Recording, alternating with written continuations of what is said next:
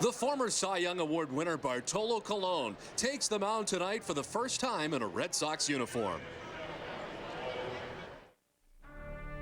Ladies and gentlemen, boys and girls, welcome to Fenway Park.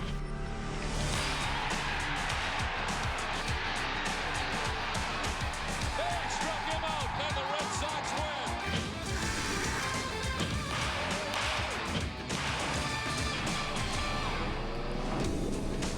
Welcome to Fenway Park for Game 3 of the 4-game series between the Kansas City Royals and the Boston Red Sox. Hi again, everybody. I'm Don Orsillo. Welcome to Red Sox baseball. Well, the Red Sox finished up the road trip on a tough note as they lost 4 straight games. They were hoping that returning home would straighten things out. Well, it certainly has. The Red Sox are 5-0 at home, and the pitching has been truly the key. They've been outstanding so far on the homestand. The earned run average of 2.40, certainly amazing if you think that the Red Sox ace Beckett 6 earned runs in 7 innings pitched on Sunday. And, of course, great jumps from Matsuzaka, the no-hitter from Leicester. And don't forget about last night, Justin Masterson, the opponent batting average is just 195. We welcome in Jerry Remy. And Jerry, certainly the Red Sox are hoping for more strong pitching tonight from Bartolo Colon. Well, Don, back in December, Bartolo Colon was not even on the radar screen for the Boston Red Sox. But after a call in spring training and a conversation, they felt like it was time to maybe give him a chance. And Terry Francona is pretty excited about his start tonight. Pitching is so hard to find, and got a guy with his pedigree, the way he competes. This is exciting for us. Yeah, you get jazzed up to see a guy that can go out there and maybe give us a pretty good lift, not just for one start, but hopefully for a few over the next couple months. Well, the numbers for Colon throughout his major league career have been very good. A Cy Young Award winner back in 2005. You see where he is among active leaders and strikeouts, 19 on that list, and a 2-time All-Star most recently back in 2005. Now, last year he did have some elbow problems, and that's the reason he was available to quite a few teams this year coming into spring training. The Red Sox have been very pleased the way he's gone about his business. His rehab starts in Pawtucket are very good. Now, don't expect to see Bartolo Colon of 3 or 4 years ago, the guy that threw 97 miles an hour in the 9th inning. Tonight, for example, he's probably going to be on a 90-pitch count limit, and hopefully this aggressive club in Kansas City will get a lot of early outs and go deep into the ball game. But, this could be the start of something very exciting for the Red Sox. It also gives them an awful lot of depth in that pitching staff. Should be fun to watch tonight. We'll do just that when we come back. It's Game 3 of the series next.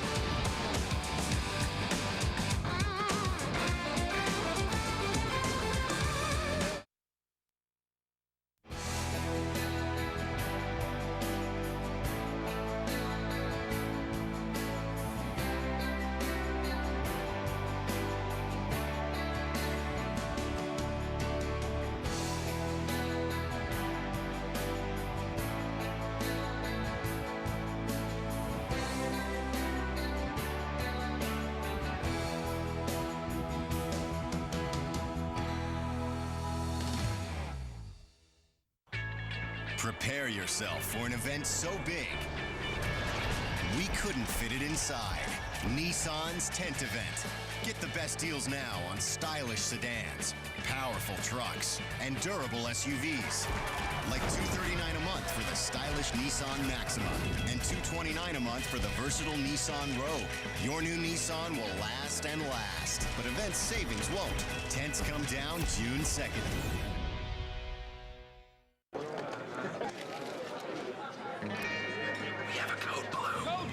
Code blue? Code blue! Code blue! Divided by the total sales, you'll see how we came up with the 10%. Code blue? Code blue. The cold activated bottle from Coors Light. The mountains on the label turn blue when your beer is as cold as the Rockies. Oh, what? Frost brewed Coors Light, the world's most refreshing beer.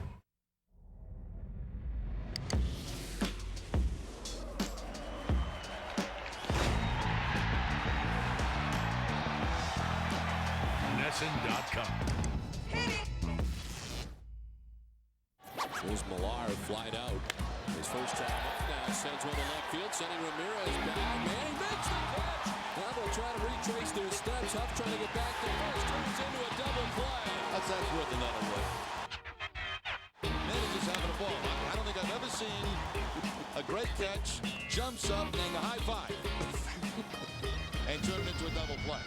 That's another Manny moment. And you never know what's next with Manny. No, you absolutely have no clue. Closed captioning provided by Finagle. Whether it's breakfast, lunch, or supper, don't settle for average food. Go beyond that. Finagle, go beyond good. Boston Red Sox baseball on NESN is brought to you by Southwest Airlines, New England Dodge Dealers, Foxwoods Resort Casino, New England Jeep Dealers, Nissan, New England Toyota Dealers, Rico, and by Sovereign Bank, the official bank of the Red Sox cable network. Hey, good evening once again, everybody, as Bartolo Colon stands on the hill for the first time for the Red Sox. David DeJesus stands into the batter's box for Kansas City. And the first pitch of this one misses for ball one. We're underway. Now, Colon last year finished 6-8 in 19 appearances, 18 starts for the Angels, and 3 rehab starts down at Pawtucket. 14 total innings, only giving up 1 earned run. There's a strike, 1-1 to DeJesus. And he has had a load of experience against Kansas City. 24 games total, a 14-7 record against Royal Ball Clubs. Of course, mostly done when he was in the American League Central as a member of the Cleveland Indians. On the ground and through into left field, a base hit. DeJesus. And this aggressive swinging Kansas City team's got himself a leadoff hit.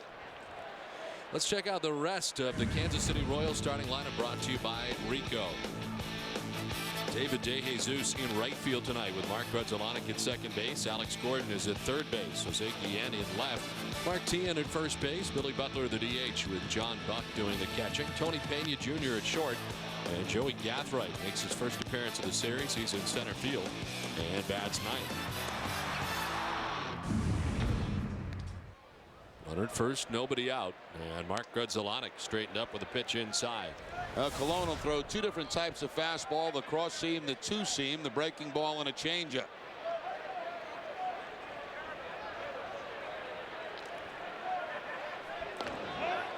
Relatively close on the throw over. DeJesus diving back safely. Well, Don, you remember Colon's heyday when he was, winning Cy Young awards. He would be throwing harder in the 9th inning than he did early in the game. He'd be as high as 97, 98 late in the game.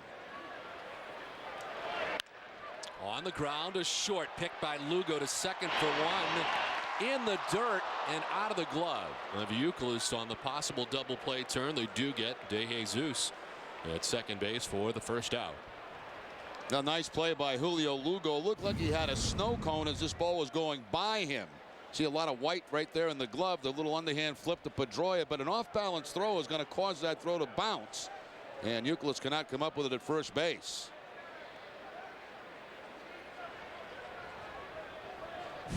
Pedroia was almost sprinting across that bag, and of course, so when you do that, you can't get a lot on the throw. So one out. Grudzielanek at first base. Alex Gordon the batter.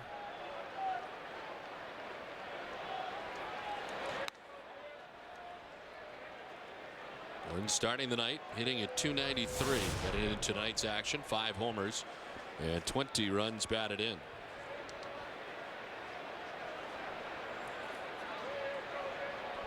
He was on base 4 times in the game last night, 3 for 3 with 2 doubles and a walk.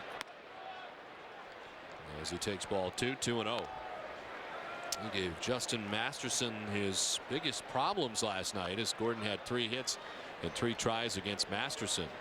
See the numbers in the breakdown. 5 home runs against right-handed pitching, none so far against lefties.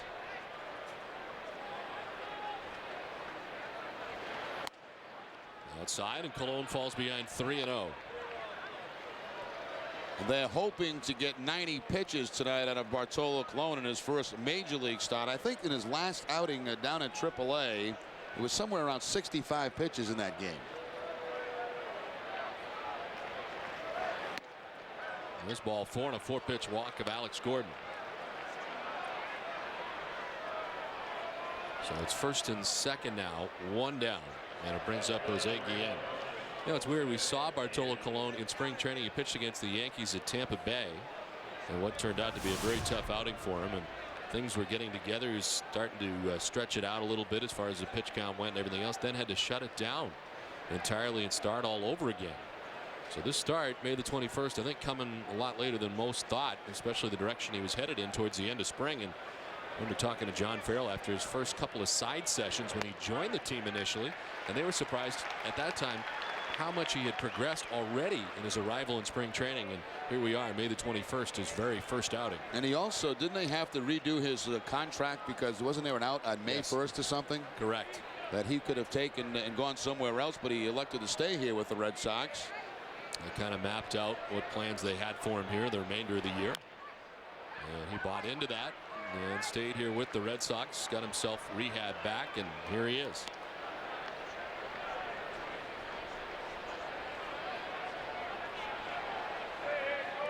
Has twice won 20 or more games in a season. He was 20-4 between 2 stops in 2002. That was with the Indians and the Expos. He was 21-8 with Anaheim in 2005, and that was the year that he won the Cy Young Award. And also the last time he was an All-Star. Jose Guillen swings at the 0-2 and pops it up foul, backing out of play. This player profile was brought to you by Sovereign Bank, the official bank of the Red Sox cable network. Randy Johnson with more wins during that time span. And that last fastball Cologne threw to Guillen was at 95 miles an hour.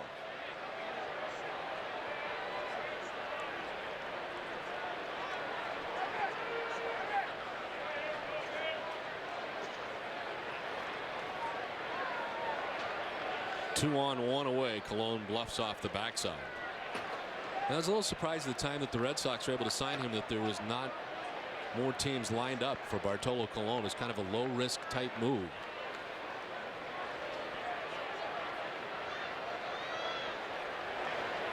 Oh, 2 is strike 3. First strikeout for Cologne. How about the strike call by Halley and the home plate umpire? Man, was that emphatic. Somehow this just caught my attention. Fastball outside corner now. Wow. He's lucky he didn't throw his back out on that. He can't do that all night, can he? Just must be the first one he's excited about. I mean, he does that all night. He's going to hurt himself. But that's good for your obliques, Don. I meant when you're working your obliques all through the game. He's got the plate. Hunter Whittlestead at first. Brian Knight at second. Marvin Hudson is the umpire at third. 2 outs, first and second for Mark Teahan. Fouls it off to the left. I must say, I've played and I've done a lot of games in baseball, but for some reason that just hit me. And if I was a hitter, I don't think I'd like that very much. No. It's a little over the top, but I think he was just excited because it was the first one. We'll see if he calms down as the night goes on.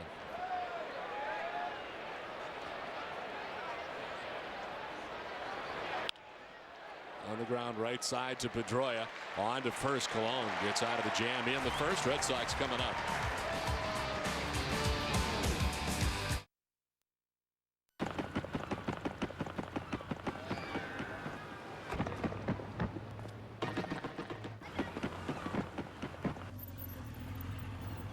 Can't we stay another day? Sure. Florida. Easy to get to, hard to leave. With new nonstops from Manchester to Fort Lauderdale, Southwest Airlines is taking low fares farther. Fly for just $99 one way. You are now free to move about the country. Our little boy's off to college. Where will your next tank of gas take you in life?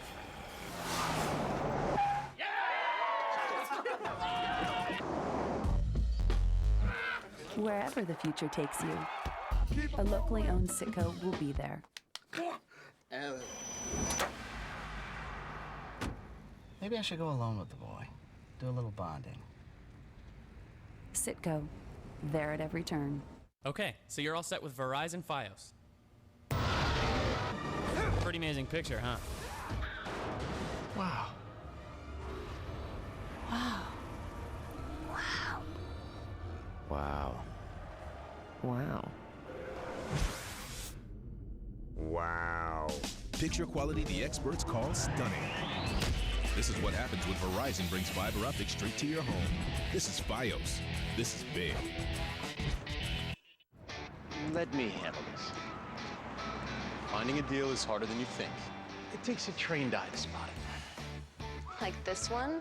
Or those two? Or all of those? This Memorial Day, we've quietly placed specially marked 08 GMCs on our lots. Find great deals like $4,500 cash back on most Sierras. With the best available V8 fuel economy of any full-size pickup. Find the arrow, find the deal, but only for 10 days. See the pros at your GMC dealer today. The last half of the first inning back at Fenway Park as the Royals don't score in the top of the first inning. On the mound tonight for Kansas City is Brett Tomko. 8 starts on the season and also 1 relief appearance. He is 2-4. Those 2 wins coming in his second start against Minnesota and last time out against the Marlins. It's been a long time since the Red Sox have seen Tomko. That was back in 2003, a 1-1 lifetime record against the Red Sox. I believe in 2003 he's with St. Louis. Jacoby Ellsbury leading it off for Boston, taking strike 1 from Tomko. Tomko with the Cardinals in 2003. Red Sox, of course, seeing him in the past as a member of the Seattle Mariners. Broke into the big leagues in 1997 with the Cincinnati Reds. 3 seasons with the Reds, 2 in Seattle, San Diego, St. Louis, San Francisco, the LA Dodgers, and again to the Padres. Last year as Buck frames the pitch. It's outside. Oh, very fortunate to get started on time. We had a little shower where they had the top on the field, but that shower passed quickly. Ellsbury to deep right field. DeJesus back, and it is gone. Into the bullpen. Jacoby Ellsbury. It's his 4th home run. Red Sox jump out to the 1-0 lead.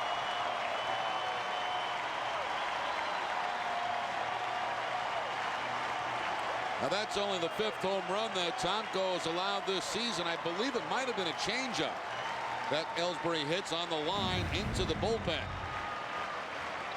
Changeup that's supposed to be away, but it stays inside, and Ellsbury just hooks that ball into the Kansas City bullpen.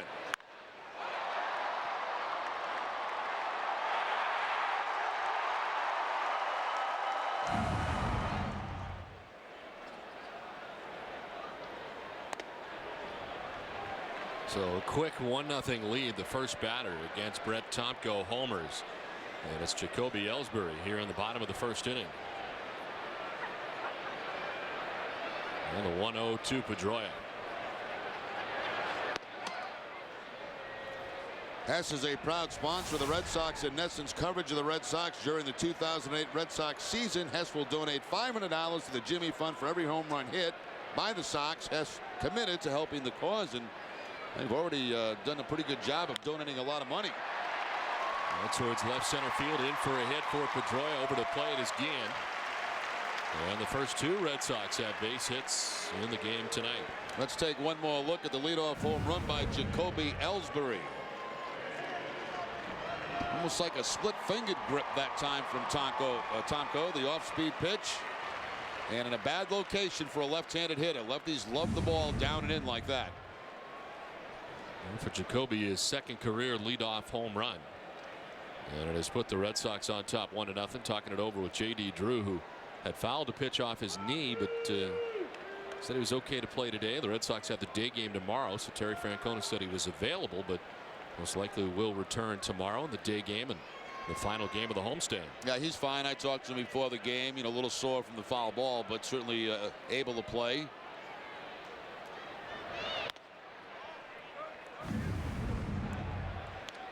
This is the pitch we were talking about last night for J.D. right off that inside of the right knee. But with the day game coming up tomorrow, he'll be in there. And of course, then the Red Sox travel to the West Coast. And without a day off, play the following night in Oakland.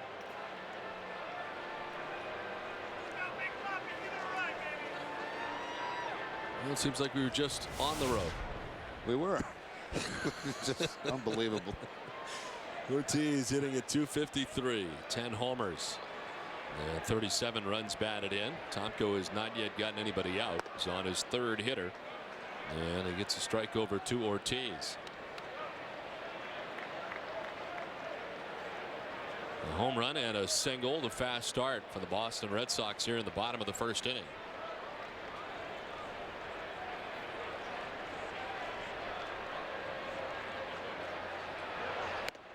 Ball 2, 2-1.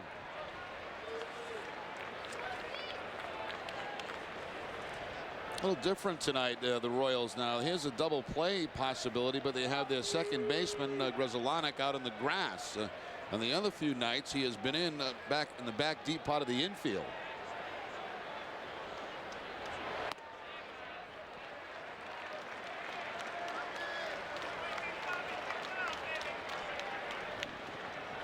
Maybe they feel that a ball hit hard to him, they can still turn a double play over with Ortiz running down the line.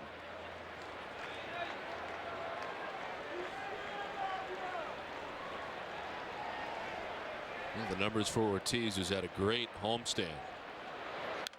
Slices it foul off to the left. Check out the Red Sox starting 9 tonight. Ellsbury in right field. Dustin Pedroia at second base. David Ortiz at DH. Manny Ramirez in left. Mike Lowell at third with Youkilis at first base. Varitek doing the catching.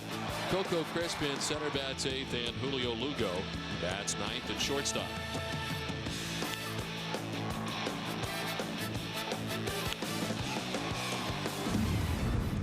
Pedroia at first base, nobody out. And a check on Pedroia at first, who's back to the bag.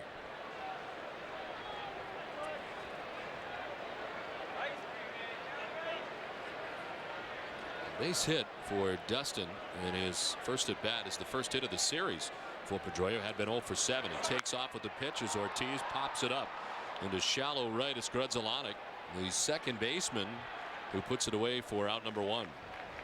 Let's take a look at the Royal defense. Fourth best in the American League with 22 errors in 45 games. Alex Gordon at third base, Tony Pena Jr. the shortstop, Mark Grzelcyk at second, and Mark T in the first baseman.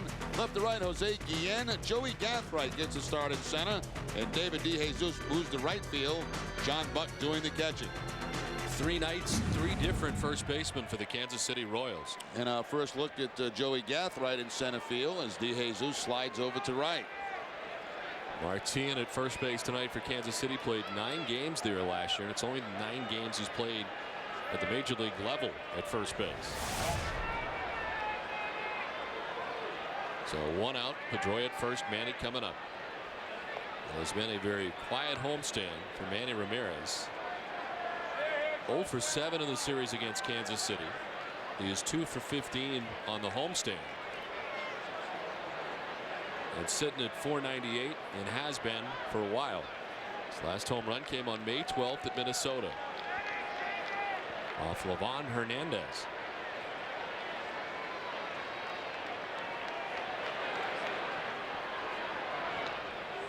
That base hit by Pedroia gives him a total of 60 now on the season, which ties him to Josh Hamilton for the most in the American League. Youkilis has 57.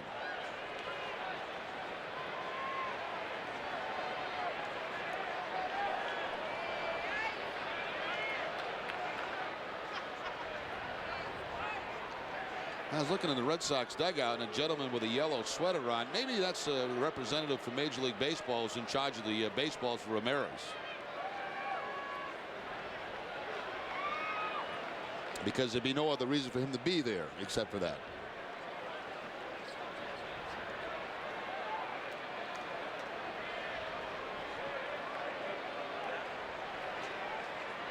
He does have the baseballs in hand. Pitch outside to Ramirez. Ball 1. Manny hitting at .203 over the last 21 games. Dropping that average from the high water mark of .370 down to .292. Where he currently sits tonight.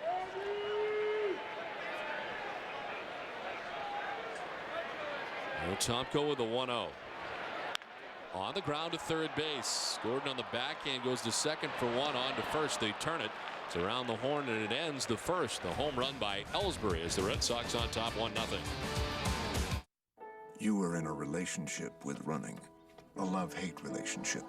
Running kicks you out of a warm bed and into a cold, hard world. Every day with running is a question of your commitment. And running's not afraid to ask. Yes, my friend. It is a complex and torrid affair. It is a constant balance. A balance between love and hate. This is the new balance. Get it at Olympia Sports. When I first saw the new Edge, I was totally excited. I couldn't wait to get in and drive it. We knew people who didn't drive a Ford would be surprised by Ford, so we went all over New England inviting people to drive one. What I like about it, all the features it has. The on-screen navigation. The Vista roof was huge. That's insane. And the sync features. I didn't have to use my hands at all to make any kind of phone call. Calling Emily. I would be stoked to have a Ford Edge, I'm not gonna lie. Get an Edge with $1,000 cash, plus we'll match your down payment up to $1,000, or get 0% with $1,000 cash. You can spike one. You can ride one. You can catch one. But it's still not summer until you open one. Introducing Bud Light Lime. It's the superior drinkability of Bud Light with a splash of 100% natural lime flavor. One taste and you'll find the summer state of mind. It's in the lime. Bud Light Lime.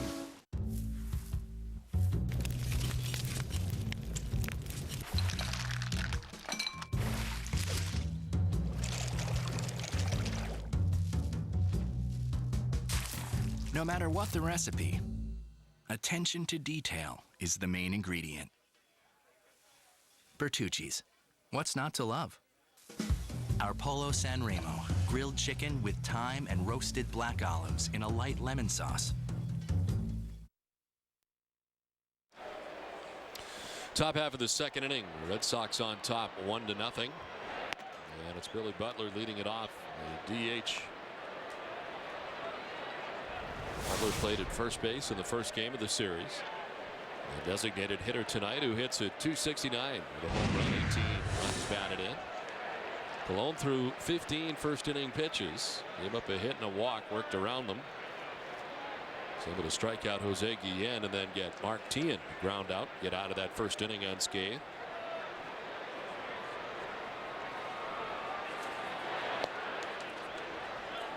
Butler, of course, last night with the bases loaded became a strikeout victim for Jonathan Papelbon on a nasty slider from Papelbon. He really had a good one in the game last night. He probably threw, what, about 5 or 6 of them.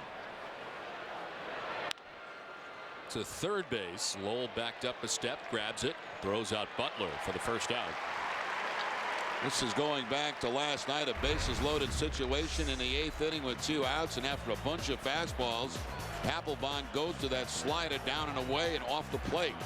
And I think it surprised Billy Butler to even see that pitch.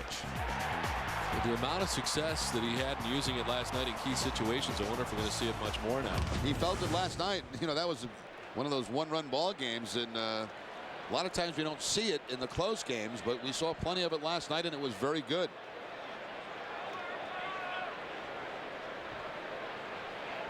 And out for John Buck. That takes strike one. Buck, the catcher. 257, 2 homers. 14 runs batted in. Returned to action last night after missing the weekend games. He's away with his family and now has new twin sons.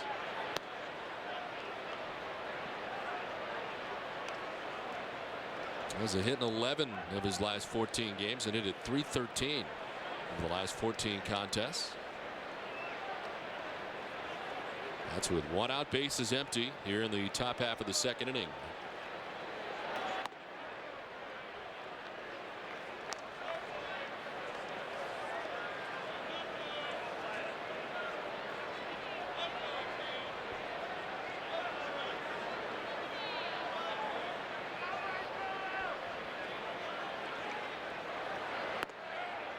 Pitch a strike over the outside corner in the count, 2-2. Last year, Bartolo Colon made his 300th career start. It was in mid-June. He's 22nd among active pitchers with a total of 306 starts now overall.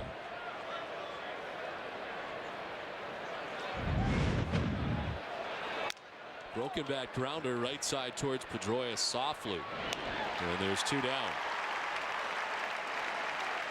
On Friday afternoon, take a lunch break to chat live with Catherine Tappan. Visit all the new NESN.com playground at noon and have your questions ready. Remember that if you miss our live chats, you can always catch up by reading the transcripts only at the all-new NESN.com.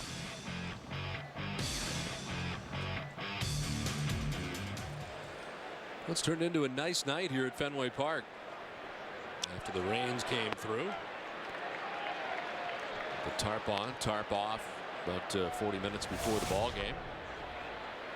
Tony Pena bats with 2 outs here in the second inning. It's 4 in a row now retired by Bartolo Colon.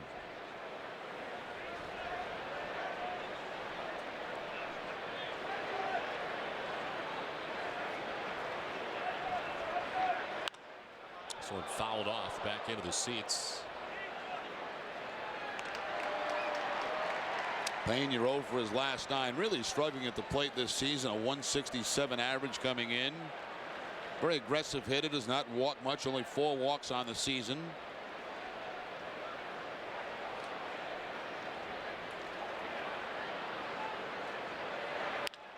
On the ground left side, Lowell. 3 ground ball outs. It's a 1-2-3 inning for Cologne. 1-0 Boston. Dodge is protecting you from high gas prices. Announcing the Dodge $2.99 gas guarantee. Right now, when you buy or lease most Dodge vehicles, you'll pay just $2.99 a gallon for gas or diesel in each of the next 3 years for up to the first 12,000 miles per year. It's our $2.99 gas guarantee. Dodge is coming through for you with relief at the pump just when you need it most. Hurry to your Dodge dealer today for the $2.99 gas guarantee. Let's refuel America. Dames en heren, we gaan beginnen!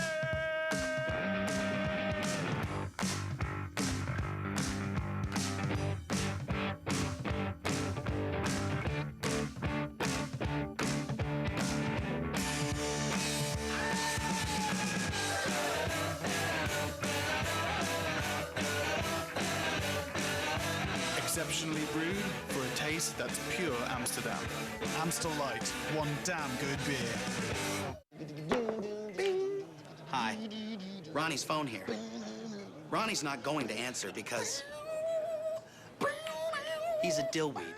See, Ronnie doesn't have AT&T, so he's basically got 0 bars in this dump. So although you've called like 30 times about Motorhead tickets tonight, he's not calling you back.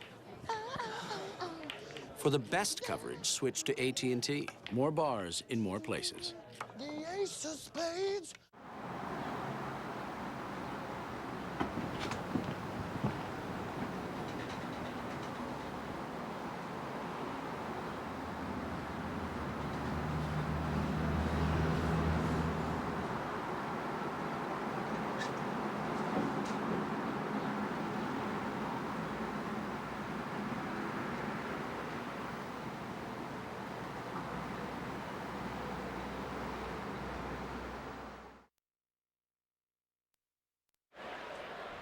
That looks like Norm Abrams from this old house. Nice seat, front row, right behind the dugout. Red Sox on top 1-0 as we head to the bottom of the second inning. Mike Lowell leading it off. Are you a this old house fan? Yeah, occasionally I catch it. Yeah, I catch almost everything that's on TV, Dono. I have ADD and I just flip around like I'm out of control. Watching television with you must be fantastic. Swing and a miss for Lowell. I bet you don't stay on stuff longer than like 3 minutes, and sometimes maybe even less. There's a few shows that catch my attention. I can last an hour, but you know, if there's nothing much on, I'm just I love going around the dial. You're not much on commercials either, I bet. Only ones like Sovereign Bank. They're very good commercials. Jordan's Furniture, I enjoy those commercials. Like. Yeah. What is the recurring theme there? I'm not sure what it is. 2-1 pitch. It's 3-1 now to Lowell. And followed by Youkilis and Varitek here in the bottom of the second.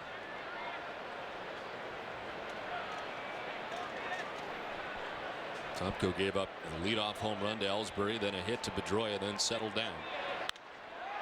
Now a drive to deep left field from Mike Lowell. Up off the wall. Guillen plays the ricochet. Throw to second is airmailed all the way to first base. And Lowell's got himself a leadoff double.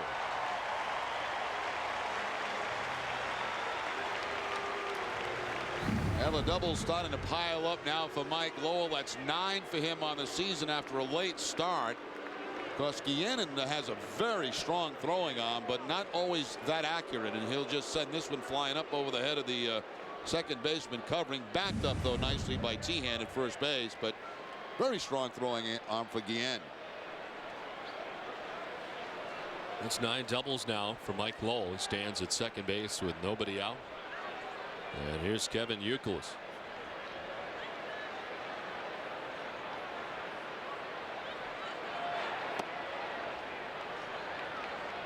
You're kidding at 328 to start the night. 9 homers and 34 runs batted in. Now Joe Mauer back in the lead in the American League at 331, then Youkilis at 328.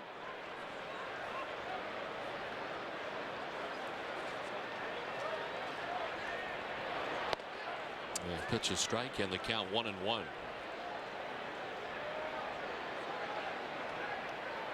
A 6-game hitting streak coming into tonight's action for Youkilis. 10 for 24 during the streak with 4 doubles and a home run.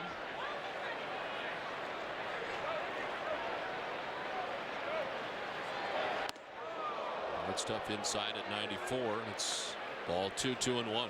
That happens a lot to Kevin Youkilis on inside pitches, because when you see him in his stance, his hands are very, very close to the plate. And as he starts toward the ball, he starts heading out over the plate. Those inside fastballs will often come very close to him.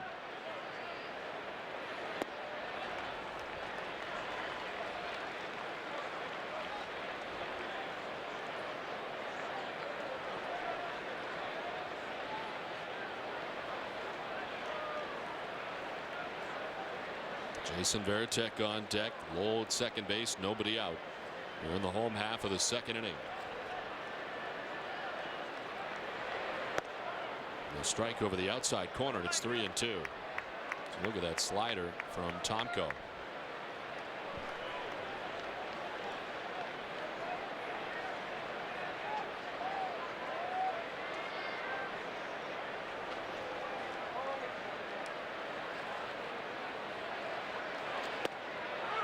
Strike 3 call.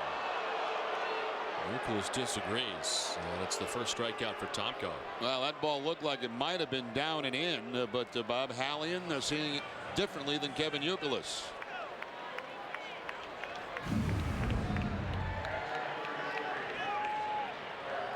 Certainly looked low.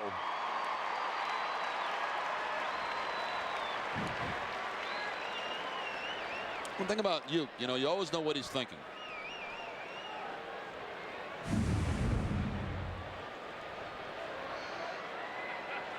He's thinking right now he got robbed.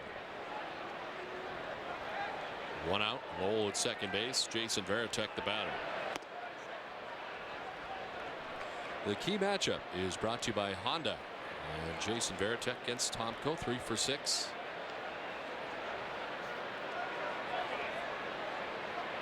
He's 2 for 5 in the series against Kansas City with a home run, couple of RBIs, and 6 for 12 on the homestand. It's been a very good homestand for the Red Sox catcher as Tomko backs off.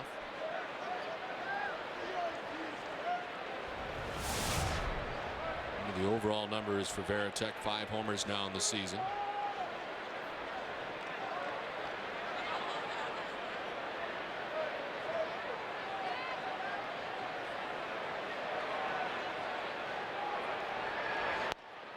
The Red Sox as a team now at home, after the first 24 home games, they're 19-5.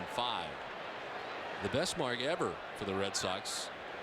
And I imagine you remember this back in 1978 at home. You started 21-3. Yeah, I do remember that. I didn't know it was that number, but I knew we were very successful early in the season here at Fenway Park. On the ground, Grudzielanek will fire to first to get Varitek, but Lowell moves over to third base. Now 2 down. Olympia Sports is proud to support the pediatric trauma program at Children's Hospital Boston. Come into any Olympia Sports location today and make a donation to help children's world-class doctors pioneer and provide advanced treatments for kids who need your help. Scott Pioli from the Patriots on hand tonight. Enjoying a beautiful night now at Fenway Park. The rain has come and gone. 2 outs. Lowell 90 feet away, and Coco Crisp the batter led off last night, bats 8th in the game tonight. And takes ball one from Brett Tomko. I had a chance to get home and catch the fourth quarter of the Celtics game last night. I was a little concerned about that one because how hard they had to work in that series against Cleveland, and Detroit was rested, but the Celtics come up with the win in game one.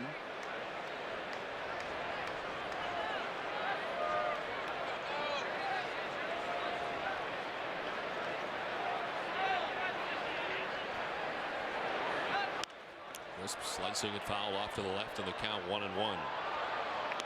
I guess Garnett had quite a night last night. By the time I got home, it was pretty much all wrapped up. I got the post game. That was about it. You live about 5 hours from here, so you don't get to see much local TV by the time you get home. So that's why you got to get in the contract. You got to get the helicopter done. Telling you, a lot of TV you're missing.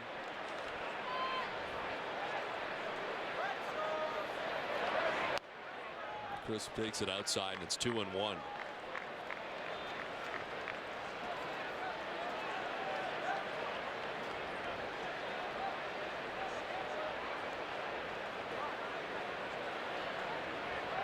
Lowell at third base with 2 outs here in the bottom of the second inning. That's the cheap one there. That's the that's the one that did you see that? Did it come on that screen? No. Oh, it did.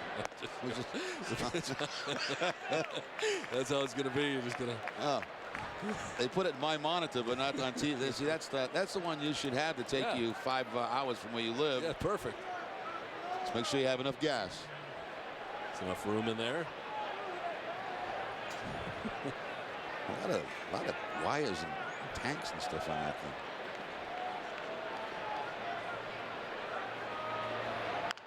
Slowly rolled down the first baseline, but it'll go foul. And a full count now to Crisp.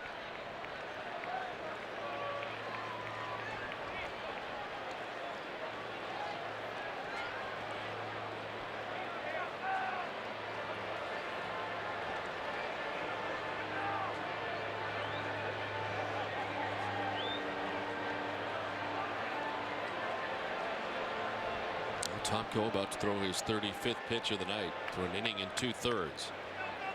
And with the home run to the first batter that he faced tonight.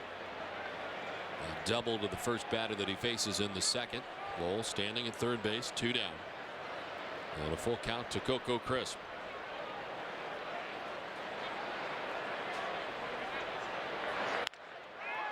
Up the middle, Pena's there, back of the bag, fires to first to get Crisp, and Tomko gets out of the inning unscathed. 1-0 Red Sox after 2.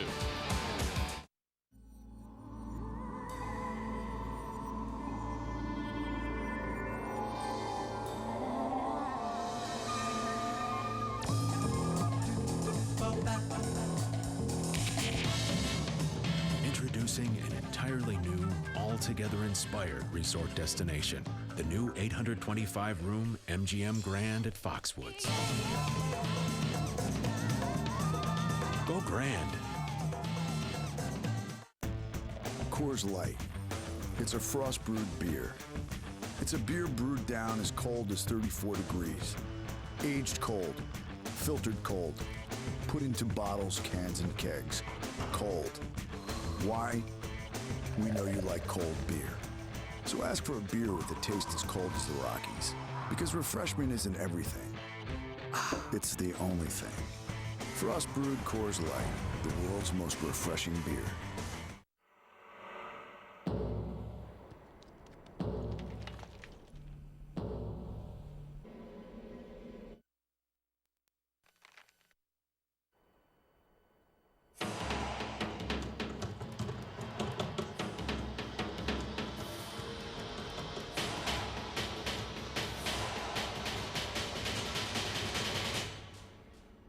Range Rover Sport. Visit your local Land Rover Center. Last night was very fun. This morning, less so. Who's left? Who is this?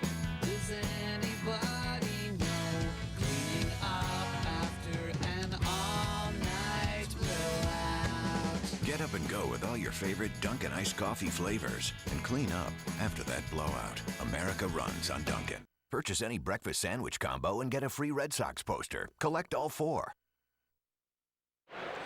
1-0 Red Sox on top as we head to the top half of the third inning. Joey Gathright Leading it off, gets the bat back out of the way, and takes a strike. Gathright at 236, no homers, and 7 runs batted in. Last played on Saturday, Kansas City went 0 for 4 in their game against the Marlins, and have been battling a left shoulder contusion. Had a collision with David DeJesus in the outfield. He's attempting a catch to collided. He's been out ever since his first appearance of this series. That gives him some speed at the bottom of the lineup, that's for sure. 10 steals on the season for Gathright. A pretty nasty collision, and Gathright got the worst of it. As the 0-2 misses, 1-2.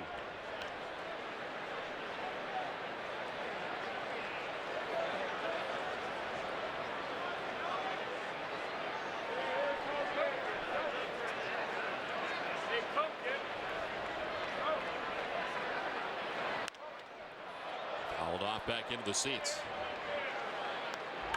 The league leaders are brought to you by Olympia Sports. Most wins active pitchers age 35 or younger.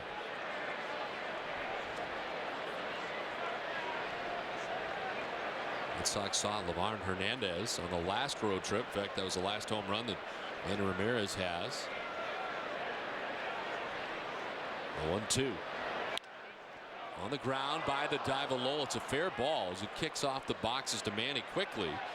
And even with Gathright running, he's got to pull it up with a single. He's got himself a leadoff base hit here in the 3rd inning. Well, that's the type of hitter Gathright is. They play him very shallow in the outfield, kind of a slap hitter, opposite field hitter. This time he gets it by Lowell, but Manny hustling in to keep him to a single. And we'll see if Gathright tries to run. I mentioned 10 steals on the season. He's been caught twice. That ball slicing away from Lowell. He dives and it bounces off the stands, but Ramirez, who was not deep at all, able to get there quickly.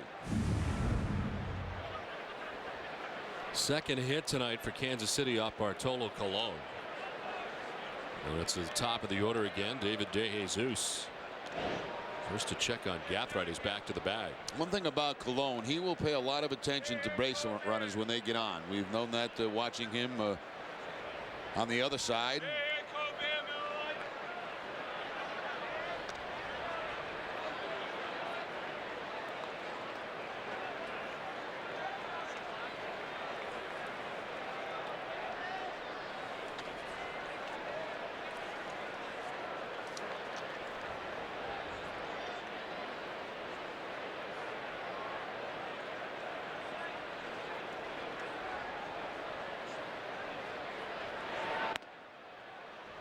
For a ball, and it's 1-0.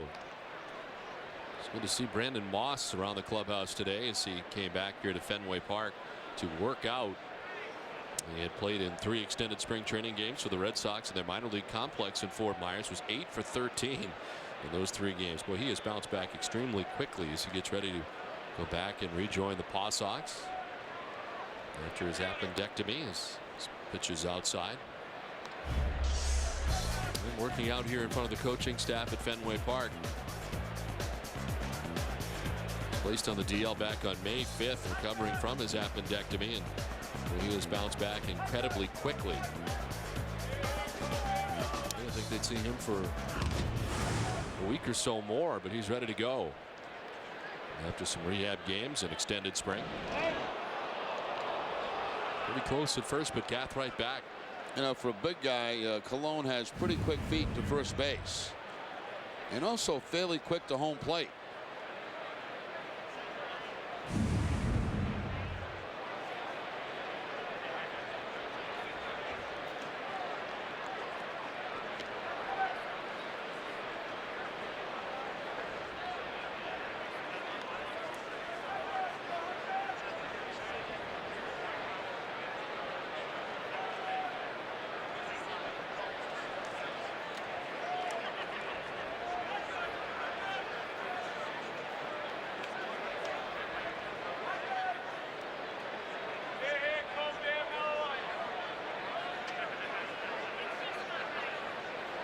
Gathright takes off. DeJesus fouls it off. And it's now 2-1. Colon pitched against the Red Sox in the postseason back in 2004. He took the hill for Game 2 of the 2004 ALDS. Did not receive a decision in the Angels' 8-3 loss. Allowed 3 runs on 7 hits, walked 3, and 6 innings of work. Also started 2 games against the Red Sox in the 1999 American League Division Series against Cleveland. In fact, to pitch Game 1 at Jacobs Field, 11 strikeouts in 8 innings. This one fouled off, and it's 2-2. And then on just 3 days rest, for the first time in his career, he pitched Game 4 here at Fenway Park for Cleveland back in '99.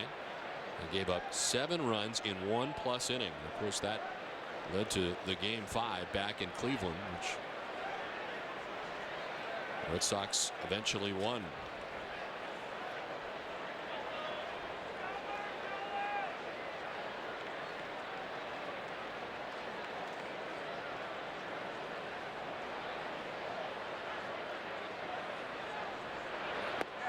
Strike 3 call.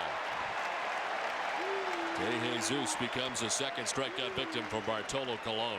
He's had pretty good location so far in this game. This time he'll go away from De Jesus with the fastball and right on the corner about knee high. And Bob Hallian once again. Wow. He's killing me. He has to have extremely strong right obliques. But the left, not so much.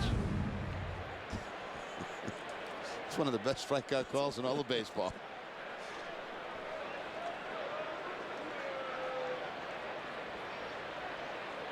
Mark Grudzielanek reached on a fielder's choice first time up, pops it up this time. Youkilis 2 down.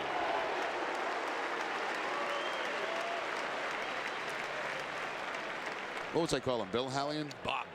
I called him Bob? Yeah. It's Tom.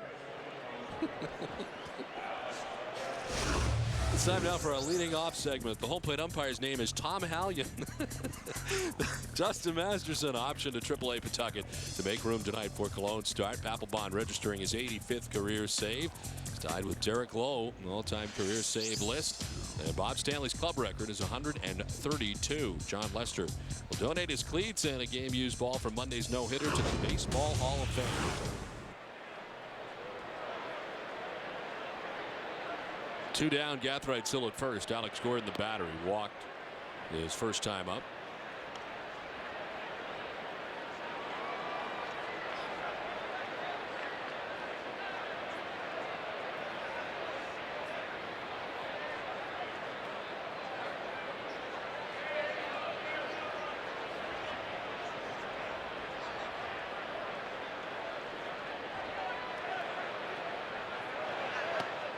Down and in, and Cologne falls behind 2-0.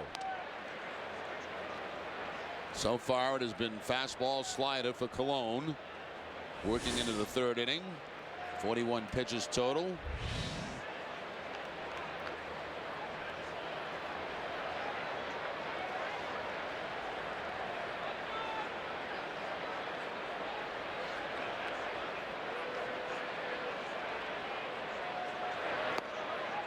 Outside, and Cologne falling behind 3-0. Took a good long look in. The Red Sox trying to stay away from Gordon. If you notice his stance, he is very deep in the box and quite a distance from home plate. He uses that open stance, which of course will close up as the pitch is coming in. Takes the strike, 3-1. Again, even on a 3-0 count, the fastball away from Gordon.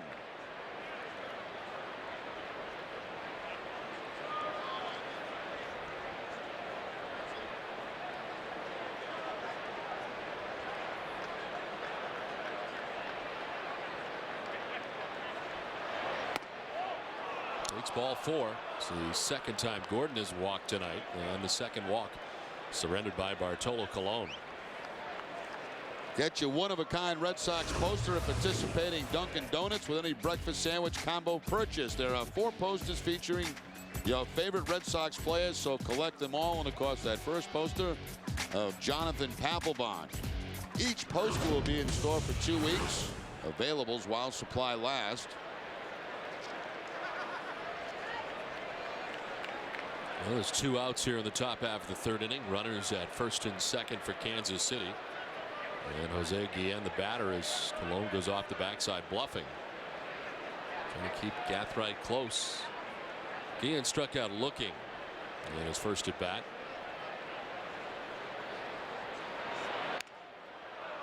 Up the middle and into center field. Pedroia knocks it down. Gathright with great speed will score.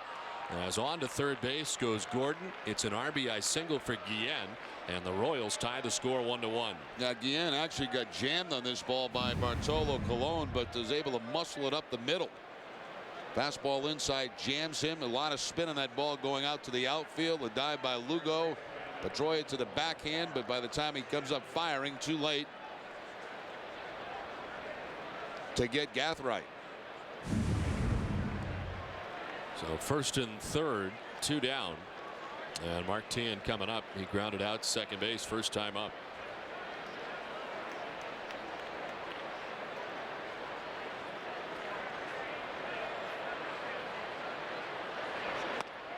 Strike one from Colon.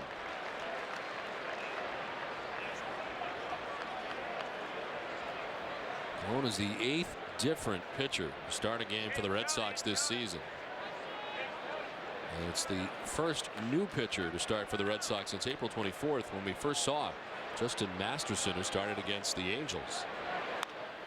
Sliced foul. It's 0-2.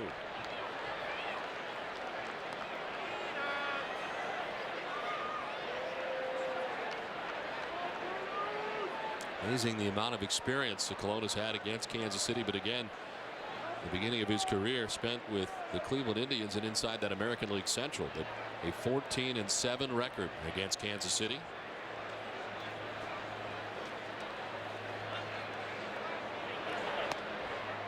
Outside, 1-2.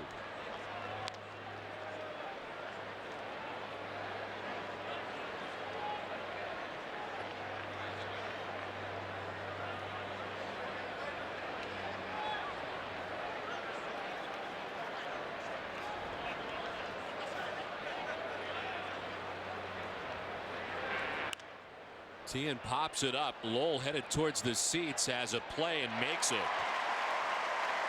Martin's gone, so are the Royals. They get a run, tie the score 1-1. Hey, you gotta hurry in for this Mercury offer. Right now, get big savings on the 29-mile-per-gallon Mercury Milan. For a limited time, lease Milan with no-charge moonroof, 6-disc CD changer, and Sirius satellite radio for $199 a month. You've gotta put Mercury on your list. It's Sleazeball McGillicuddy on the mound for the Gimmick team. Here's the pitch. 50% off? Yeah, right. Every day but Tuesday. Bob hits it out of the park because the Gimmicks can't give you your choice of 4 sectionals for only $15.99. The Trail Ride Leather Sectional with 2 built-in recliners. The Balladeer Chase Sectional with 2 built-in recliners. The Del Rey All Leather Sectional. And the Oregon Sectional with swivel chair and ottoman. The Bob's Value team beats the Gimmick team every day and every way. We don't need no phony gimmicks, just pure value. I am your idea. Color me. Get me noticed. Make me shout. And stand out. Give me Rico color that always works. I am your idea. Make me brighter. Make me shine. I am your idea. Get me in there. Make it happen. In flying colors. It's you and me, and here we go. With Rico. Dames en heren, we gaan beginnen!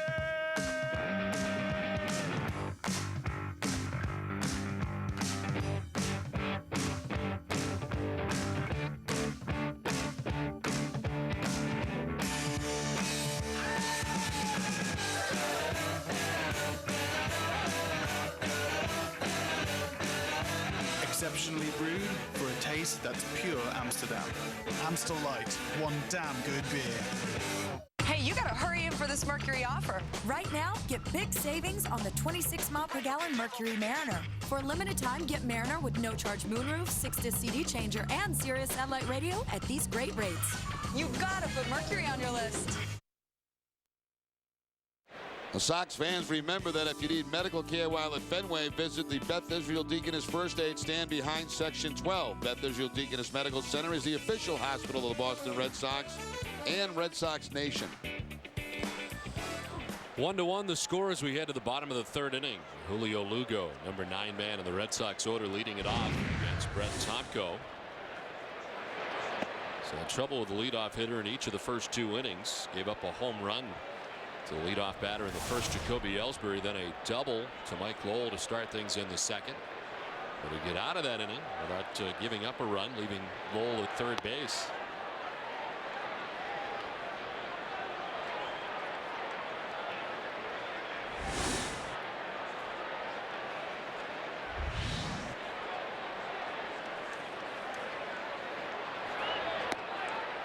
Falls behind Lugo, 2-1.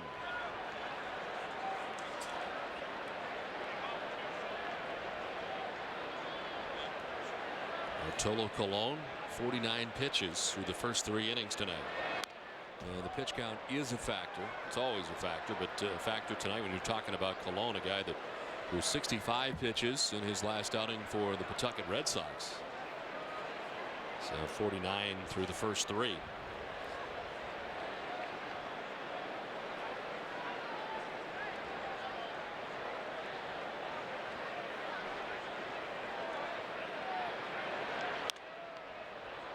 Lugo protects the plate, fouls it off to the right.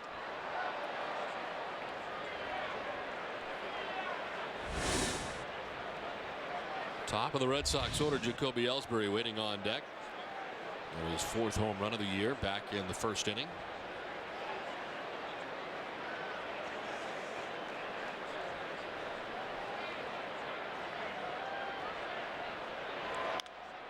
Popped up. Sending the shortstop Tony Pena out to the outfield grass for the first out in the bottom of the 3rd inning. And for the first time tonight, we check in with Heidi Watney.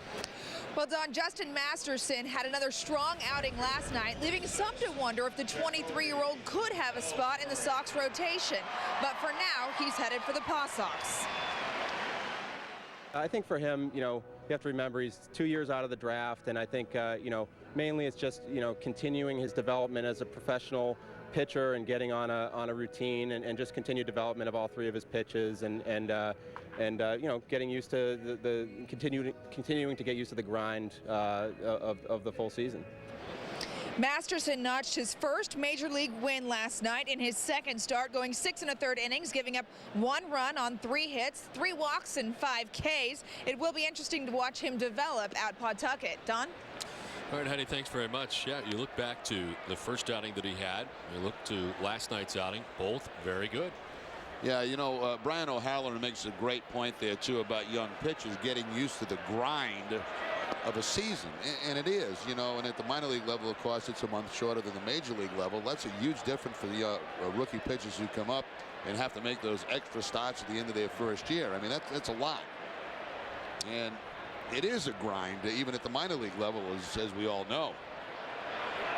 Largely the reason the Red Sox were so protective of Clay Buchholz at the end of last year. And you hope everything goes well for guys. They pitch well all the time, but you also like to see how they bounce back from bad outings, maybe 2 bad outings in a row. And that's all part of the development of becoming a major leaguer.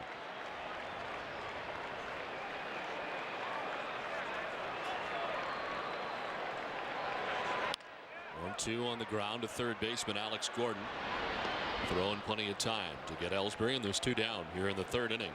Red Sox can't complain, though. I'll tell you what a couple of outings he gave them. Twice this year against the Angels, and of course last night against the Royals. And I really think, Don, watching this kid, I think he's going to be very good at the big league level. I mean, he's big. He throws that kind of sidearm stuff that's hard to pick up. Good sink on his fastball. Pretty good breaking ball.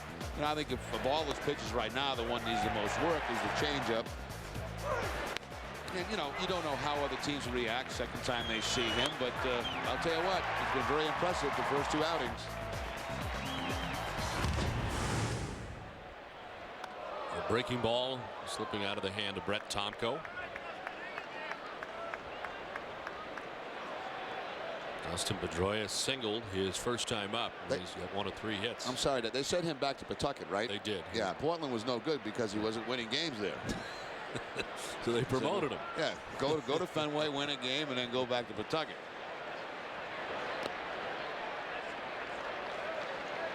Well, he could have got his first major league win in that first outing against the Angels. He left with a 3-1 advantage, but the bullpen did not help him out. Last night, of course, 2-1.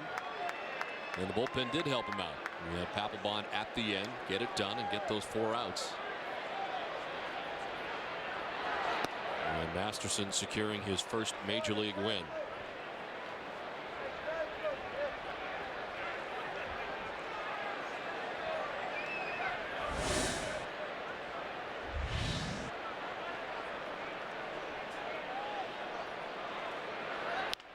Pedroia grounds it to the busy third baseman Alex Gordon, who throws him out, and it's a 1-2-3 third. We played 3, tied at 1. It's honestly a car I've never thought of before. We knew people who didn't drive a Ford would be surprised by Ford, so we went all over New England inviting people to drive one. It's a Ford Focus. It has a lot of really great built-in features. The smooth ride, the sync, it's nice, small, compact. I think that the Focus has it all. I would definitely buy this car. Get a Focus with $500 cash, plus we'll match your down payment up to $1,000, or get 0% with $1,000 cash. Spring means it's time to play ball. Wally, the real deal camp on the mound. Pitches one to Jack, the Jack Baxter quirk. Oh, he brushed him back. They're clearing the bench. This is turning into a brawl. Man, these guys are serious competitors. They are, and they're out to earn your business. When these traditional rivals take the field, you win. 10 days only. Roe Westbrook and Quirk Portland will play ball. Don't realize they're missing out on a bargain of their life. Hyundai is a great automobile. We have an extended warranty that goes 10 years or 100,000 miles. And J.D. Power says it's one of the best built cars in America. Compared to other cars, it's a very good buy. We put Hyundai into a brand new location across the street from Prime Ford and right next door to Prime Nissan. Come in and take a look at this car. I'll buy the coffee and I'll buy the donuts. Looking for a Ford car or truck just got easier at CoastalMotorGroup.com. Yankee Ford in South Portland, Brunswick Ford in Brunswick, and Rockland Ford in Rockland are the Coastal Motor Group. So if you're looking for a new Ford car or truck, CoastalMotorGroup.com has got some fantastic deals. CoastalMotorGroup.com also has an incredible selection of used cars and trucks from up and down the coast. Check us out 24/7, CoastalMotorGroup.com. Hey, it's always on, CoastalMotorGroup.com. Top half of the 4th inning, both teams with a run, both teams with 3 hits. As Billy Butler leads it off in the top half of the 4th inning. 6, 7, and 8 for the Kansas City Royals. Butler, Buck, and Pena. This Bartolo Colon, who relinquished his first run last inning. And evens it count at 1-1.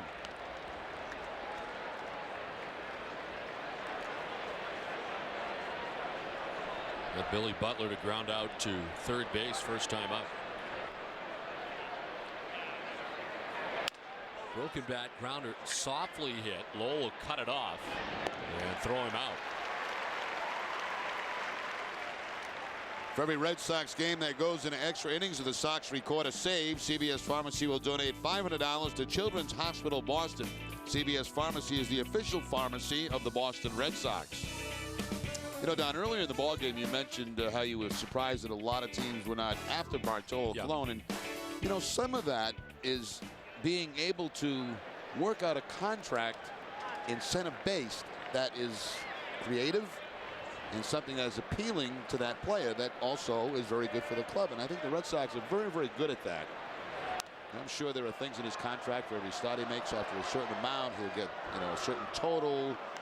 Maybe innings or whatever may be involved. You can't do wins and losses, I know that. But incentive laden. Yeah, and you have to, you know, when you're putting those kind of deals together, you know, you really have to make them appealing to the player and be creative with them and give them a legitimate chance to make some money, but also keep yourself off the hook, you know, if things don't work out. And I think the Red Sox have done very good at doing those type of deals. And quite frankly, you're also probably looking to pitch for a winner, and no doubt about that. The opportunity was here. I think the surroundings for him here are very comfortable. A lot of players that he knows. He knows Manny, of course, from the days in Cleveland, Big Papi, Lugo.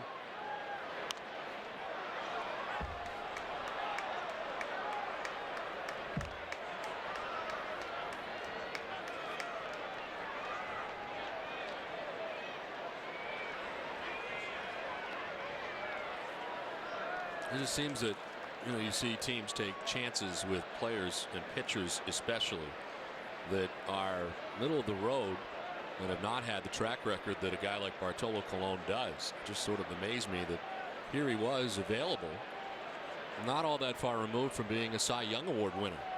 Now, granted, there was concerns over the injuries. Strikes out Buck, and there's the third K for Colon, 2 down. I think a lot of things may have scared teams away. Obviously, you know, Colon has battled weight problems his whole life, and when you like that, the injuries start to crop up, the elbow, the shoulder, you know, you start to get worried about stuff like that. And he did come back to pitch at the end of last season, and quite frankly, the Red Sox liked what they saw in that, so it was kind of in the back of their mind. 2 down for Tony Pena. Grounded out to third his first time. The other thing too is, you know, maybe some teams take for granted, well, he's Bartolo Colon, he's going to want this or he's going to want that, he's wanted this guaranteed, and you know, maybe that wasn't the case at all, and you come up with some kind of creative package, and he says, yeah, that's nice.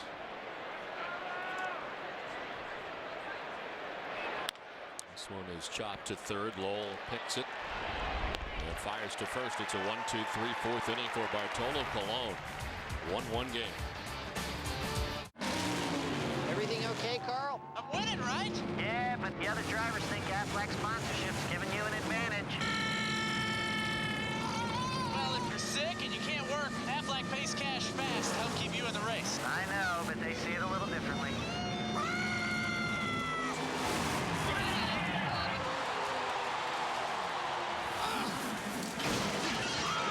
I taught him that. Aflac. Ask about it at work. 2 Molson Canadians? You got it. Man, that's a good beer. Lots of flavor. Yeah, but it goes down easy. It's from Canada. It is beautiful up there. Well, it's like a postcard. Good people, too. Yeah, just good people living in that beautiful landscape, making this incredibly tasty beer. That's poetic. Pass the peanuts? Yeah. With a big taste and a nice finish. Molson Canadian, an honest brew.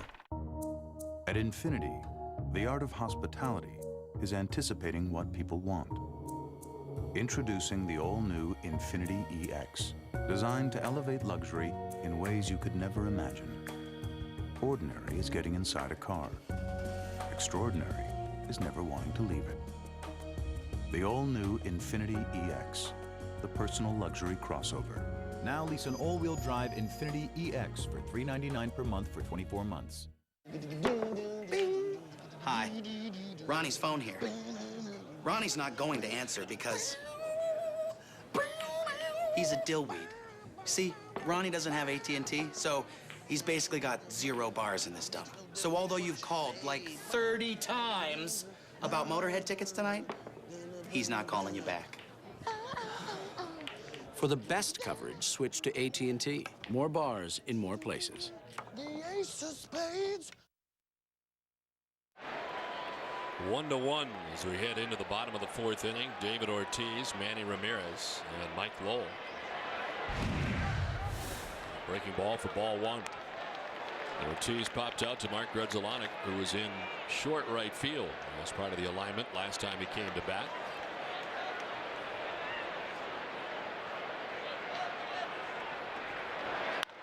A few times last inning we noticed that Bartolo Colon was checking out his finger a few times, and in between innings Paul Lessard doing a little work. Looks like it's the middle finger in the right hand.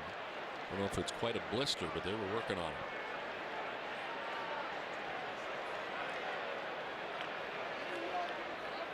It's like a little piece of skin maybe that he's going to just trim off there with the nail clippers. Swing and a miss.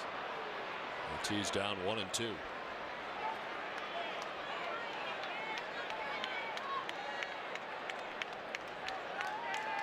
Colon through the first 4 innings, 58 pitches. 1-2-3 fourth inning, 3 strikeouts. Ortiz cues it foul off the end of the bat. Hangs it 1-2. Tomko's run, the first batter that he faced, Jacoby Ellsbury, on a home run in the first inning. He's now retired 6 batters in a row as he faces the first batter in the bottom of the 4th.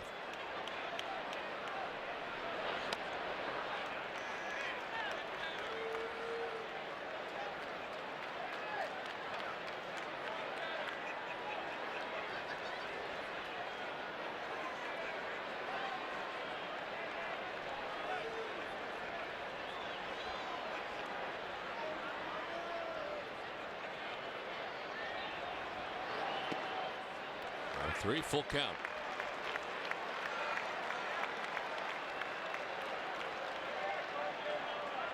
The shift on the right side. The center fielder Joey Gathrights towards right center. Big gap out there in left center field for Ortiz. That's the way the Royals have played it in this series so far. Swing and a miss, and Ortiz strikes out. Second strikeout for Tomko. 1 down. Steady diet of off-speed pitches from Tomko, and that at bat looked like a changeup that time to David Ortiz. Excellent pitch down and away.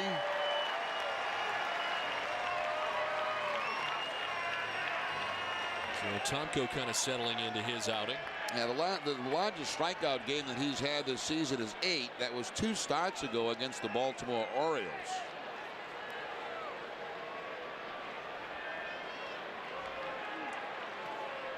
One down for Manny Ramirez. Grounded into an inning-ending 5-4-3 double play back in the first inning.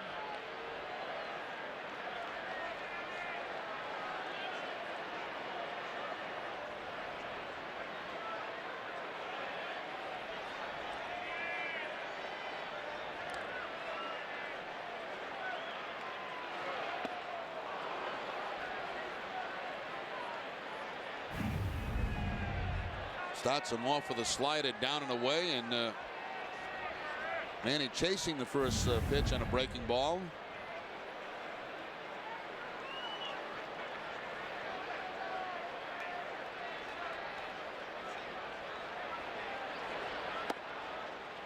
Funny, Francona was talking today about Manny's front foot, how he sometimes gets it down a little bit too late. And that may be one of the reasons he's in a slump. It's one of those small things that you try to pick up with players if you see something different than what they had been doing when they were hot. Most of the hitting is timing, obviously. You see Manny how he picks that foot up and drops it down. It's a way for him to keep his weight back in his stance. And sometimes if the timing is not quite right, you're a little bit late on pitches.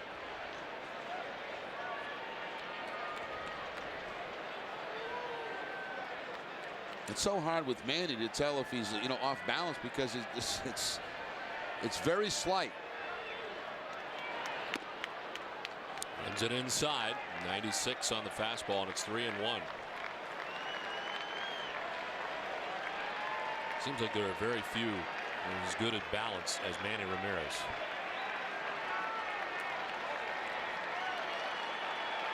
Seems very rare that he has an off balance swing. 3-1 the count. In there for a strike. He took it. And a full count. That's a little surprising on a 3-1 count. Maybe Manning was thinking he was going to throw him a breaking ball because that fastball was right down the middle. And Manny does guess quite a bit.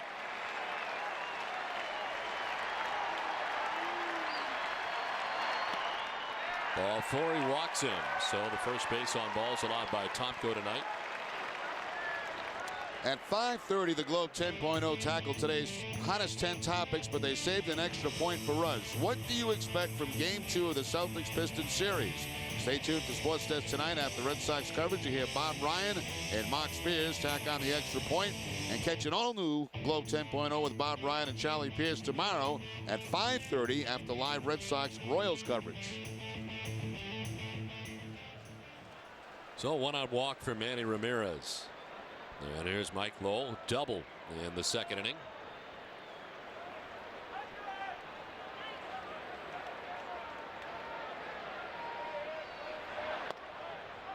Strike one from Tomko.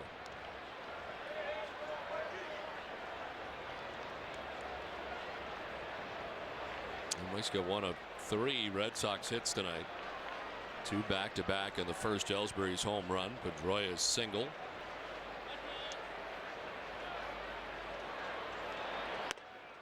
The walk by Ramirez breaks up a string of 7 in a row retired by Brett Tomko.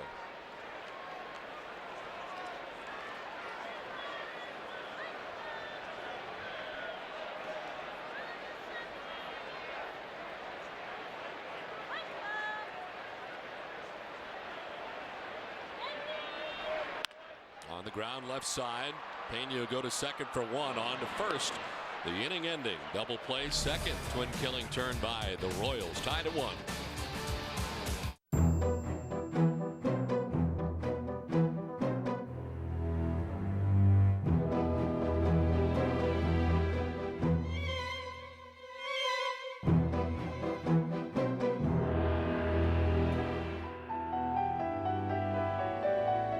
Don't be afraid of the pump. The all-new Accord from Honda, the most fuel-efficient car in its class. Lease a Honda Accord for $219 a month for well-qualified customers.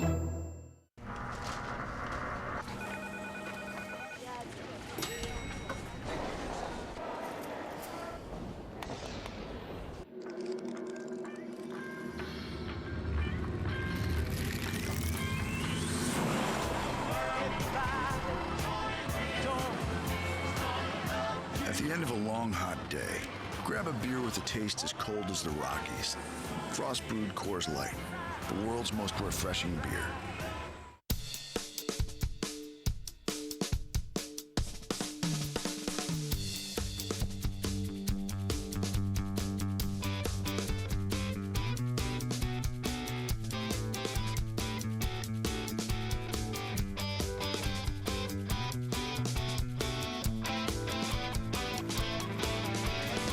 See a new ad every day at massvacation.com.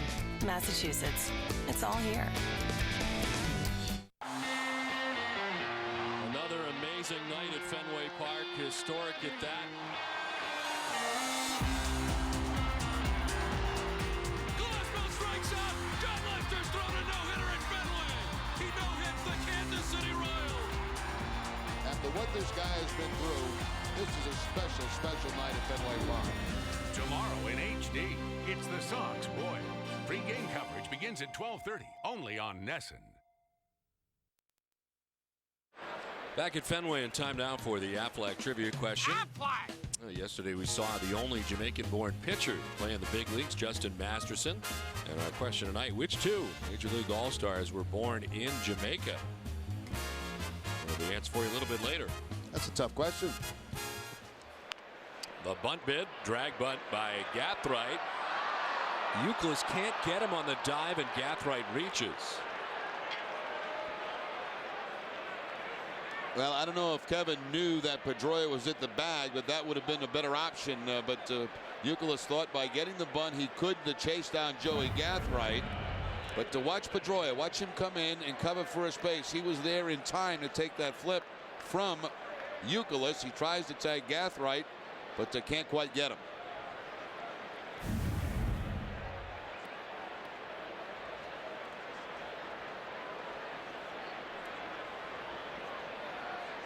So a bunt base hit for Joey Gathright is 2 for 2 in his return to the Royals order. It's David DeJesus, who was singled and struck out 1 for 2.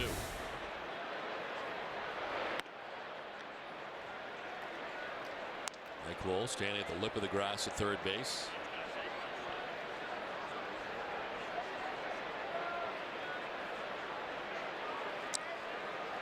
The pitching line is brought to you by Nissan. 60 pitches now for Cologne. The 1 run in 4+ innings now. Leadoff bunt base hit for Joey Gathright.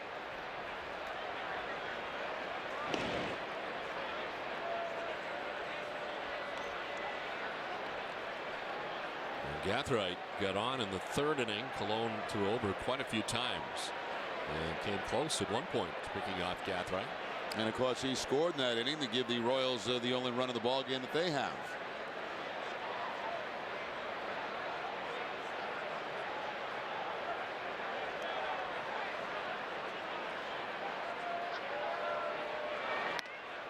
Cologne's pretty quick to home plate, as I mentioned. You could see from that shot there that really does not have a high leg kick. I wouldn't put in the category of a slide step, but he does not kick that leg very high.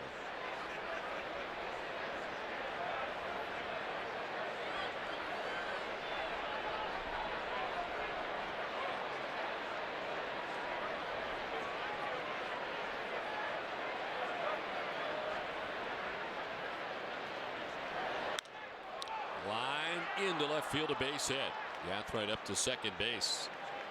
Lugo was trying to time his leap, but well over his head, and a base hit into left. Now DeJesus came into the game as a .320 hitter against Bartolo Colon, and he's 2 for 3 tonight. It's a good pitch. Away right toward the end of the bat, and just slaps it up over the head of Lugo for the base hit. So sometimes good pitches get hit. So the first two have reached against Bartolo Colon. We're in the top half of the 5th inning. First and second, nobody out. And here's Mark Grudzielanek, who is 0 for 2. Showing bunt. It's dropped by Varitek in the transition from the glove to the bare hand. He was going to fake a throw at least towards second base and then just lost the handle. No damage done as both base runners have to remain at first and second on the transfer. Just comes right out of the throwing hand. Gathright with very good speed at second. DeJesus at first, 2 on, nobody out. The bunt bid down the first baseline. Youkilis. Pedroia covers the bag. Sacrifice goes from 3 to 4. And it's second and third now with 1 down. Now second and third, and there hasn't been a ball hit hard in this inning. The bunt base hit by Gathright. DeJesus was toward the end of the bat for a base hit. And now the sacrifice by Grudzielanek. But a second and third situation with 1 out. And a very good hitter coming to the plate in Gordon. He has been walked twice tonight by Bartolo Colon. In fact, the only 2 walks for Colon.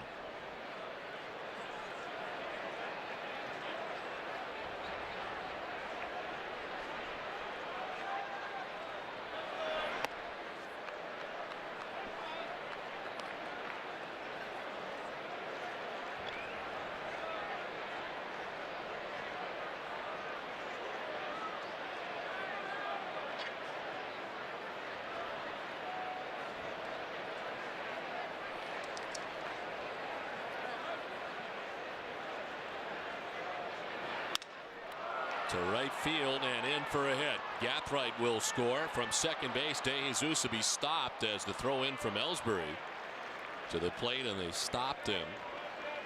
Gordon's got himself an RBI single, and Kansas City pulls ahead 2-1. Well, that sounded like a broken bat base hit also. It was a slider from Bartolo Colon. It sounded like the bat cracked from Gordon, but he drops it in for the base hit. Good throw by Ellsbury here. It's low enough to where you can't tell as the base runner at first base. If, you know it's not over the cutoff man's head, so you can't go to second. That keeps the double play in order. And I wouldn't call it a strong throw, but it was at least down, and that holds that runner at first base.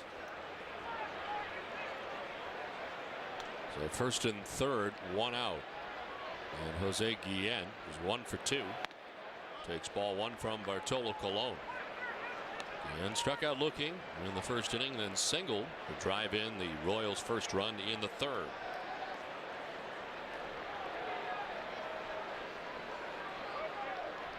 DeJesus at third, Gordon at first. 1 out.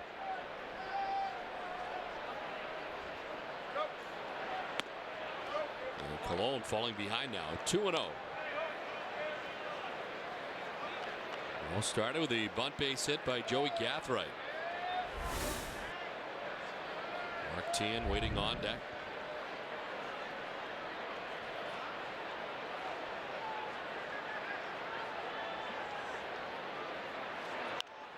Ian pops it up. Pedroia from second, Youkilis from first. Pedroia is there, and he makes the catch. 2 down. I think the thing to watch, Don, with Colon as he gets a little bit deeper into this game now. What, 63 pitches in the game? If he starts to fatigue a little bit, some of those pitches will start to elevate in the strike zone. But again, I mean, in this inning, 69 pitches total now. In this inning, there really has not been one ball hit hard off him. Even the Gordon base hit to drive in a run sounded like a broken bat and a slider. Here's Martin, who's 0 for 2. He's grounded out and fouled out.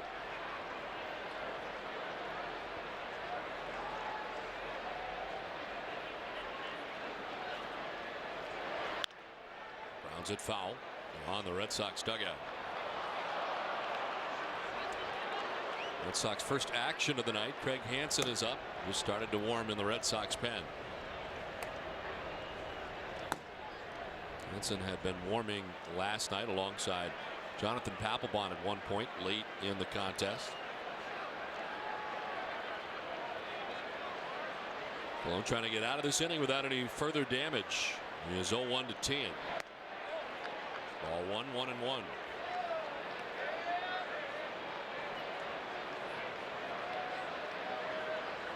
Jesus at third base, Gordon at first base, a run in. Kansas City now on top 2-1.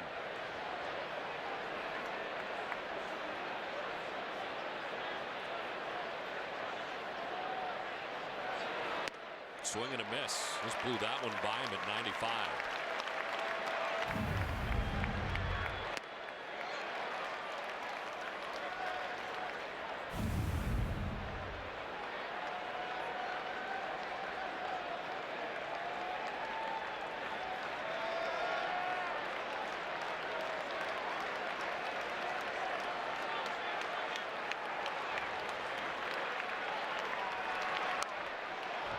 It off, stays alive.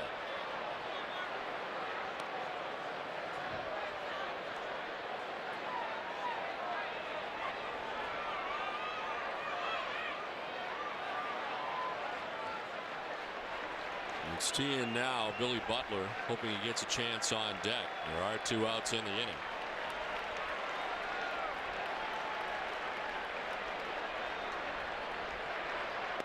Strike 3 call. Tien's gone. Royal strand 2, but get the go-ahead run. It's 2-1 Kansas City.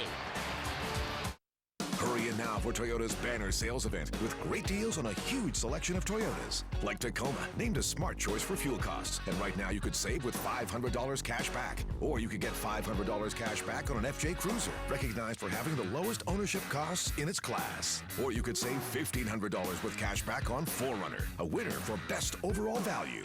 The banner sales event ends June 2nd, so hurry to your New England Toyota dealer today.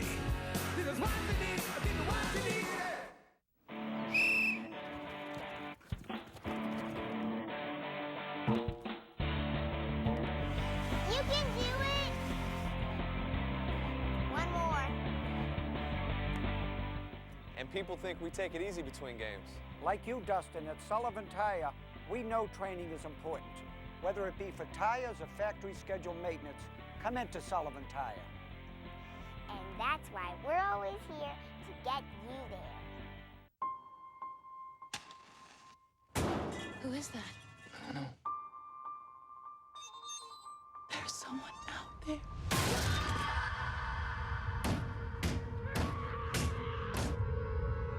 I just want you to run. This isn't happening. This isn't happening.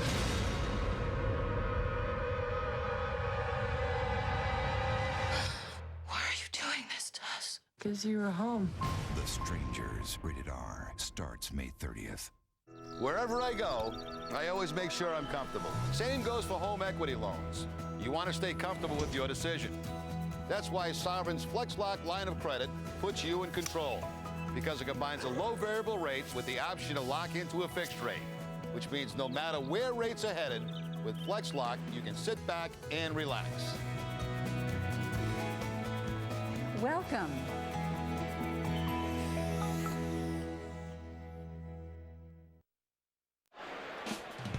It's time now for the answer to our Aflac trivia question. Which 2 Major League All-Stars were born in Jamaica?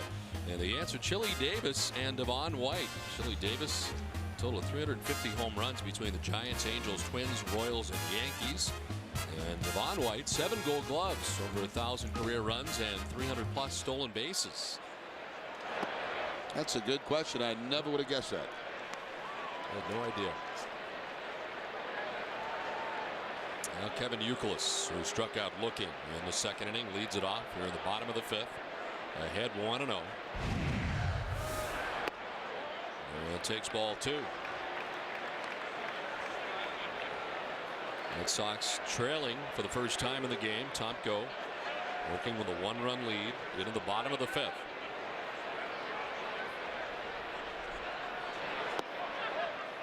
Ball 3, 3-0.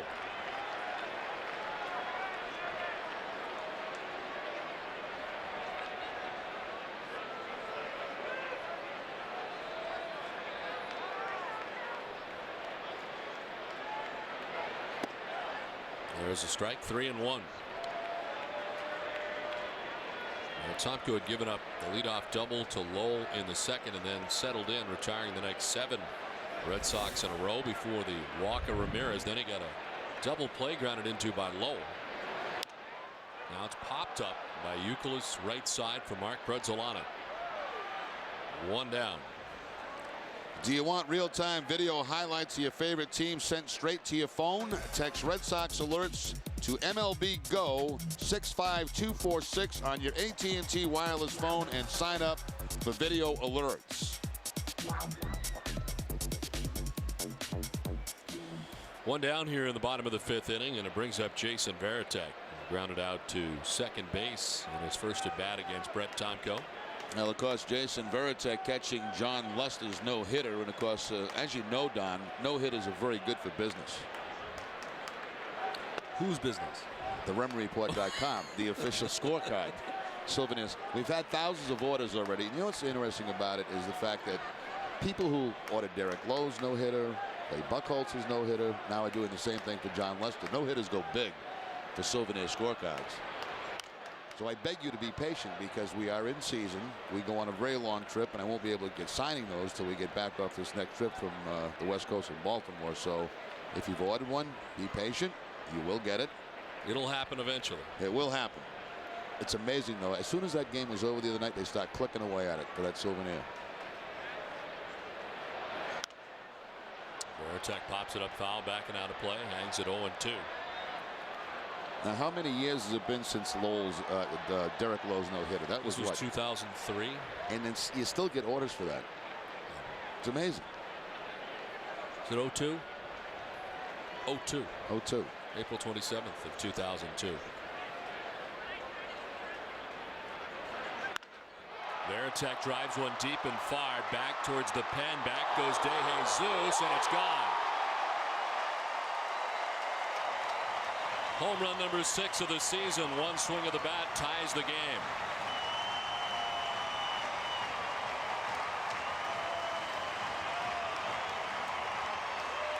Now Varitek got a breaking ball that stayed right out over the plate from Tomko and right into the Red Sox bullpen.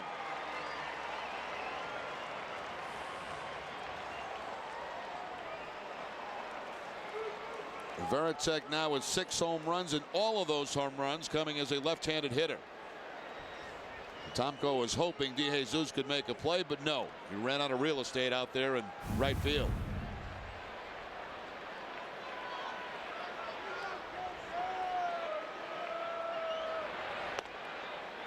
Coco takes ball 1 from Tomko. Well, the Red Sox trailed very briefly 2-1. They tie the score at 2-2. 2 solo home runs tonight for the Red Sox. Varitek most recently, and Jacoby Ellsbury back in the first. It's now 2-0. For Ellsbury, his 4th home run of the year. For Varitek, his 6th.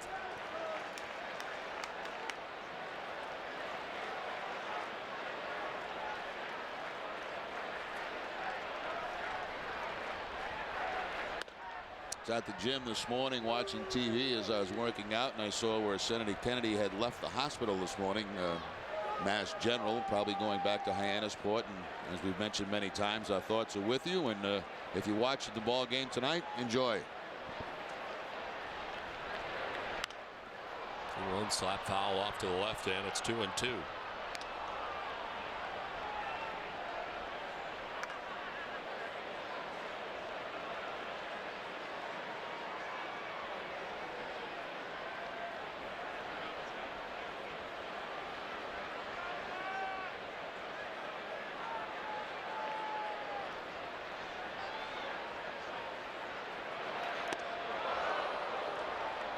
Missing inside at 95 that time, Tomko, and it's full count, 3-2.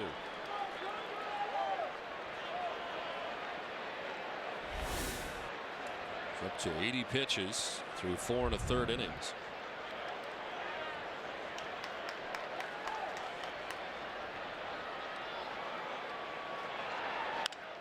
Lined into left center field for Crisp.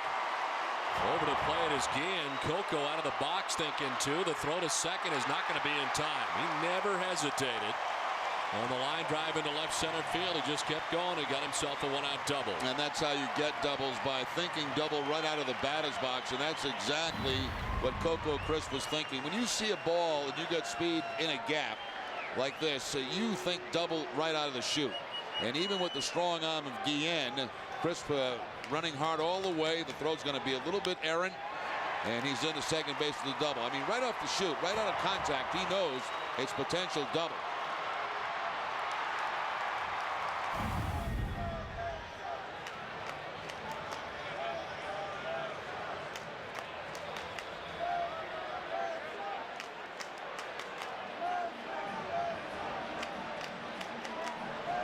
So in scoring position with one out, and Julio Lugo coming up. Ron Mayhay up in the pen for Kansas City, the left-hander. He's certainly bounced around quite a bit, quite a few organizations since being with the Red Sox. Lugo popped out to short, first time up.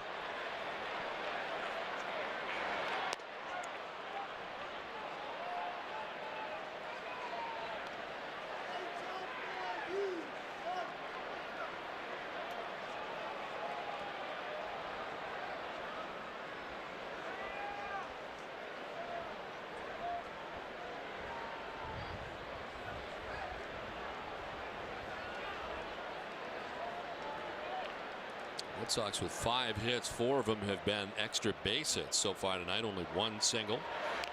A check swing hits the bat of Lugo for foul ball. Finds himself down 0-2.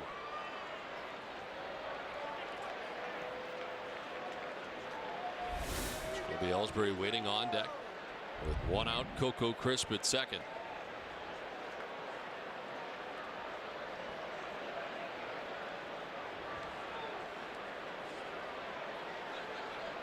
Lugo does not have a home run so far this season.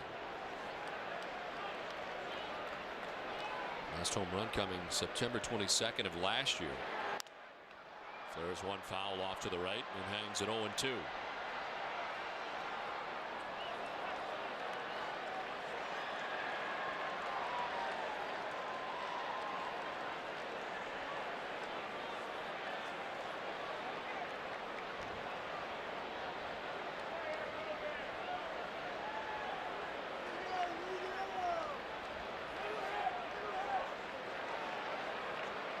Red Sox just tying the game 2-2 now, looking to push across the go-ahead run as Tomko's off the backside bluffing.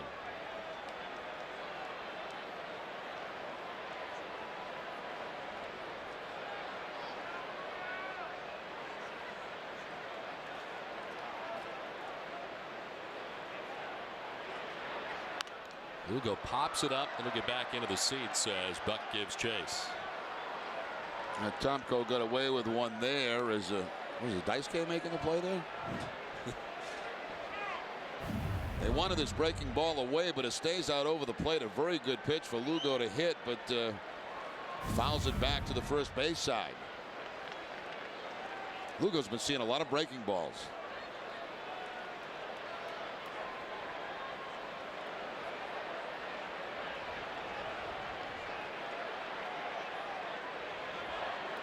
This one's in the dirt, skips off Buck, and skipping to third will be Coco Crisp.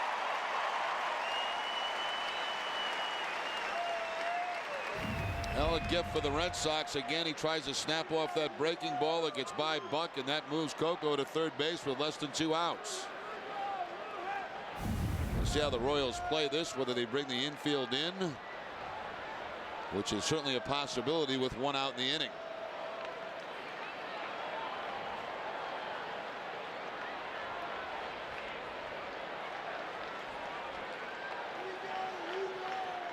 So they're in with one out, and Lugo with the count of 1-2. The wild pitch for Tomko gets Crisp to third base and 90 feet away. Up the middle into center field for Lugo. Crisp will put the Red Sox on top 3-2. Well, Lugo got down in the count. Kansas City brings that infield in, and Lugo drives it right back up the middle. Well, you know, it was clear that he wanted to get Lugo with a breaking ball on that at bat. And after he threw one wild, what he does, he comes right back with the fastball, and Lugo takes it up the middle for the base hit. So Lugo picks up his 12th RBI of the season, and the Red Sox take the lead. He fouled off the one curveball. The next curveball was not good at all, and that would advance Coco to third base. Comes back to the fastball, and Lugo picks up the hit.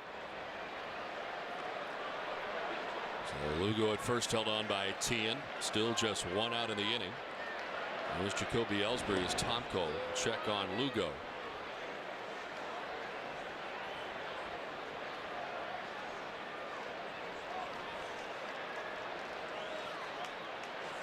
Ellsbury with a leadoff home run back in the first inning, his 4th home run of the year. And it grounded out to third base in the 3rd.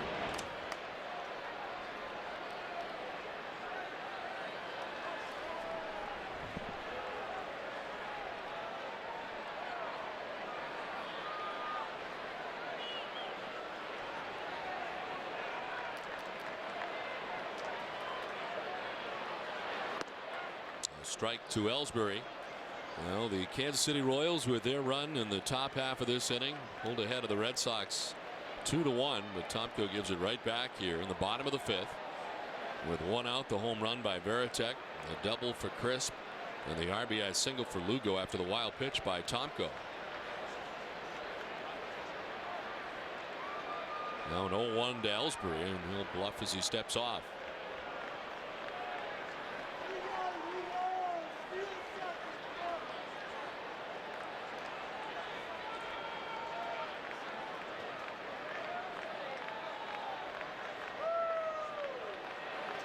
Swing and a miss. It's that one by Ellsbury. It's 0-2.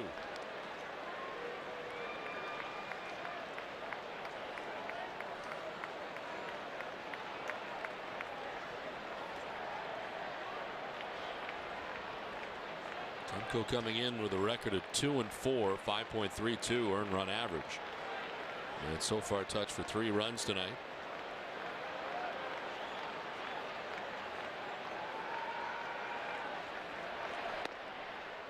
Ball 1-1-2. Daisuke Matsuzaka tomorrow, matched up against Brian Bannister in the final game of the series. We play day baseball from Fenway Park. 1:35 start time here tomorrow. Greg Hansen back up for Boston. Bartolo Colon's thrown 74 pitches so far tonight to left field, and that'll dunk in for a hit. In front of Guillen, Ellsbury's got his 2nd hit of the night. And both hits have been on off-speed pitches that look like a splitter for the home run. A changeup here to the opposite field. Here comes Trey Hillman. There's the changeup down and away from Ellsbury, but he shoots it on the line of the opposite field for the base hit. And that's going to be the night for Tomko. 3-2, Red Sox on top at the moment with one out in the 5th. The pitching change from Fenway.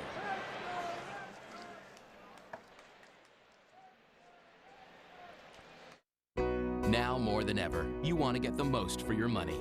Look no further than the well-equipped 2008 Kia Spectra. Fuel efficient, 5-star safety rated, backed by an industry-leading warranty, and it's priced about $2,000 less than a Toyota Corolla XLE. Or to put it another way, a whole year's worth of gas less. The Kia Spring Sales Event. It's money well saved. Now get 0% APR or $2,000 cash back on the Kia Spectra. There's Millar flied out. His first time up now sends one to left field, sending Ramirez back, and he makes the catch. Now they'll try to retrace their steps. Huff trying to get back to first, turns into a double play. That's worth another way. Managers having a ball. I don't think I've ever seen a great catch, jumps up, and a high five, and turn it into a double play. That's another Manny moment. And you never know what's next with Manny. No, you absolutely have no clue.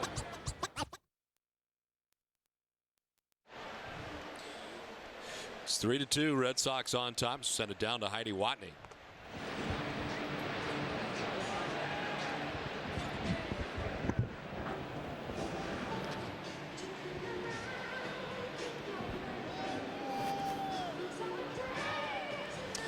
Apparently having some technical trouble. It is 3-2. The Red Sox on top of Kansas City. One out in the 5th inning, and the new pitcher on for Kansas City is Ron Mayhay. 17th appearance of the season for Mayhay. The record stands at 1-0 in 19 innings, 20 hits allowed, 18 strikeouts. Thus Mayhay started his career with the Boston Red Sox. As a matter of fact, had a home run for the Red Sox before converting to a pitcher in 1996. And through the system as an outfielder, and has made a long career being a pitcher. Not a long outing tonight for this pitcher. Brett Tomko ends up going 4 1/3 so far, touched for 3 runs. Responsible for Lugo at second, Ellsbury at first. And Dustin Pedroia, the batter, is 1 for 2.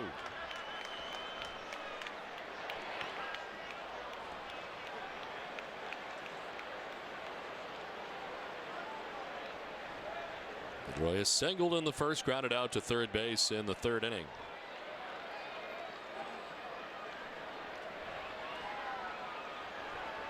Two on, one away in the Boston 5th inning. Red Sox coming up with 2 runs.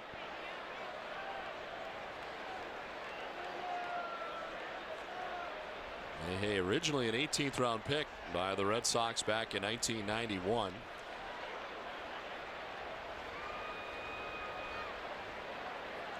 Pitched for the Red Sox in 97 and 98. With Oakland, the Cubs, Texas for the longest time, 5 years. As a member of the Texas Rangers, last year, part of the year, 30 appearances as a member of the Atlanta Braves. This was part of the Mark Teixeira deal, going from Texas to Atlanta.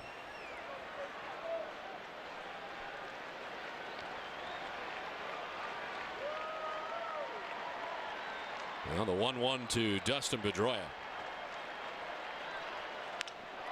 This is lined into right field and in for a hit. It was about to be a mess on the base paths there for the Red Sox. Yeah, they got very lucky there because Lugo faked like he was going to steal, and then of course when Ellsbury saw that, he took off to second base, but Lugo was not stealing. So you had a situation where you could have had a double play here. Ball drops in front of DeJesus, and of course everything works out fine, but there's a case where Ellsbury thought Lugo was going to go, and it didn't look like he was going, and he put the brakes on, but Ellsbury did not. So now the bases are loaded with 1 out, and Big Papi coming up. 0 for 2 tonight. Popped out, struck out.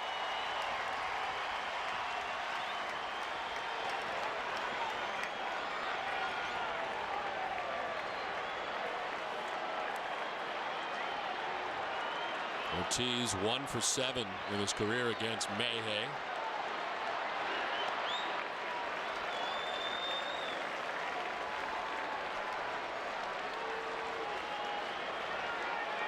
Lugo at third, Ellsbury at second, Pedroia at first with 1 out. The one part of the 1 for 7 though is a home run off Mayhay.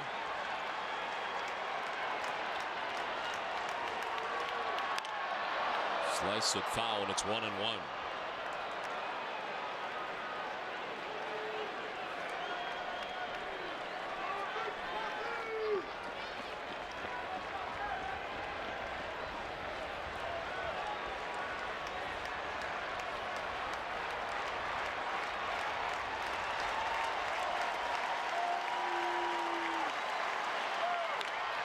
Fly ball to center field. Gathright back there to make the catch plenty deep enough for Lugo to tag and score.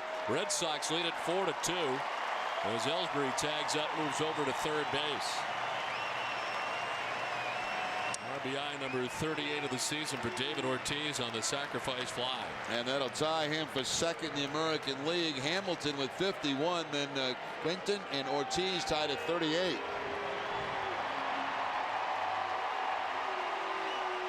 So it's been a 3-run inning so far for the Red Sox. And here comes Manny Ramirez.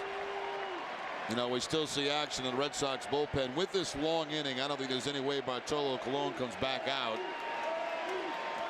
in this ball game. He's had a 23-minute wait so far. Only 74 pitches. Here's Manny, who's grounded into a 5-4-3 double play and walked.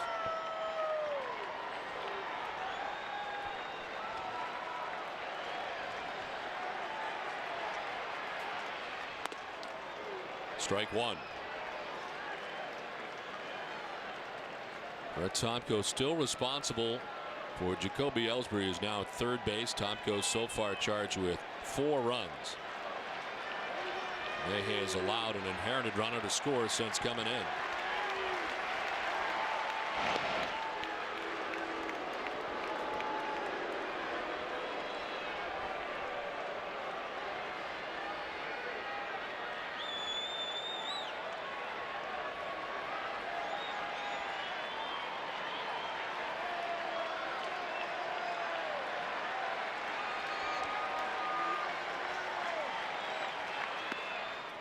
Outside 1-1.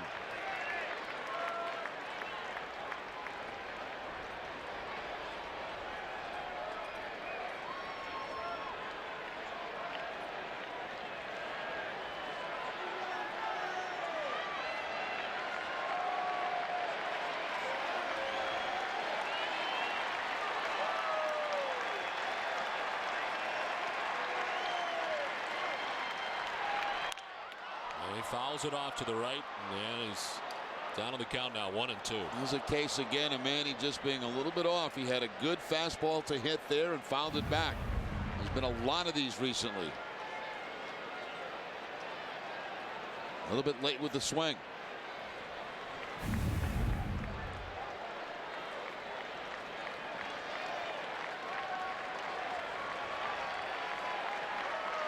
It's a Major League Baseball guy again.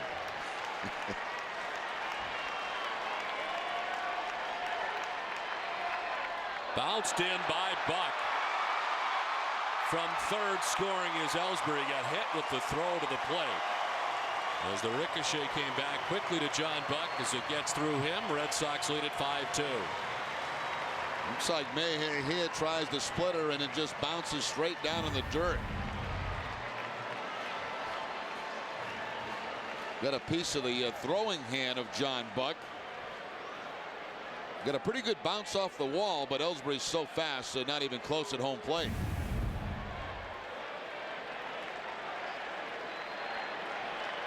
So now Pedroia at second base, 2 outs in the inning, and the 2-2 to Ramirez.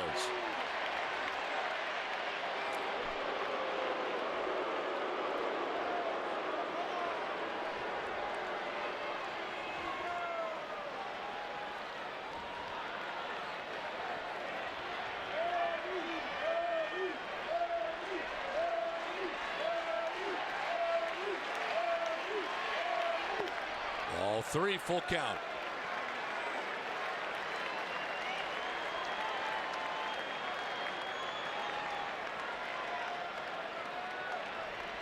Mayhew facing his third batter since coming into the game. Mike Lowell waits on deck. Ramirez, the 8th member of the Red Sox to bat in the 5th.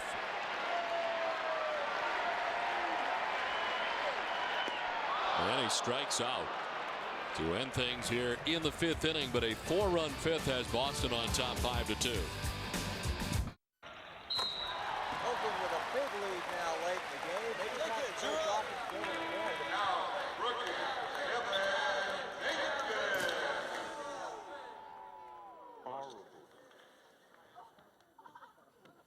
Want to get away?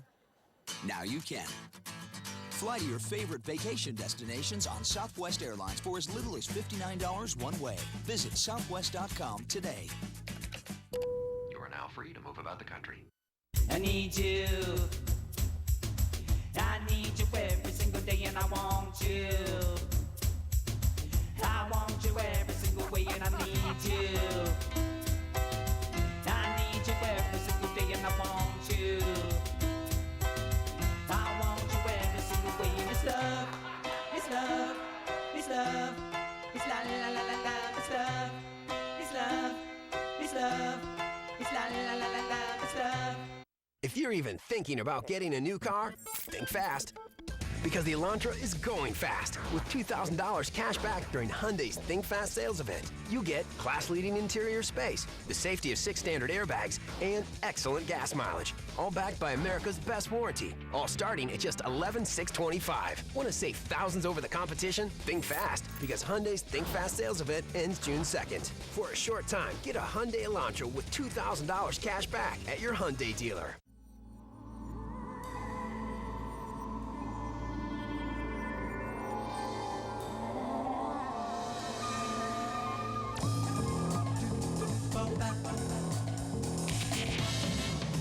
Introducing an entirely new, altogether inspired resort destination. The new 825-room MGM Grand at Foxwoods. Go Grand.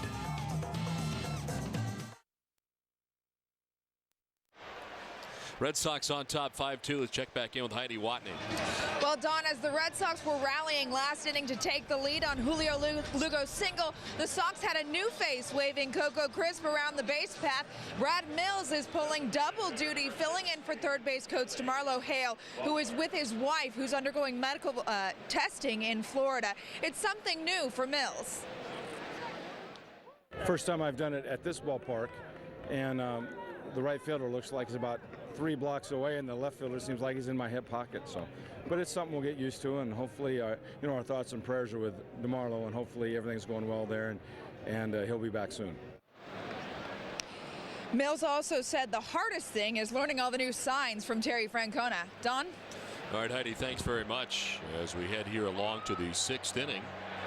And the new Boston pitcher is Craig Hansen. 7th appearance on the season for Hansen. His record stands at 1-2. His last outing coming in Game 2 of that day-night doubleheader against Milwaukee. He actually vultured a win in that game. Pitched an inning, gave up a couple of hits, 3 runs, none were earned, and did have a strikeout. Dealing with Billy Butler. Begin things here in the top half of the 6th inning. Butler 0 for 2. He's grounded out twice to Mike Lowell at third base. Butler, Buck, and Pena are in the top half of the 6th now, trailing by 3 runs. You know, it is talking about Brad Mills and that piece that Heidi just had. You know, it is different, totally different going to coach third base, because as a third base coach, it's almost like playing the game. You know, you're on the field, you get so many responsibilities, taking these signs from the manager or whoever may be giving them in the dugout, making decisions on base runners, knowing what outfielders have the good arm, the strong arm, who you can run on. That's a tough adjustment to make. Javier Lopez is up in the Red Sox pen. Well, Bartolo Colon, 5 innings tonight, 6 hits, 2 runs. He walked 2 and struck out 4 in his Red Sox debut. And the Pirates with a chance to pick up the victory, with the Red Sox now on top 5-2 through 74 pitches and a very long wait. Hansen strikes out Butler to begin things in the 6th inning. High slider this time from Craig Hansen to pick up the strikeout. Not exactly where he wanted that pitch, but still no contact from Butler.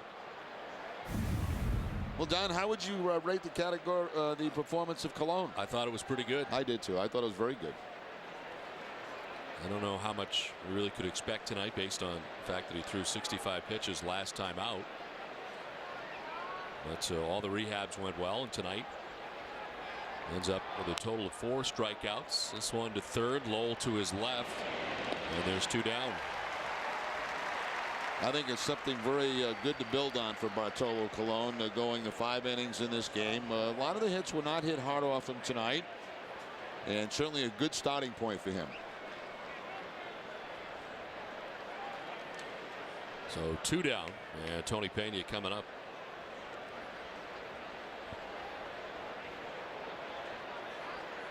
He had 2 1-2-3 innings in his outing tonight, in the second and in the fourth inning.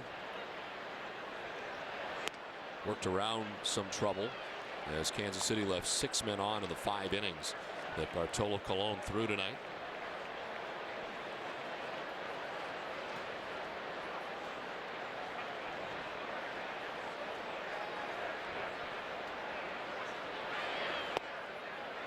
Ball 2, 2-0.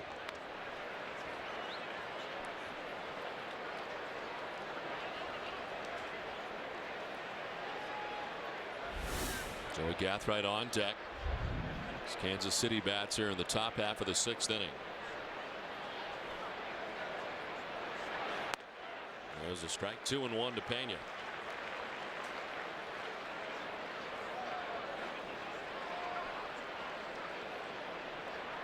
Tony Pena Jr. last year spending his first full season at the major league level. Now grounding it. Tough hop. Lugo plays it well. And the throw in time. Nice stretch by Youkilis to the right field side. Down in order go the Royals. 5-2 Boston.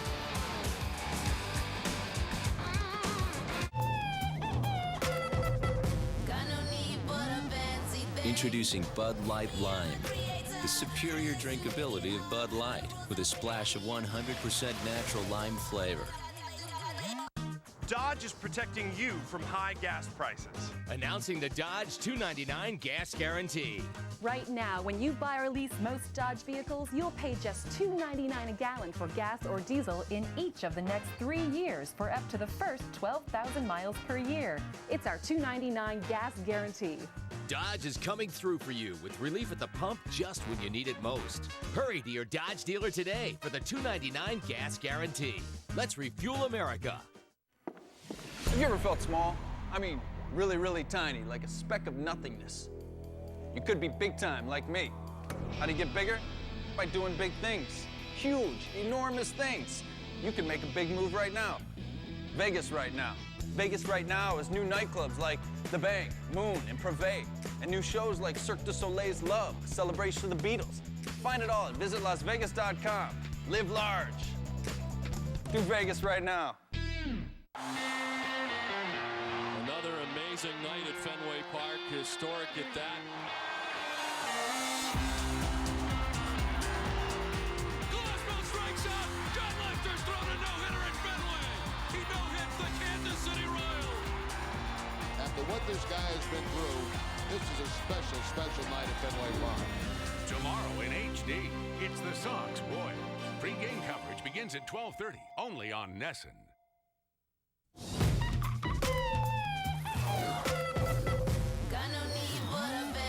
Introducing Bud Light Lime. The superior drinkability of Bud Light with a splash of 100% natural lime flavor.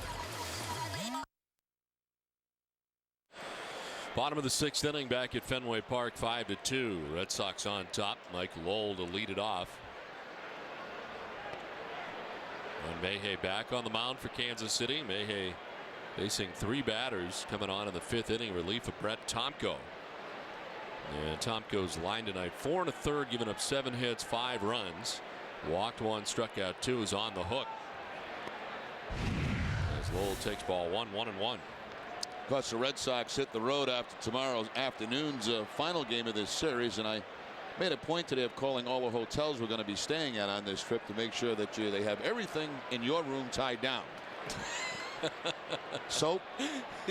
This is ridiculous. Shampoo. I heard you make mention of that this morning.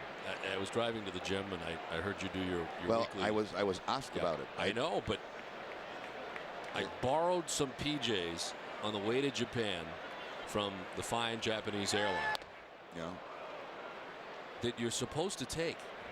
No, you're not supposed to take those. I've checked with other people. No, they recycle those pajamas so that other people, nice people who are traveling to Japan, can wear the pajamas that you stole. It's not true. I checked with other people who traveled, part of our traveling party. Yeah. I am not alone. There are other traveling party people who took the PJs. They're in the That's wrong one too. thing I've ever stolen. They're in the wrong too. Now last night you had a big thumb. Your thumb was all taped up in white. You had a big white thing on your thumb. A very deep cut, as you can see. That was probably from stealing something at the convenience store. He's a thief. Look at this. Look how deep that was. Almost all the way to the bone. Yeah. But That's I'm what happens okay. when you try to reach into the cash register and you hurt yourself. Never taken anything. Yeah. Nothing. Maybe we could steal a rent-a-car. How would that be? That'd be great.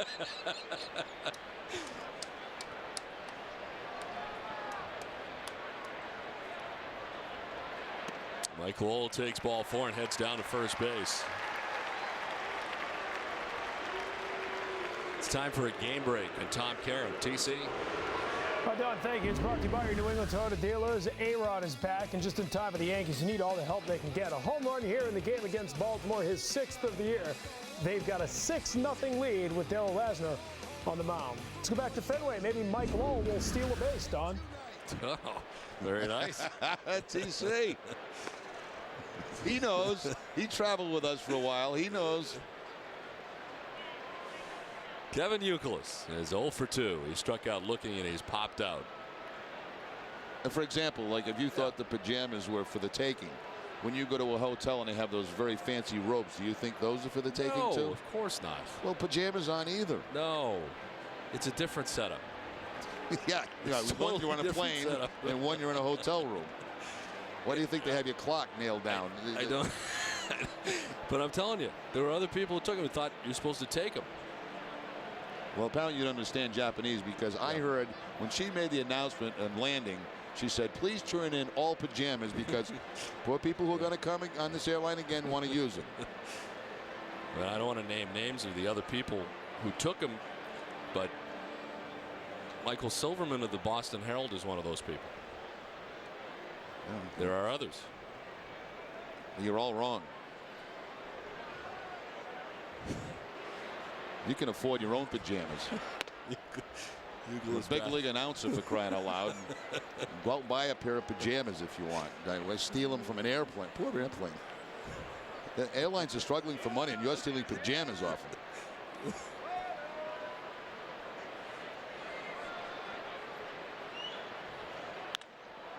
One hopper to the backhand of Gordon. Nice play as he goes to second. That's the only out they'll get, as Lowell's retired for the first out of the inning on the force out. I have been very impressed with Gordon in this series, not only defensively down at third base, but offensively. A nice backhanded play here, going down to one knee. He does not rush. They know they can't get a double play. And he gets the force out at second base.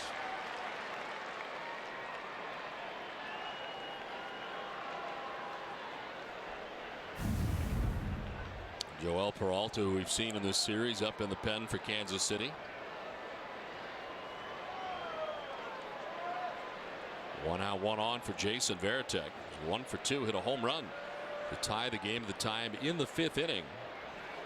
Red Sox would go on to score 4 times. On the ground and into left field, a base hit. Youkilis up to second. It's first and second now on the second hit of the night for Jason Varitek. It's time now for the Coors Light Freeze Cam. And we'll look back at that home run for Jason Varitek in the 5th.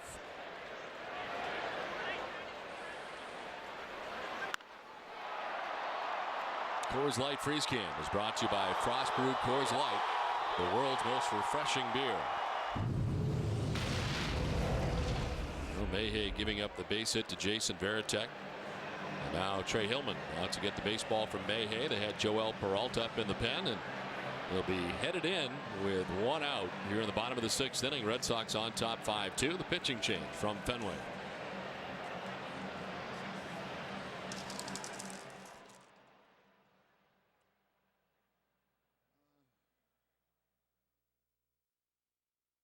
Stretch your tax rebate check with Simply Great Savings at Circuit City. Thursday, Friday, and Saturday, save $500 on this Panasonic home theater package with a 50-inch plasma and surround sound system. Only $1499.99. And all cameras $199 and up are on sale now. Like this 7-megapixel Sony, just $199.99 before $20 savings. Plus, save $50 on the new TomTom 130 GPS, just $149.99. It's 3 days of savings. Circuit City, simplicity guaranteed.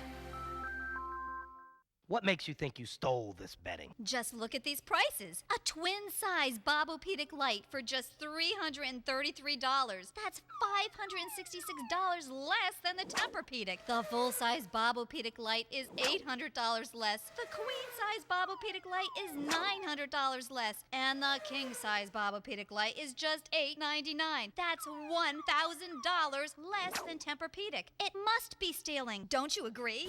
Sir? Sir? Well, fans, last Friday, one of the Nesson's cameras was at the Joshua Tree located at 1316 Com Ave in Alston, always serving an honest brew with a big taste and nice finish. Visit the Joshua Tree to catch all your baseball action. Nesson will also be visiting the Tap in Boston on June 11th, so come on by.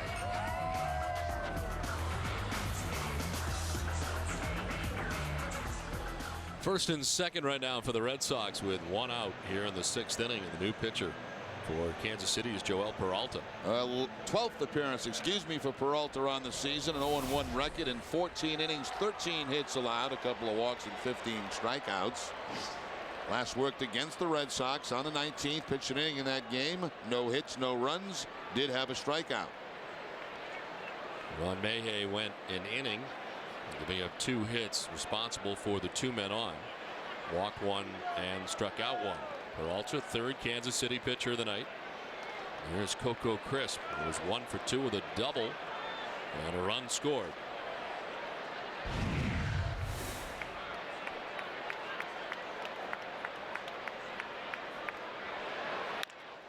On the ground towards Pena at short. The high hopper to second for 1.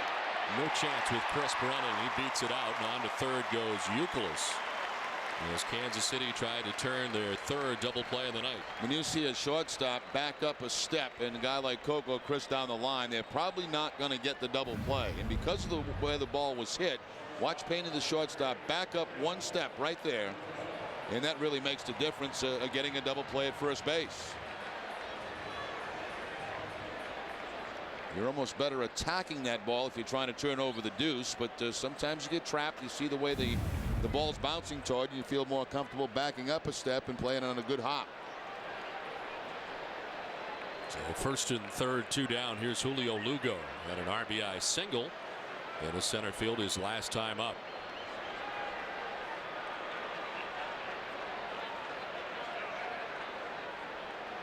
Bluff to third, bluff to first, doesn't throw to either destination.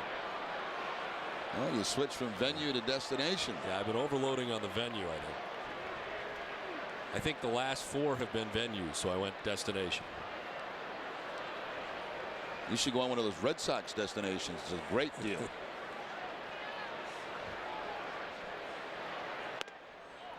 Pitch outside, ball 1 to Lugo.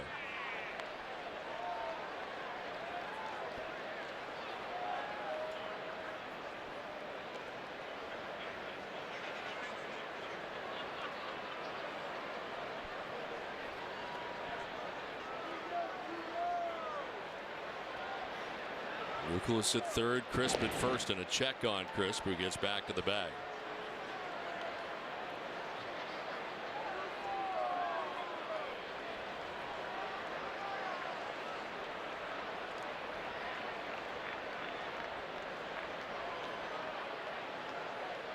Peralta, 32 years old, now in his 3rd season in Kansas City. Working at the big leagues with the Dodgers in 2005, and he gets a strike over to even the count at 1-1. Last year was his first full season in the major leagues.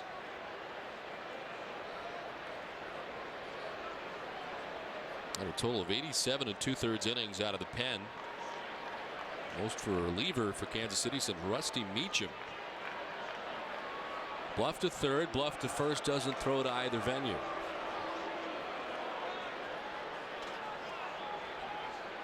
If he does it again, I got nothing. That's what I figured. You better come up with one more. I got either zip code. Either zip code. Not bad. Try that one. But do you think there's different zip codes from third to first? Absolutely.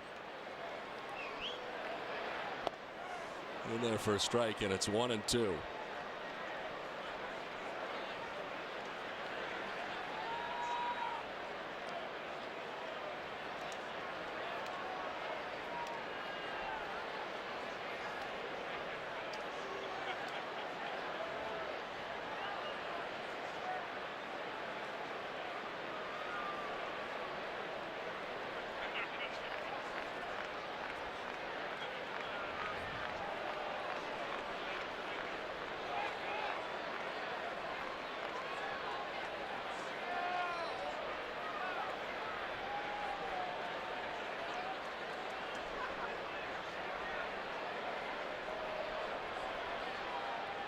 Runner at first goes as Lugo lifts the fly ball to right field. De Jesus stumbled at first, but makes the catch that ends the inning. The Red Sox have a 5-2 lead at the end of 6.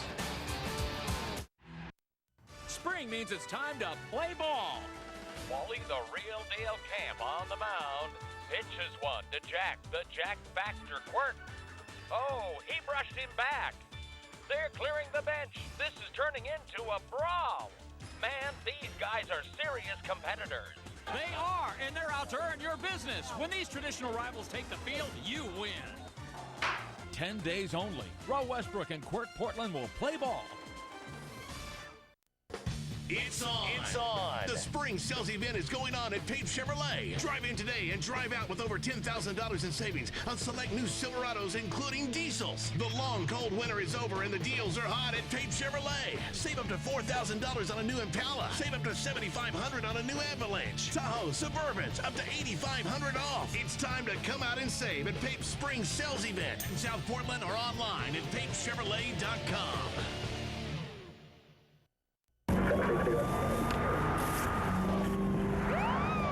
Carl, can you see the pen? I'm going to ask you to do a test. It's called the one-leg stand. You raise your right foot up, stand on one leg.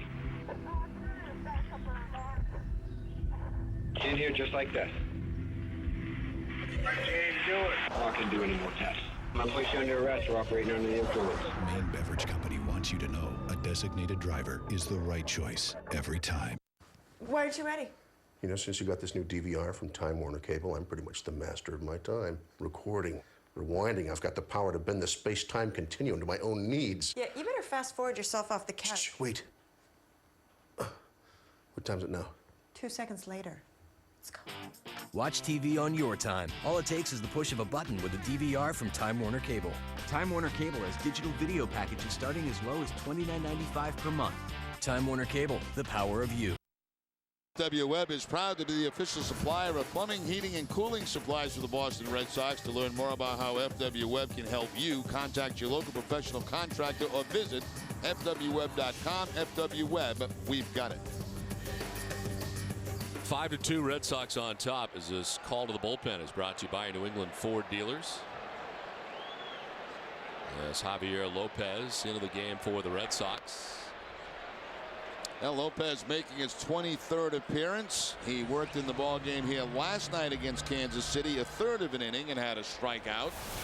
As you look at the rest of the numbers for Lopez on the season, lefties this year hitting 179. Joey Gathright leading it off, had 2 hits. His number 9 spot in the order. A bunt single his last time up. He's also scored the 2 Kansas City runs tonight.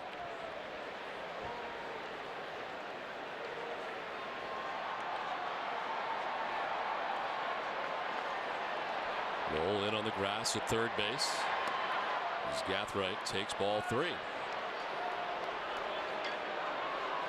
You know, Craig Hansen did a good job, retired all 3 batters he faced in the 6th inning.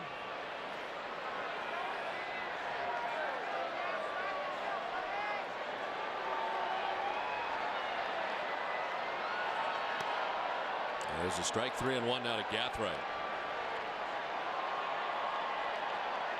Del Carmen getting ready. Red Sox getting 5 innings from Bartolo Colon tonight, who's the pitcher of record right now. The Red Sox on top 5-2.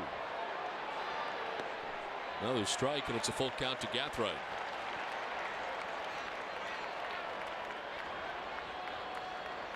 Here's Gathright first coming up with the Tampa Bay Devil Rays, as they were known then.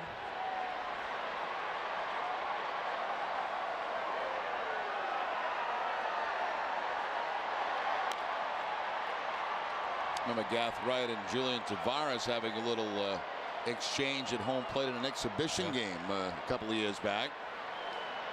Speaking of Julian Tavares, accepting the assignment to Pawtucket, it was a surprise. Also surprised that nobody took Julian Tavares. Was having to clear waivers.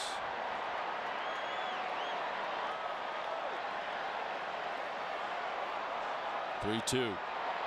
Gathright takes ball 4. Leadoff walk to begin things here in the top half of the 7th.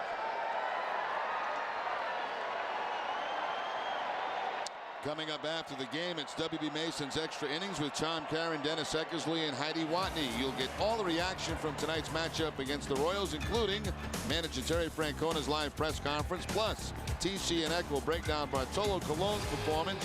It's all coming up right after the game, and it's live on NESN. Gathright at first base. Nobody out. David DeJesus, who was 2 for 3 in the ballgame tonight. Those singles to left.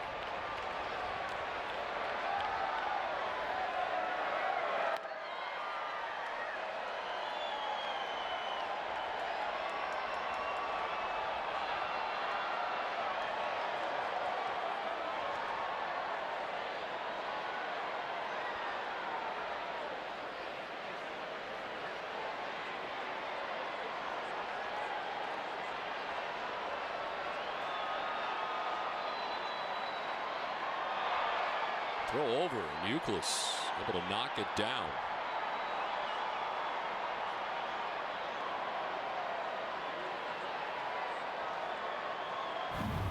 It's one of those step up the rubber and throw quickly to first base. It's low, and Euclid blocks it. Actually, it handcuffed him.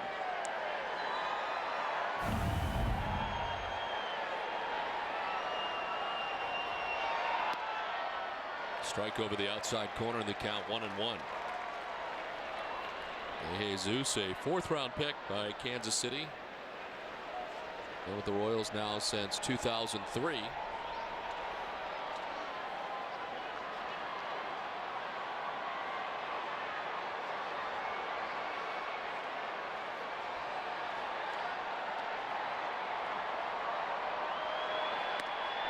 Outside, 2-1.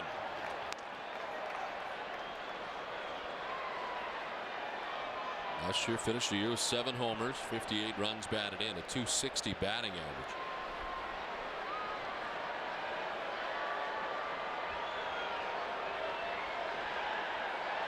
Generally hits around 7 or 8 home runs a season. That's been his pattern each year.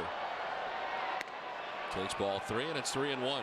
Now this is not what Francona wanted to see. He has the matchup lefty against lefty. He walks the first guy he faces, and now falling behind DeJesus, 3-1.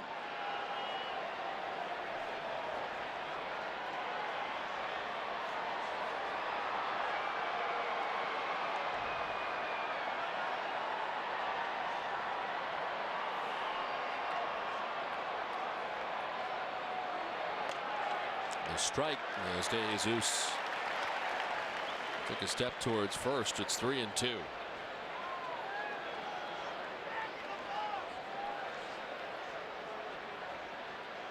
Lefty's at 179 against Lopez. Right-hander's a different story.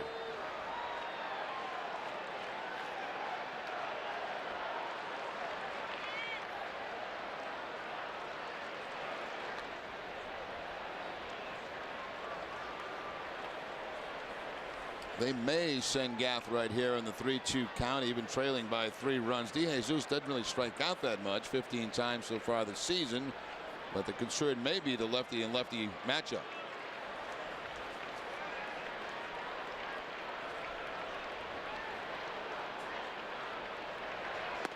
Strike 3 call. Big strikeout for Lopez, the first here of the 7th. He battled back at down 3-1, strikes out DeJesus. Now Lopez going with the fastball again to the outside corner.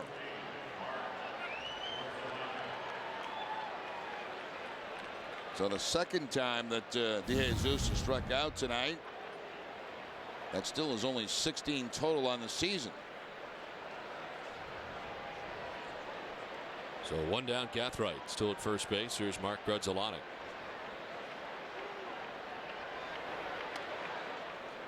So for 2 tonight with a sacrifice bunt.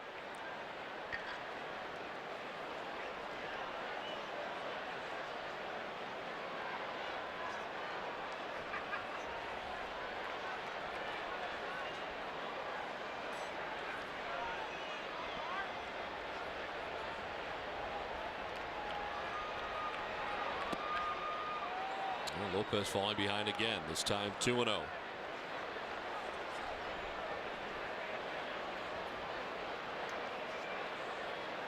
Red Sox getting 5 innings from Bartolo Colon tonight in his Red Sox debut. An inning from Craig Hansen. Now Lopez on his 3rd hitter.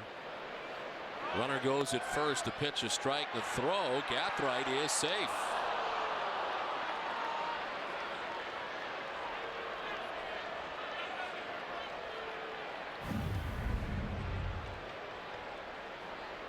Veritek had the rush, a pretty good jump at first base. At 1 hops Pedroia. He gets him on the shoulder as the foot hits the bag. So Gathright, excuse me, not going on the 3-2 count, but stealing. And gets in a scoring position with Grzelcyk at the plate. Grzelcyk fouls it off to the right, and it's 2-2. Jordan's Furniture is the official furniture store of the Boston Red Sox. Log on to Jordans.com for New England's largest selection of brand name furniture and mattresses.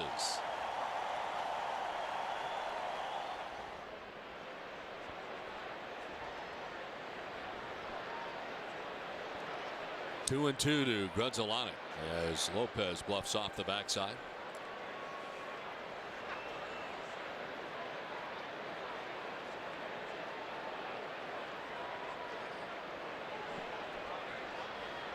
When Lopez first arrived, he was kind of a situational lefty. Red Sox have been using him for more than an inning quite a bit this year. 8 of his last 17 appearances have been for an inning or more. As the 2-2 fouled off.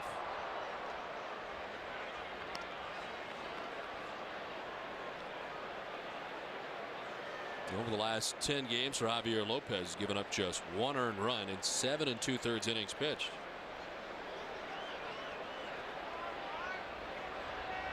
He pitched in both ends of the day-night doubleheader on Saturday against the Brewers over the weekend. Right side, Youkilis to Lopez, who covers for out number 2. On to third goes Gathright. You know, so many things for Youkilis at first base. So easy to watch because he's so good there. But some of the small things like that, where he gives the underhand flip to the first baseman, but follows the flip. You know, it's almost like a second baseman giving the flip to the shortstop. You follow the ball. That gives you a better chance to give him a good, accurate flip. It's not a standstill for him. He gets momentum going toward the bag if he has time. And gives a nice letter high throw to the pitcher covering. That's exactly where they like to have it.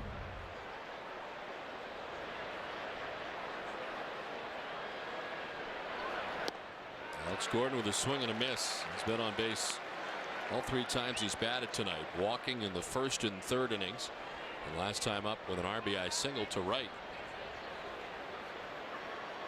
He's really a much different player than the player we saw to begin last season when the Red Sox opened the season in Kansas City.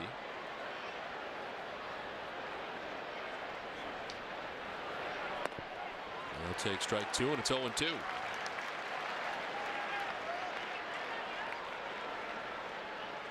He's had a great series against the Red Sox. 4 for 7, 3 walks.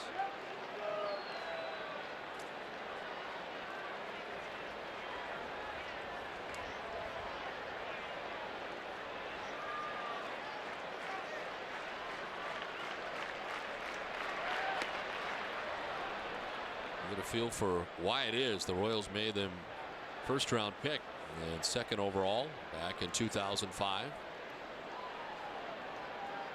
He's drafted after his junior season at Nebraska.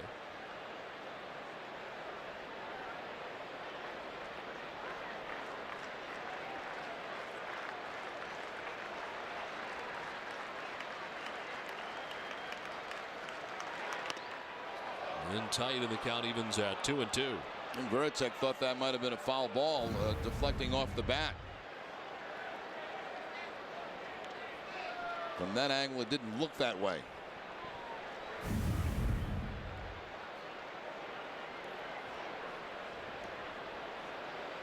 Joey Gathright at third base, 2 down here in the top half of the 7th inning for Kansas City.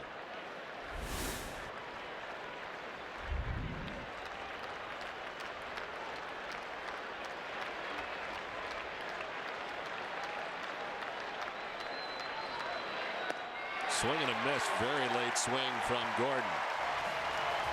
7th inning stretch from Fenway. 5-2 Red Sox. Time for a Sports Desk update with Hazel Mann. Don, thank you. Hi, everybody. With their victory over the Pistons Tuesday, the Celtics improved to 9-0 at the Garden this postseason. We'll take a look back at how they got it done in a Game 1 recap for you tonight on Sports Desk, presented by FW Webb, home of Frank Webb's Bath Center, is a trusted part of your Homer Molly team. We'll get you back down to Fenway after this short timeout. See you then. Let me guess. You're looking for a new sofa and you want it right away. Usually you have two choices. Get it in the fabric and color in stock, or wait 6 to 8 weeks for a custom fabric and color. Now how about this? We call it 21 in 21. Custom-made sofas in 21 fabrics and colors, available in just 21 days. And you pick the style. Your fabric, color, and style ready in just 21 days, guaranteed, or it's yours free. Sometimes you get a championship ring for being the best, and sometimes a checking account. Premier Checking from Sovereign. It's one of the best checking accounts on the planet with preferred rates on CDs and home equity loans. Plus over 2,300 Sovereign ATMs, including at most CVS pharmacy locations. Premier Checking, one more way Sovereign works harder for you because you deserve the best. Nice to see you. Dames en heren, we gaan beginnen!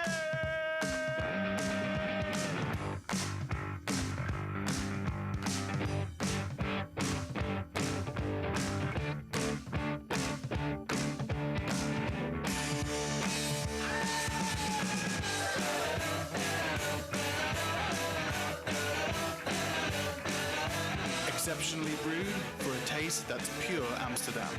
Amstel Light, one damn good beer.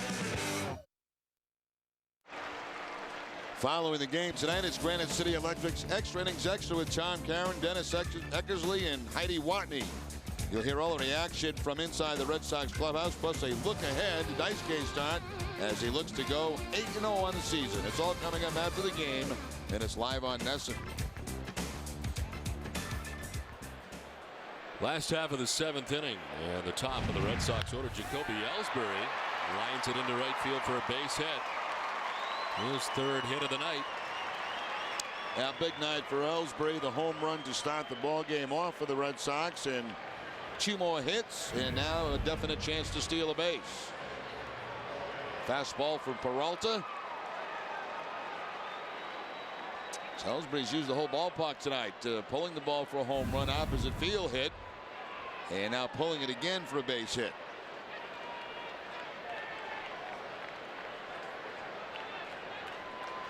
Dustin Pedroia, who's got 2 hits in the game, both singles. Ellsbury with the 18 steals, is 2nd in the American League. Ichiro has taken over the top spot with 21.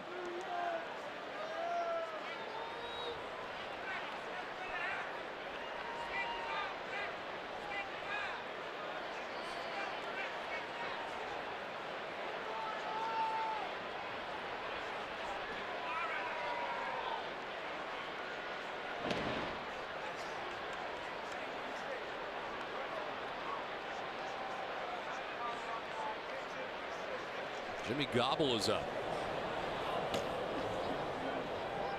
Not yet seen Gobble in the series.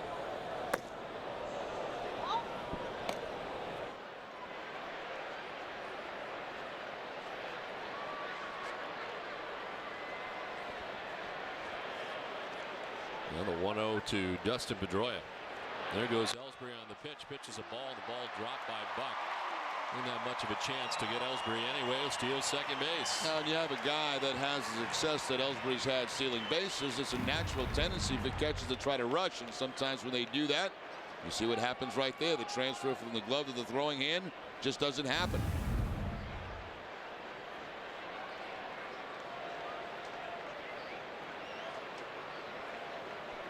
So Ellsbury in scoring position now. Nobody out. 1-1 the count to Pedroia.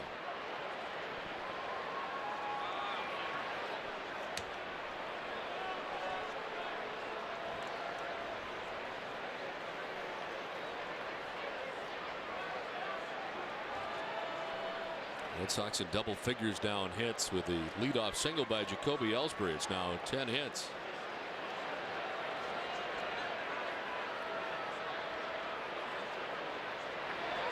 Pedroia with the bunt bid goes foul behind him.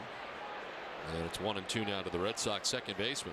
Well, we saw Ellsbury steal second and third in the same inning a couple of games ago. He will get a lot of attention, obviously, from Peralta at second base.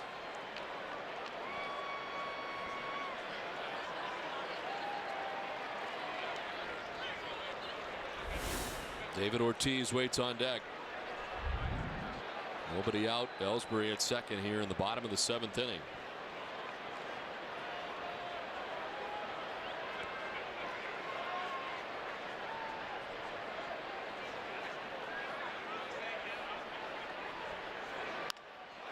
To center, a hit for Pedroia. Ellsbury coming around with the 6th Boston run of the night, and the Red Sox take a 6-2 lead. Well, the guys at the top of the lineup getting it done tonight for the Red Sox. Ellsbury with 3 hits. Pedroia now with 3 hits. Ellsbury with an RBI in the home run, and now Pedroia picks up an RBI. Multiple hit game for Dustin Pedroia, 19th of the season.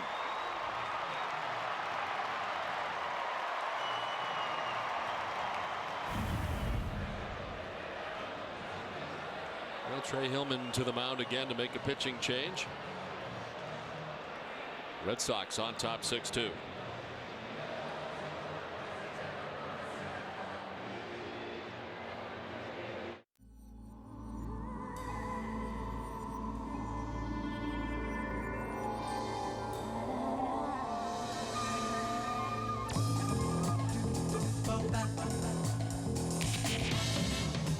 Introducing an entirely new, altogether inspired resort destination. The new 825-room MGM Grand at Foxwoods. Go Grand.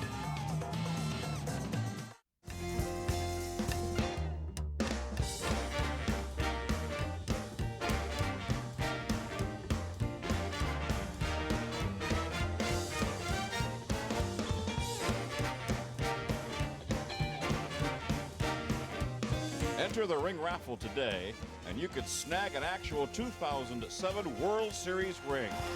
How's that sound for a souvenir?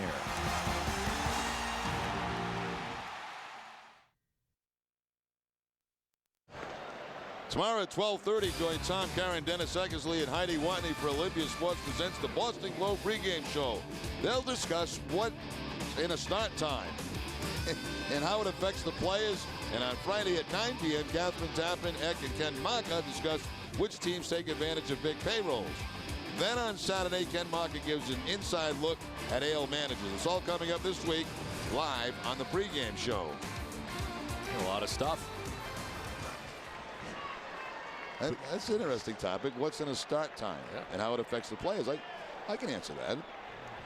I'll let them do it because it's their gig. Got a whole show wrapped around it. I know. Jimmy Gobble. 15th appearance for Gobble. He's only worked 9 1/3 innings, 9 hits allowed, 4 walks and 12 strikeouts. Last outing came against the Marlins down in Florida. A couple of innings in that game on May the 18th. Strike one to David Ortiz. He had a sacrifice fly his last time up, pick up his 38th RBI of the season. That's with Dustin Pedroia at first base, nobody out, a run in. The Red Sox on top 6-2.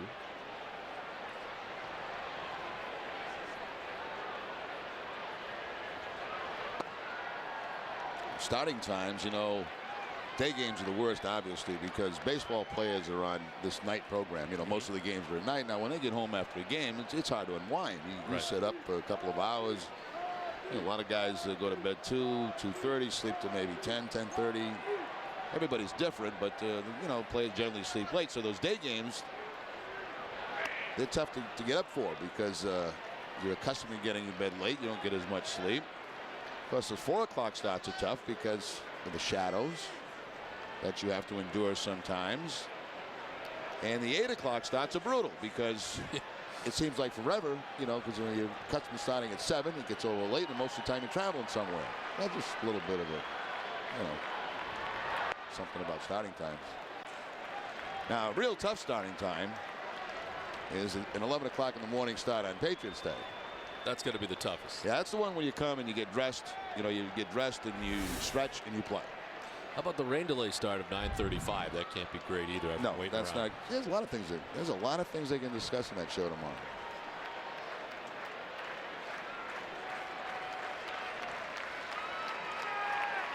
Ortiz pops a 3-1 pitch up. Mark Teahan, the first baseman, can't make the catch. They may end up with a force out anyway, and they do on Pedroia.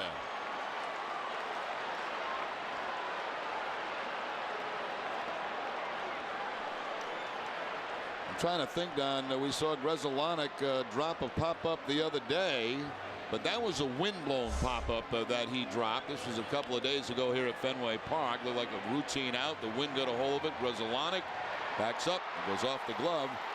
Just about no wind at all right now. But Teahan drops this one, but he could go to second base to get the force out. Nothing Pedroia could do. He thought it was going to be an out.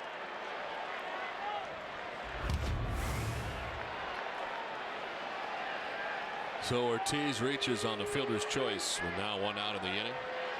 And here comes Manny Ramirez. 0 for 2 tonight with a walk. He's got it into a double play and struck out. Another quiet game for Ramirez.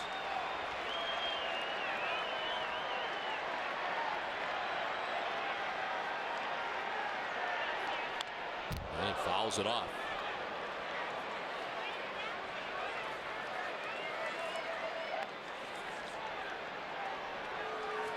Now 2 for 17 on this homestand. A homestand in which if the Red Sox can hold on to this one, they will better their record is 6-0. Sweeping the Milwaukee Brewers over the weekend.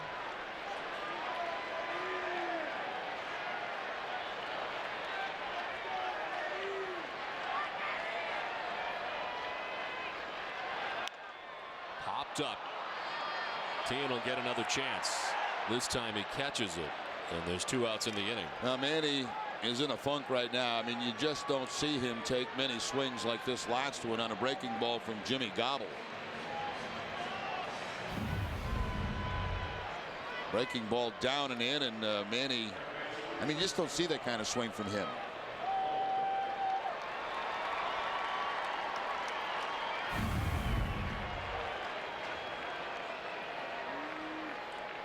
So 2 outs. David Ortiz still at first base, and Mike Lowell coming up. Mike doubled in the second, grounded into a double play in the fourth, and then walked in the 6th inning. And take strike 1 from Gobble.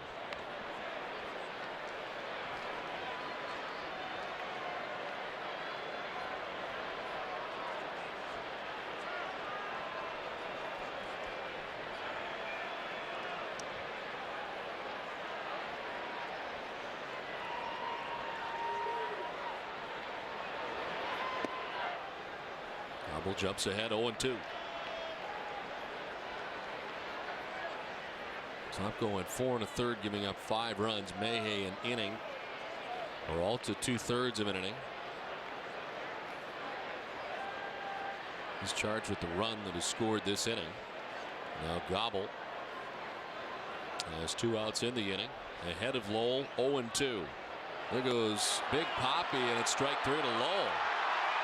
Ortiz is running on the 0-2, but Lowell strikes out to end the inning. The Red Sox get a run. We played 7 at 6-2 Boston.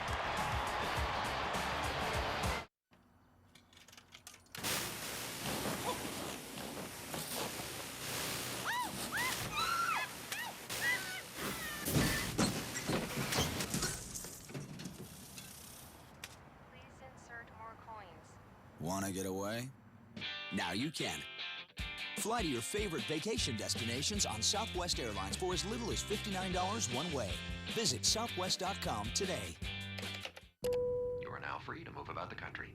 Jeep is giving you protection from high gas prices. Announcing the Jeep $299 gas guarantee. Right now, when you buy or lease most Jeep vehicles, you'll pay just $2.99 a gallon for gas or diesel in each of the next 3 years for up to the first 12,000 miles per year. It's our $2.99 gas guarantee.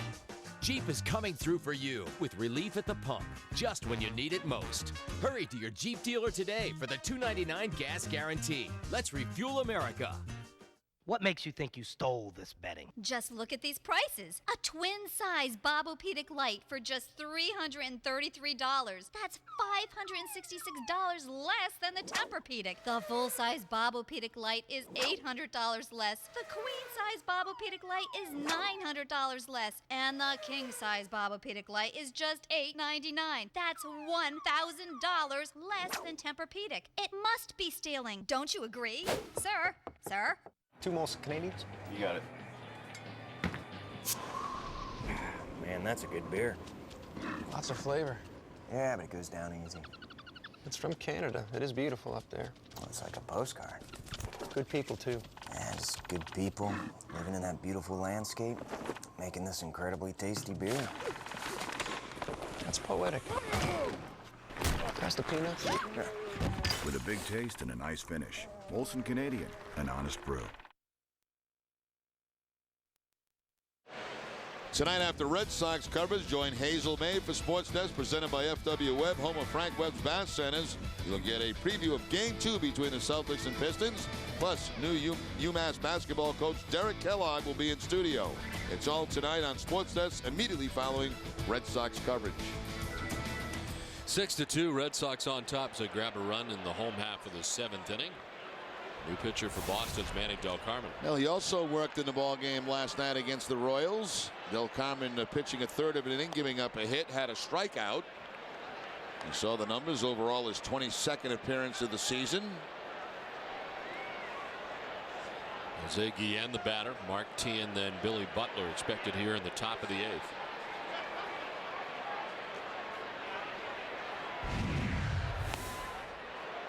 Javier Lopez worked his way around a leadoff walk to Joey Gathright in the 7th by striking out DeJesus. Got Grudzielanek to ground out, then struck out Alex Gordon with Gathright at third base. So an inning, no hits, no runs, a walk, and 2 Ks for Javier Lopez. And so far the pen is not allowed to run.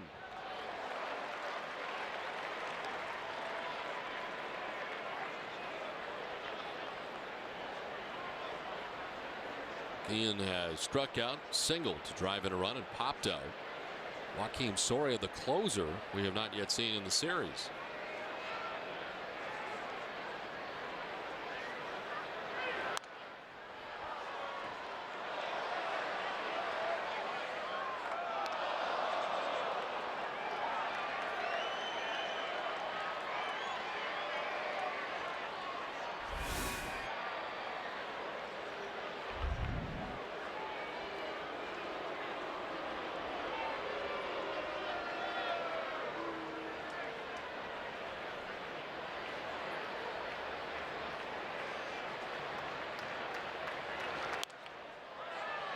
Off again by Guillen.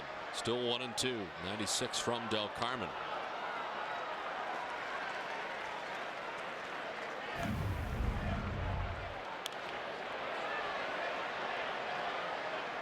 Guillen chasing that high fastball and a couple of foul balls in almost exactly the same spot.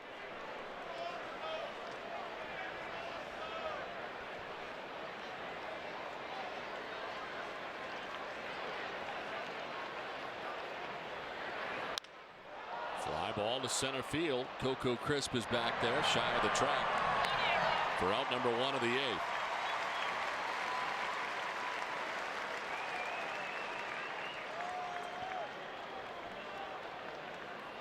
So 1 away, and it brings up Mark Tien. He's had a quiet night for Kansas City. 0 for 3 in the game. Tien is grounded out to second base, fouled out to the third baseman Mike Lowell, and then last time up, struck out looking.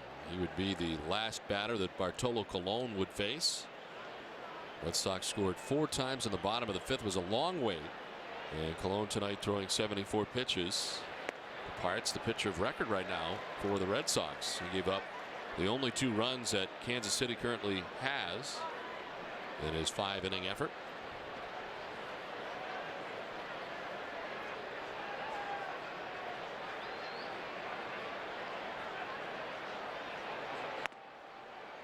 All 1-1-1 to Mark Tien.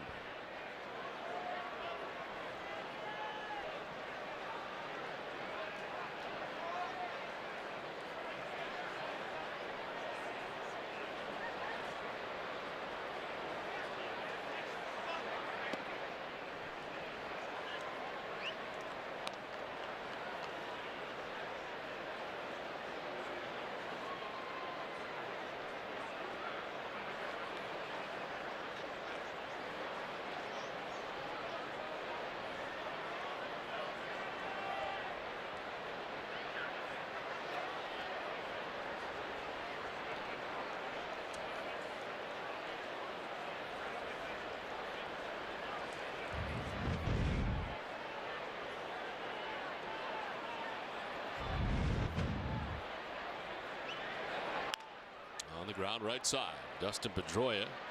Youkilis covering the bag. Youkilis took a step towards second base like he may try to go get that, so it took him a little while to get back to the bag, but he did, and there's 2 down. The Boston Marriott Copley Place, the official headquarter hotel of the Boston Red Sox, has the perfect Boston weekend getaway. It's the Grand Slam baseball package that includes 2 tickets to a Red Sox game. For reservations and more information, call the Grand Slam hotline at 617-937-5600. So 2 down here in the 8th inning, and here's Billy Butler. He's 0 for 3 tonight. He was grounded out twice to third and struck out swinging.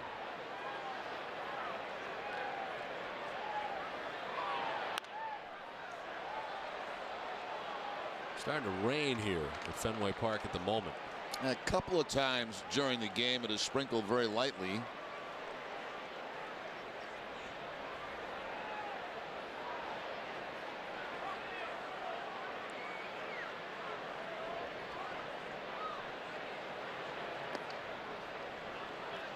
I would strongly suggest we play through anything, whether even if a hurricane comes through.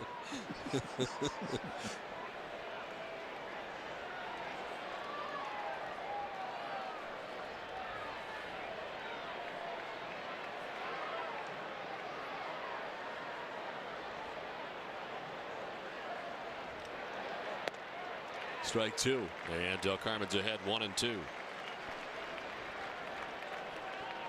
Well, since the bullpen has been involved, they have retired 9 out of 10 batters.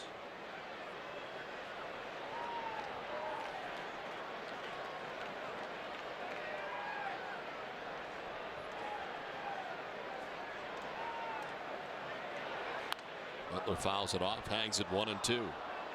Tampa Bay loses today 9-1 to the Oakland Athletics. They play day baseball in Oakland.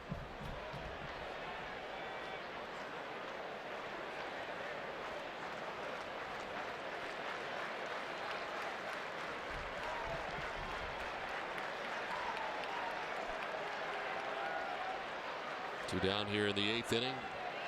1-2 the count. To short, Lugo on the high hopper. And it's a 1-2-3 8th inning for Manny Del Carmen. Red Sox take a 6-2 lead to the bottom of the 8th. Hurry in now for Toyota's banner sales event with great deals on a huge selection of Toyotas. Like the extremely fuel-efficient 2009 Camry Luxury Edition. Right now, you could lease one for just $199 a month for 36 months. That's the best monthly payment ever. And this Camry standard equipment will more than impress. Or you could save on Camry with 3.9% financing for 60 months. The banner sales event ends June 2nd. So hurry to your New England Toyota dealer today. You think it's not gonna happen to you? Well, take it from me, it can.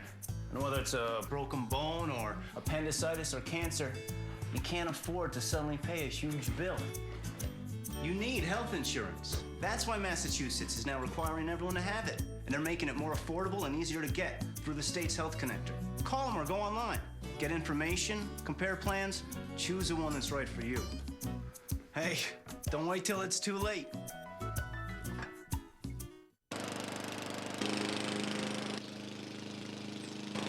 Want to spice up your day? Hey, hon! Welcome to Chili's. Pepper in some excitement with Chili's new Big Mouth Bites. The 4 mini burgers with giant layers of flavor, including bacon, jalapeno ranch dressing, cheese, and sauteed onions. Big Mouth Bites. They're new, and they're at Chili's. Pepper in some wow. Pepper in some fun.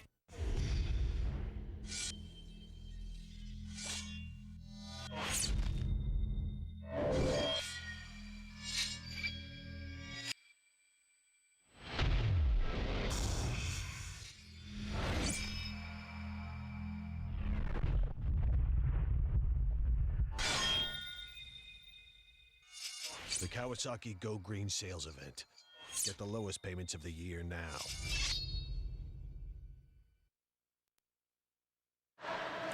The ring raffle may be coming your way this Saturday, May 24th. Ring raffle tickets will be on sale in 8 select Stop and Shops. Buy a ring raffle ticket for your chance to join a lucky team of 9 who will win a genuine 2007 World Series ring or a special edition Red Sox Volvo C30. Please visit RedSoxFoundation.org to see the full list of Stop and Shop locations. Really, 1-2-3 8th inning for Manny Del Carmen. We head now to the bottom of the 8th, 6-2 Red Sox. The closer is on for Kansas City, getting some work. Joaquin Soria. Now, last time he worked was back on the 16th against Florida when he picked up a save in that game. He's a perfect 11 of 11 in save opportunities. 20 strikeouts in 17 in the 3rd innings for Soria.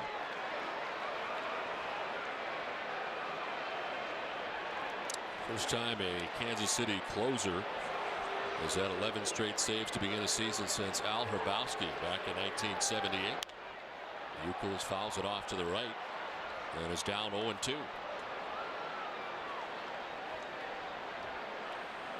Well, the Red Sox have used their pen tonight. 5 innings from Cologne, and Timlin now up in the Boston pen after we've seen Hanson, Lopez, and Del Carmen.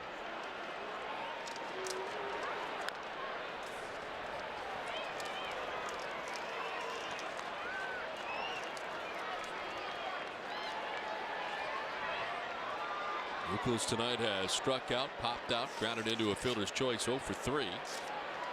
As Jason Varitek waits on deck. Red Sox have banged out 11 hits in the game tonight. Did he go? No, says Hunter Wintelstedt, first base umpire. Tell you what, this is a pretty good Rule 5 selection they got from San Diego. That was back in 2006. And it turned out to be a very efficient closer for the Kansas City Royals.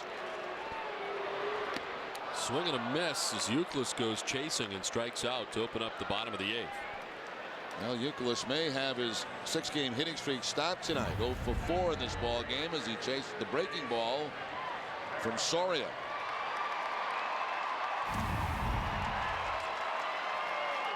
One down for the captain, who's 2 for 3 tonight.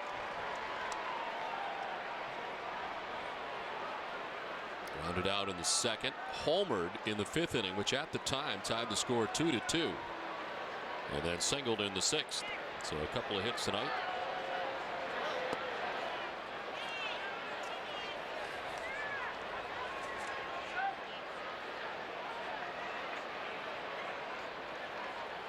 He's now 8 for 15 on this current homestand for the Red Sox.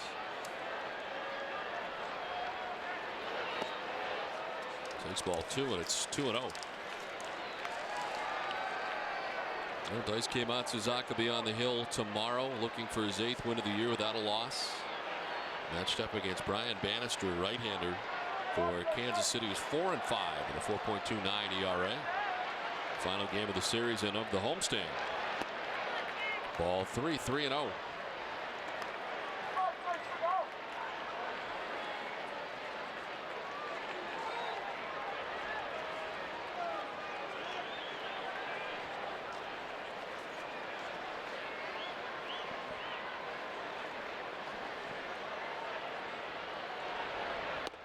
There's a strike, 3-1. 17 saves for Joaquin Soria last year with the Kansas City Royals.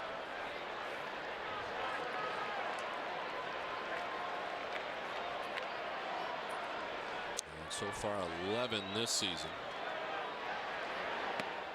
There's ball 4, and it's a 1-out walk for Jason Varitek, on for the 3rd time tonight.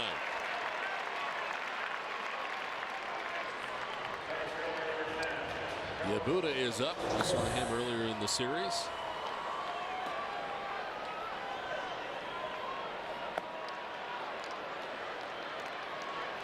And one of the reasons you see that is just in case Soria were to get in trouble and have to throw a lot of pitches, they don't want him to do that in a 6-2 ball game and lose him for maybe a safe situation tomorrow.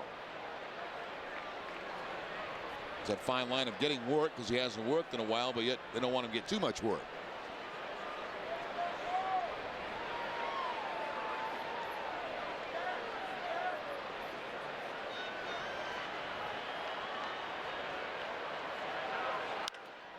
Crisp slashing and foul. It's 0-2. Coco doubled in the 5th inning.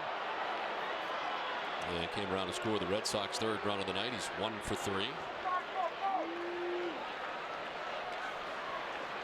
Jason Varitek held on by Mark Tien. 1 out, 1 on.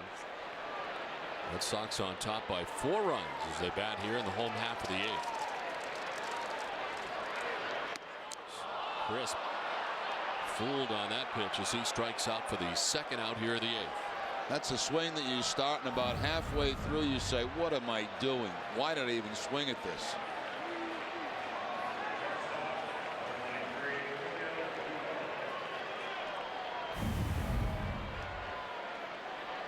Coco even embarrassed by that swing.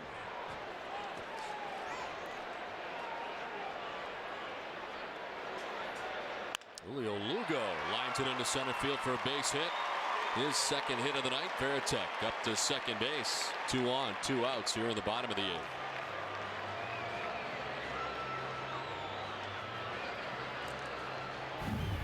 Lugo with a multiple hit game. Gets a fastball that's above the belt. Top spin line drive back up the middle. Lugo also with an RBI in the game tonight.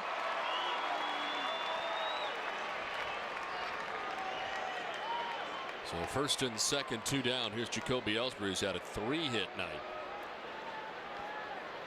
And he got all the scoring started tonight with a leadoff solo home run back in the 1st inning. His 4th home run of the year and 1 of 2 Boston home runs tonight. Jason Varitek had a solo home run in the 5th. So Varitek now at 2nd, Lugo at 1st, and 2 down.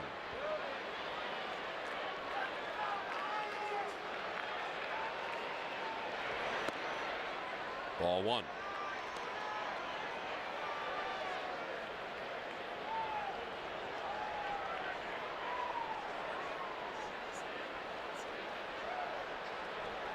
And Soria at one point this season, April 2nd through the 26th, retired 24 consecutive batters that he faced. And off to the fast start to begin April. No count of 1-1.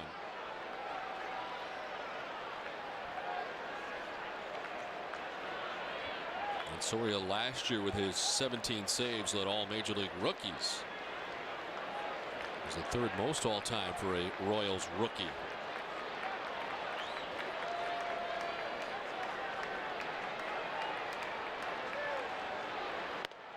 Strike 2, and it's 1-2. That batter's all of last year hit at just 187 against Soria.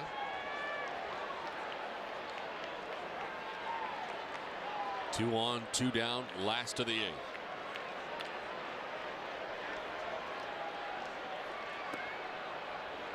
Two and 2 now to Ellsbury.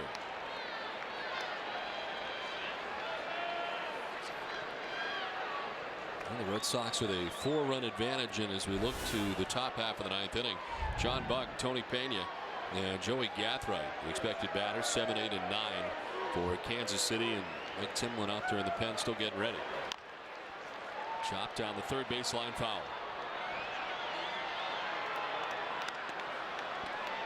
Coming up after the game, it's W.B. Mason's Extra Innings with Tom Caron, Dennis Eckersley, and Heidi Watney. You'll get all the reaction from tonight's matchup against the Royals, including manager Terry Francona's live press conference.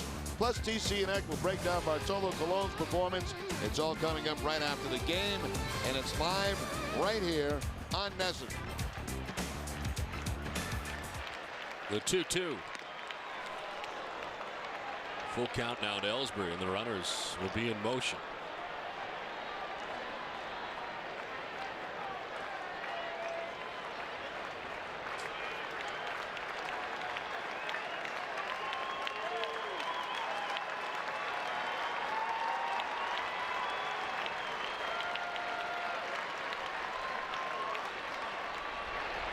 Ball 4.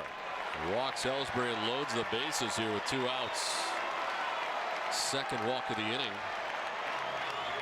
For the normally sure-handed Kansas City closer. I always worry about these type outings when you're a manager trying to get your closer work, and it always seems like it never goes that easily on the nights where it is not a save situation and you're just trying to get him some work. Yeah, you know, he's got 2 walks in this inning. He's only had 2 walks in the season coming into tonight's game. 2 down, bases loaded for Dustin Pedroia. There's 3 hits in the game tonight, all singles. And he has been spraying the ball around pretty good. A single to left in the first, a single to right in the 5th, and then a single to center in the 7th. That's been a big game for the top of the lineup, also the bottom of the lineup. Ellsbury 3 hits, Pedroia 3 hits, Veritek 2, including a home run, Lugo 2 with an RBI.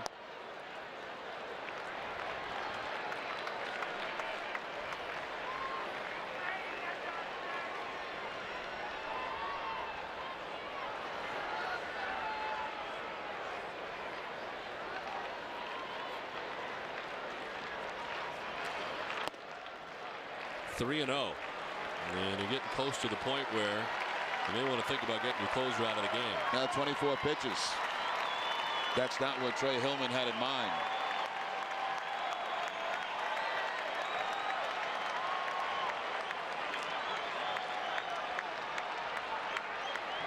Bases loaded, 3-0 the count.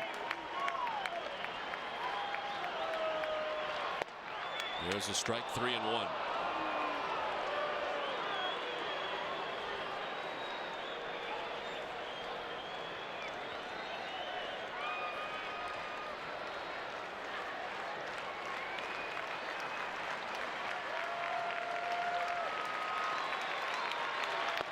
Another strike and a full count. Soria battles his way back.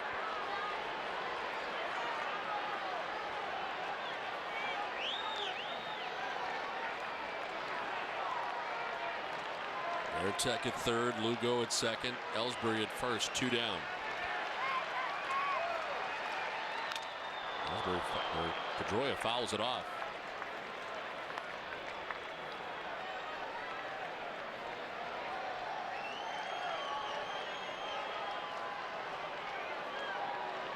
Rain still falling at Fenway Park as we play here in the last half of the 8th inning.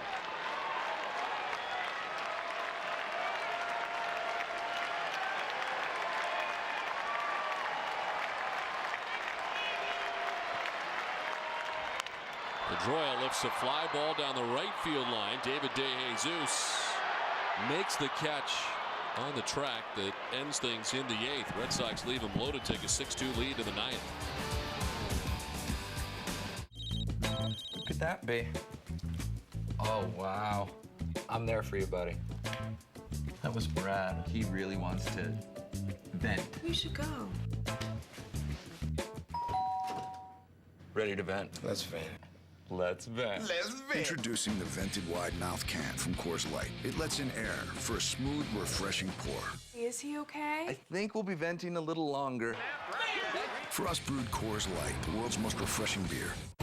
KFC Famous Bowls, freshly prepared with our homestyle mashed potatoes, layered with sweet corn, all white meat, crispy chicken, and topped with our signature gravy and 3-cheese blend.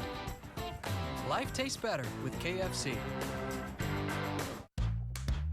Here's an all-around great deal from Firestone. Buy 4 of these, get $50 toward any of these.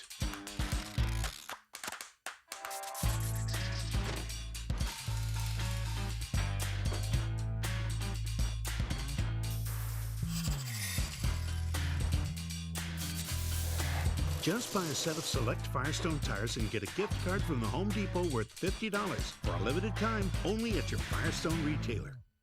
Hello, I'm a Mac. And I'm a PC. Well, Mac, Vista's got me feeling down, so I've written a little song called the Vista Blues. Oh, I'd love to hear that sometime. I have to. So many users are leaving me, and they ain't coming back. Vista's got issues, and it's so glitchy. They're leaving me for Mac. Nice touch.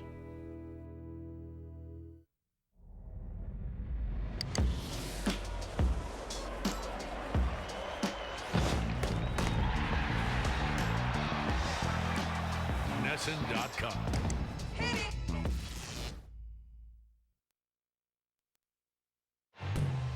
Back at Fenway with the game summary is brought to you by your local Lincoln Mercury dealers. Well, Jacoby Ellsbury got the scoring started in the bottom of the first inning with his 4th home run of the year. Give the Red Sox a 1-0 advantage. Boston was trailing 2-1 when Jason Varitek came up in the 5th and hit his 6th home run of the year to tie the game 2-2. Red Sox would go on to score 4 times in that 5th inning. Tonight, the Red Sox debut for Bartolo Colon, who went the first 5 innings and ended up giving up 2 runs, has a chance to pick up his first win in a Red Sox uniform through 74 pitches in his 5 innings. Defensive change, which is becoming a regular occurrence. Alex Cora now at shortstop for Boston as Lugo comes out of the game. And the new Boston pitcher is Mike Timlin. Timlin making his 15th appearance of the season, 11 innings total, 17 hits and 10 earned runs. Timlin last outing was on the 17th, game 2 of the day-night doubleheader, picked up the save in that game, working an inning.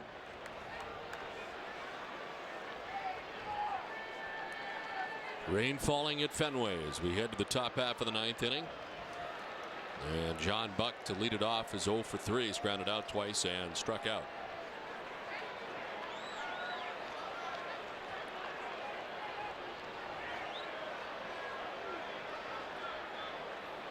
It's been a showery week, hasn't it? Yes, it has. We've been pretty fortunate, though, with the exception of the rain out. It led to a day-night doubleheader. Everything else, no delays.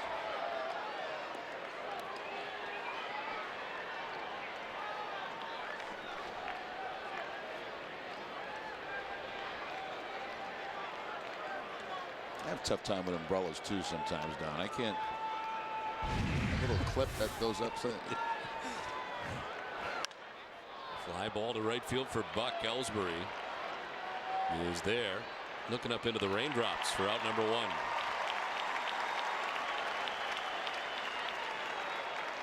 Have you ever had an operation? I had my wisdom teeth out. Does that count? I was put out for it. They make you put on one of those, what are they, those Johnnies? Yeah. Can you figure out which way they go, like what side's the front and what side's the back? I think the back has some openness to it, like some stuff's exposed. I know. On It's the like back. I always put it on the wrong way. You put it on with the openness in the front? Yeah, and like I've had a lot of experience. I've had like 14, 15 operations. I can't get that right.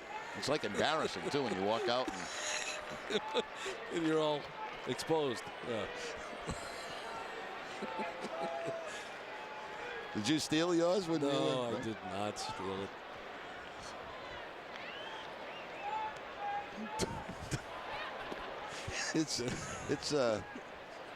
It's an embarrassing feeling, really. Either way, if you get it on right or wrong, you know. You walk out of the room and you have your kitchen out, basically.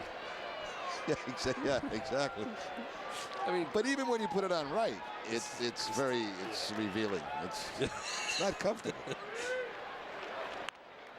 The bunt bid, but it's back to Timlin, who's off the hill, and there's 2 down. Boston Red Sox baseball on NESN is brought to you by New England Ford dealers, Dunkin' Donuts, Land Rover, Las Vegas Tourism, your New England Lincoln Mercury dealers, Olympia Sports, the official sporting goods retailer of the New England Sports Network, Subaru Outback, and by Southwest Airlines. 2 outs here in the 9th inning. And Joey Gathright is the batter. Well, a very good job tonight by this Red Sox bullpen. Hansen, Lopez, Del Carmen, and now Timlin. That's been absolutely great pitching in this series for the Red Sox against Kansas City. Only 1 base runner for Kansas City since Colon left. And that was the walk to Gathright in the 7th as Timlin's out there throwing strikes. He's ahead 0-2.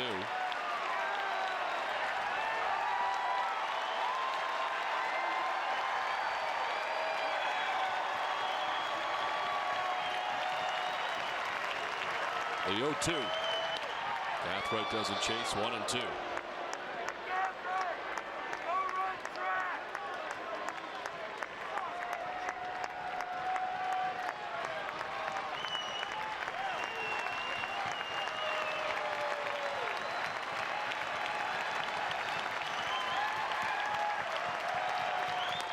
In tight, the count 2-2.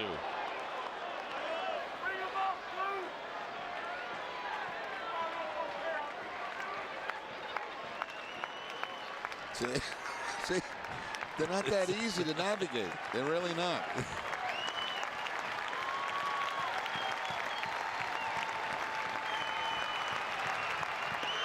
Gathright takes ball 3, and it's a full count. Tough pitch to take. 3-2.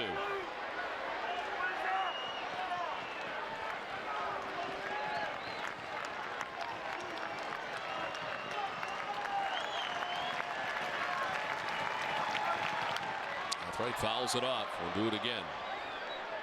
Well, a final look at the numbers here for Bartolo Colon. The 5 innings, 6 hits allowed, and as I mentioned, not many of those hit hard. A couple of earned runs, 4 strikeouts, and the pitch total at 74. And I think it could have been higher than that the way he was going, except they had that very long inning. Gathright fouls off another.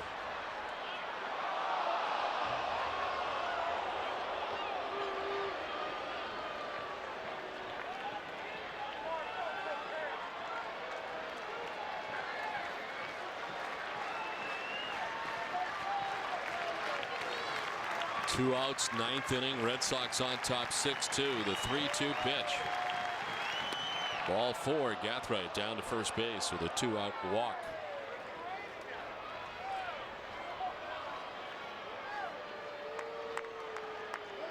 Now Gathwright's been on base 4 times tonight. A base hit, a bunt base hit, and a couple of walks and a steal. They slide him into the 9 spot. He responds offensively. He scored the 2 runs that Kansas City has. 2 outs, 1 on. And here is David DeJesus, who has 2 hits tonight, 2 for 4.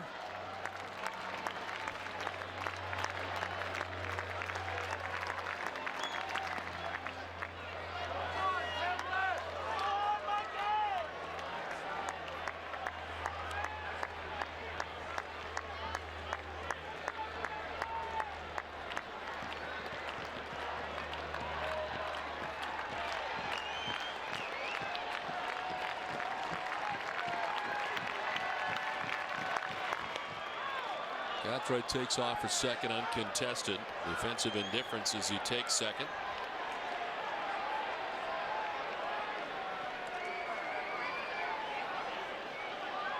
Couple of quick outs for Timlin, now having a little difficulty finding that strike zone.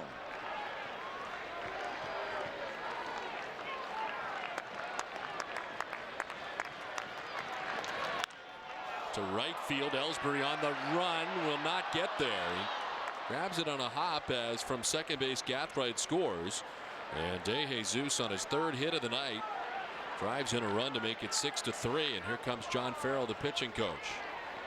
Well, when DeJesus has made contact tonight, it's turned into base hits. 3 for 5, 3 singles, an RBI, and the other 2 at bat strikeouts. Fastball down and in, and the line shot out to right field.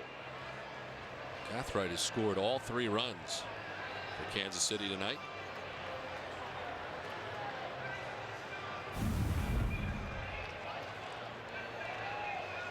So 2 down, DeJesus at first. The conference breaking up on the mound.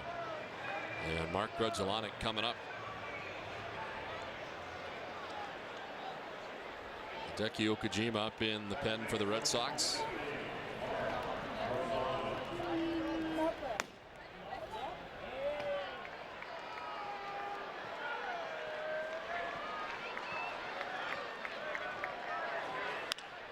To right field, Ellsbury coming in. Makes the catch. Red Sox win. perfect 6-0 at home on this homestand. And tonight they beat the Kansas City Royals 6-2 to take the first 3 games of this series with 1 left to play. Jerry and I'll be right back. But first, here's Tom Karen. What's coming up on WB Mason's Extra Innings? TC? All right, Don, thanks very much. We'll look back at the night of work for Bartolo Colon as a 34-year-old follows in the footsteps of a 24-year-old and a 23-year-old in the Red Sox tomorrow. We'll take the field in a matinee. We'll preview that as they try to win another game on this homestand and remain unbeaten in a homestand of 7 or more games for the first time since June of 2006. We'll do it with Dennis Eckersley on WB Mason's Extra Innings next. Check this out. With this controller, your character will mimic your exact motions. See? Sweet. Now throw me a pitch, just like we're outside. Want to get away? Now you can. Fly to your favorite vacation destinations on Southwest Airlines for as little as $59 one way. Visit southwest.com today. You are now free to move about the country. Hurry in now for Toyota's banner sales event with great deals on a huge selection of Toyotas. Like Toyota Tundra, Motor Trend's 2008 Truck of the Year. Now you could get any 08 Tundra with 0% financing, plus $1,000 down payment assistance that could save you over $5,000. Or lease an 08 Tundra Double Cab for $289 a month for 36 months. The banner sales event ends June 2nd, so hurry to your New England Toyota dealer today.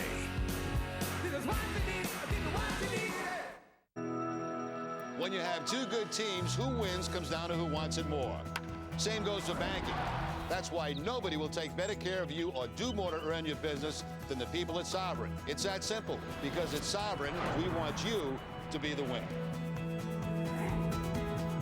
Open a Premier checking account right now and get a $150 bonus. It's another way Sovereign does more to earn your business.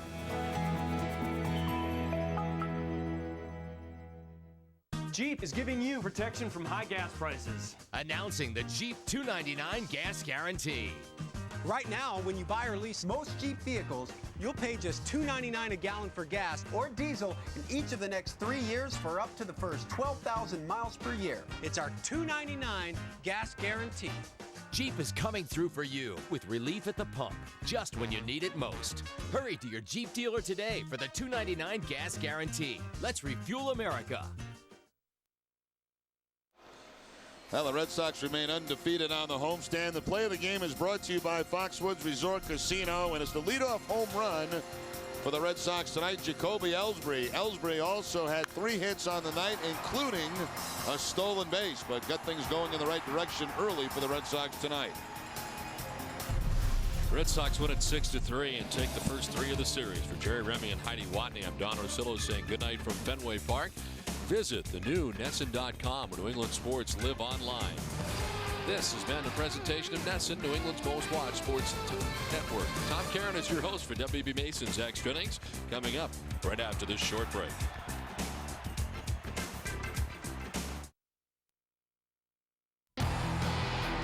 Closed captioning for Red Sox baseball on NESN is brought to you by Aflac. Ask about it at work. The Globe was always in my house. My father and I used to sit on his bed every Sunday and read through the Sunday paper. Get Boston's Sunday Globe home delivery, just $1.75 per week for 12 weeks. The Globe helps me feel like I'm a part of Boston. My favorite section to read in the Boston Globe is definitely the sports section. Keeps you in the forefront of what's happening politically. I use the Boston Globe to plan my weekends. There's a life to the city. There's a vivacity reflected in the Boston Globe. It's like a good book that you can't put down. You're going to find out what's really going on. Call 1-800-467-4455 and you'll get local coverage of news, people, sports, and events. I like the Globe South. I know what's going on in my neck of the woods. I can have a different flavor of the different towns. North Shore, South Shore, Cambridge, the South End. To make a plan, I wouldn't live anywhere else. Call 1-800-467-4455 for Sunday home delivery and get 12 weeks for $175 per week, a 50% savings. It's the best feeling in the world on a Sunday morning to wake up and know that the Globe is right outside my door.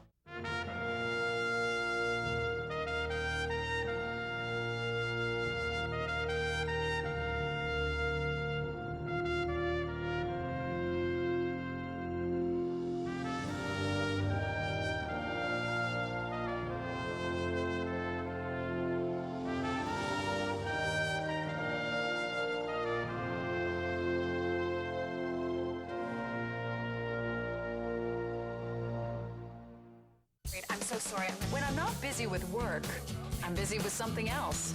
So of course I make a lot of calls. Take a flight in the morning. But with Comcast, I don't give my phone bill a second thought. I know you're not going to believe this, but once again, I lost. Plus I can check my voicemail online, which is great. And I get all kinds of features to keep me in touch. Or not. Get unlimited calling from home and great features too with Comcast Digital Voice. Just $29.99 per month for 6 months. It's Comcastic.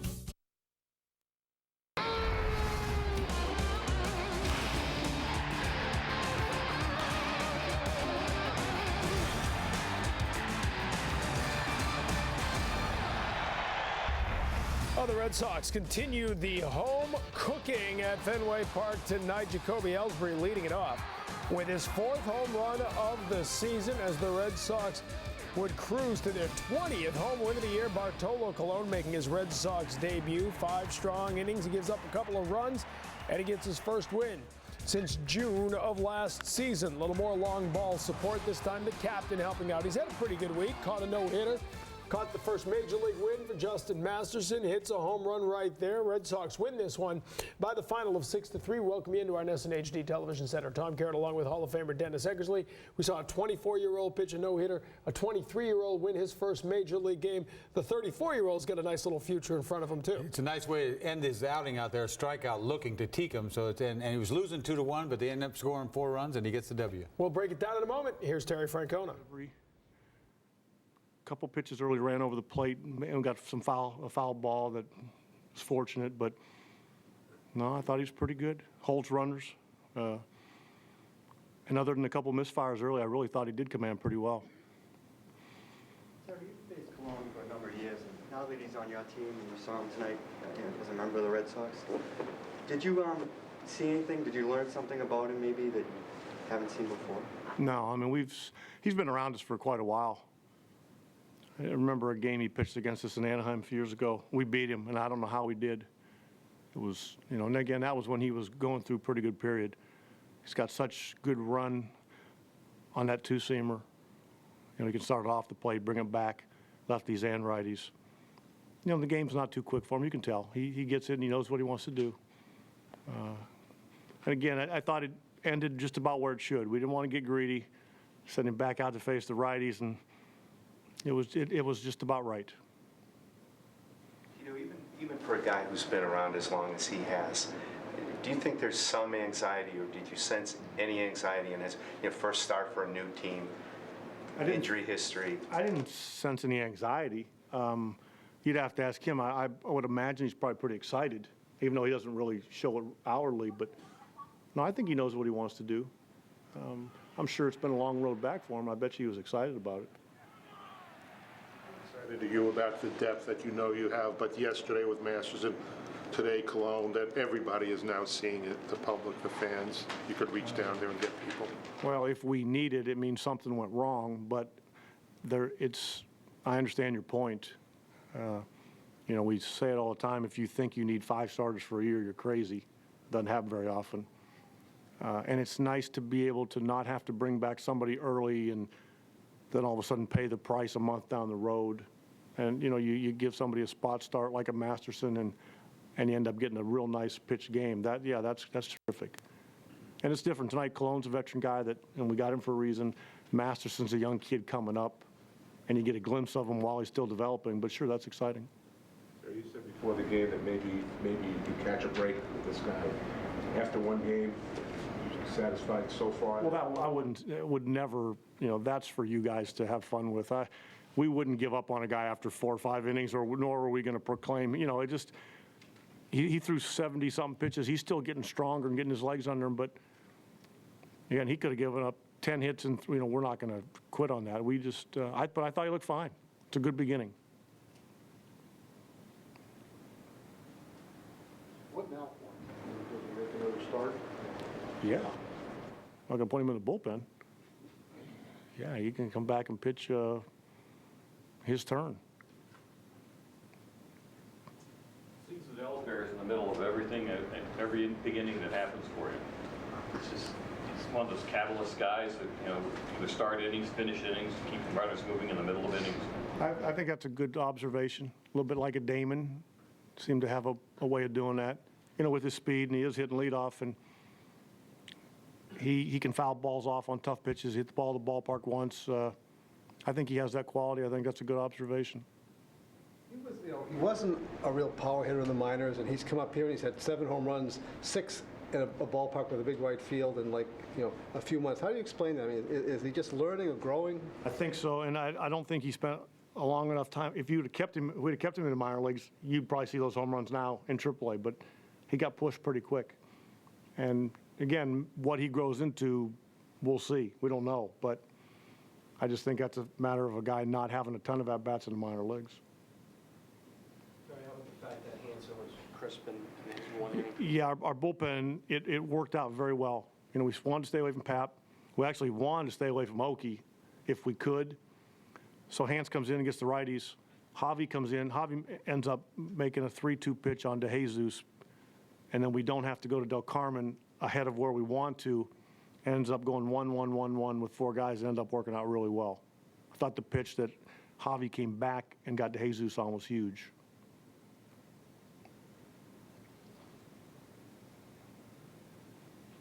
Okay. All right, Terry Franco to wrap it up his meeting with the media. Our superstar of the game, Bartolo Colon. Now, we don't usually give it to someone for 5 innings, 6 hits, a couple of earned runs, but I think this is an important night for Bartolo Colon and for the Red Sox. You can see the 10th pitcher to win the Cy Young with another team before coming to pitch for the Red Sox. Of course, Eric Gagne was one of those pitchers as well. That didn't work out, but this acquisition might work out very well for Boston. Yeah, and what it meant, you know, a guy like that, you know, you didn't expect, you know, I don't know what you expected. When he got hurt, maybe he'll never come back. And then finally, for him to get here, I thought he threw the ball well. I really did. I thought that he had decent command. He can paint. He can show you that he can paint a little bit. And I had said early on that can he pitch with an 88-mile-an-hour fastball? Well, we saw that he got it up there to what, 94, 95? 96 officially on the websites and on the gun on Nesson. I mean, if he's throwing 96, and you looked at me at one point during the game and said, you know, it's not blow by you 96. Not like it's not that explosive late life that he had. But with that and with his ability to dot, his ability to paint on the edges, he's going to get a lot of guys out. Well, the thing about him is what I like is the fact that he throws that 2-seamer, that he can get some ground balls, and that's what he got. Now, this is a lineup that, to me, you don't want to get carried away with it because this is a tired lineup, this Kansas City lineup. But see this 1 inning, the second inning says a lot to this 2-seamer he's got. I think the hitter right here might be Butler, and he throws that sinker down out over the plate, and he gets a ground ball. So he doesn't, you know, necessarily have to blow guys away anymore because his ball moves. You'll see the next hitter, another weak ground ball by Buck, and this ball is going to kind of run back in. It's not going to sink as much, but runs back to him, crunches him right here, and a weak ground ball to second base. So that's not that gas that he features away. That's that ball running back into a right-hand hitter. And you'll see Pena right here, pretty much the same thing. This ball is not going to sink, but it's going to run back in. Maybe a little sink right there, but a weak ground ball. So that tells me right there, it doesn't matter velocity when you have, you know, movement on your ball, a fastball like that. And you know that he can paint. In some of the punch-outs tonight, not a lot of swings and misses, but he could dot the outside corner with the best of them. And the last pitch he threw was a paint ball inside corner to Tecum to leave the ball game. And we saw him mixing a couple of sliders. We talked about that last night. In his case, it's going to make that 94-95 look that much better. His guys are going to have to chase after it. Saw a little bit of the changeup, but I think that would come as he gets more innings here and gets back to work. Oh, definitely. And he's going to get stronger. 74 pitches. I mean, this guy has been a workhorse for so long. And if his arm is sound, he's going to go out there and give you innings. You see right there, fastball paint away to Guillen, and then you paint outside corner to DeJesus, and a swing and miss outside corner paint to Buck. And then you see Tecum, the last pitch he threw, a little 2-seamer, I think, that ran back over, almost a la Maddox type of pitch. But that's a nice pitch to end it on, and he leaves in a 2-1 game losing, and the Red Sox, that's why he came here. Red Sox came back, got 4 runs for him right away. That's right. And he gets the win. That's why he wants to be here, and that's why they want him here. It all came together. 5 innings, that's what they wanted tonight. 4 strikeouts, 3 of them were called third strike. So you talk about painting. You talk about the ability to locate that fastball. Bartolo Colon showed it tonight. We'll come back with the latest from Yankee Stadium. A-Rod trying to help his team back out as the Red Sox extend their lead with a win over the Royals. Now a 2-game lead in the East. Get ready. This is the Subaru Dealers of New England Spring Sales Event. Get ready for adventure in the world's first sport utility wagon, the all-wheel drive Subaru Outback with a powerful boxer engine for improved handling and control. Right now, get $1,500 cash back plus 0% financing. What makes a Subaru a Subaru? Ready for spring. It's what makes a Subaru a Subaru. Don't miss the Subaru Spring Sales Event going on now.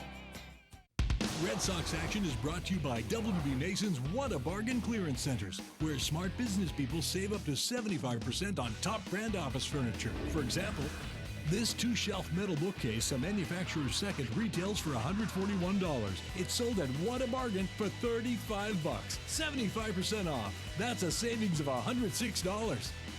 Now you know why it's called What a Bargain. It's not bargain office furniture, it's great office furniture at a bargain. What does the Buick Pontiac GMC Spring Collection mean to you? Better highway fuel efficiency than your typical 8-passenger SUV. The most fuel-efficient 5-door in its class. And the best available V8 fuel economy in a full-size pickup. The Buick Pontiac GMC Spring Collection. Now through May 21st, current GM owners can get $3,000 loyalty cash on a 2008 Buick Lucerne. The Spring Collection. Visit your participating New England Buick dealer.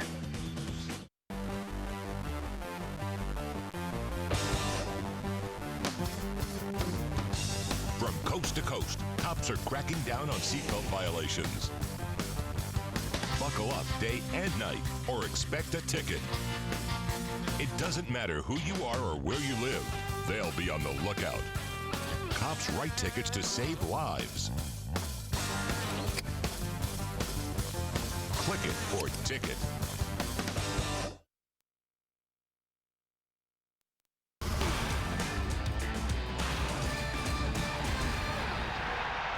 Welcome back to Fenway Park. The Sox beat the Royals 6-3 and continue to get hits all throughout the lineup. I'll have clubhouse reaction on a 6th straight win and Bartolo Colon's debut as a Red Sox. We'll also talk with Craig Hansen as he continues to be solid in relief. Now back to TC. Heidi, thanks very much. Red Sox win it by the final of 6-3. And we talked about in the pregame show tonight about how they would handle the bullpen because we didn't expect Bartolo Colon to go 8 or 9 innings, and he didn't. He went 5, and this worked out pretty well. You had 4 different guys come in for an inning each, and they got the job done. I was getting set to say, what a beautiful 4 innings, no runs, and then Timlin gives up a cheap one in the 9th inning. But it's a nice thing. Everybody's going to get confidence from this. Hansen came out, threw the ball well, easy inning.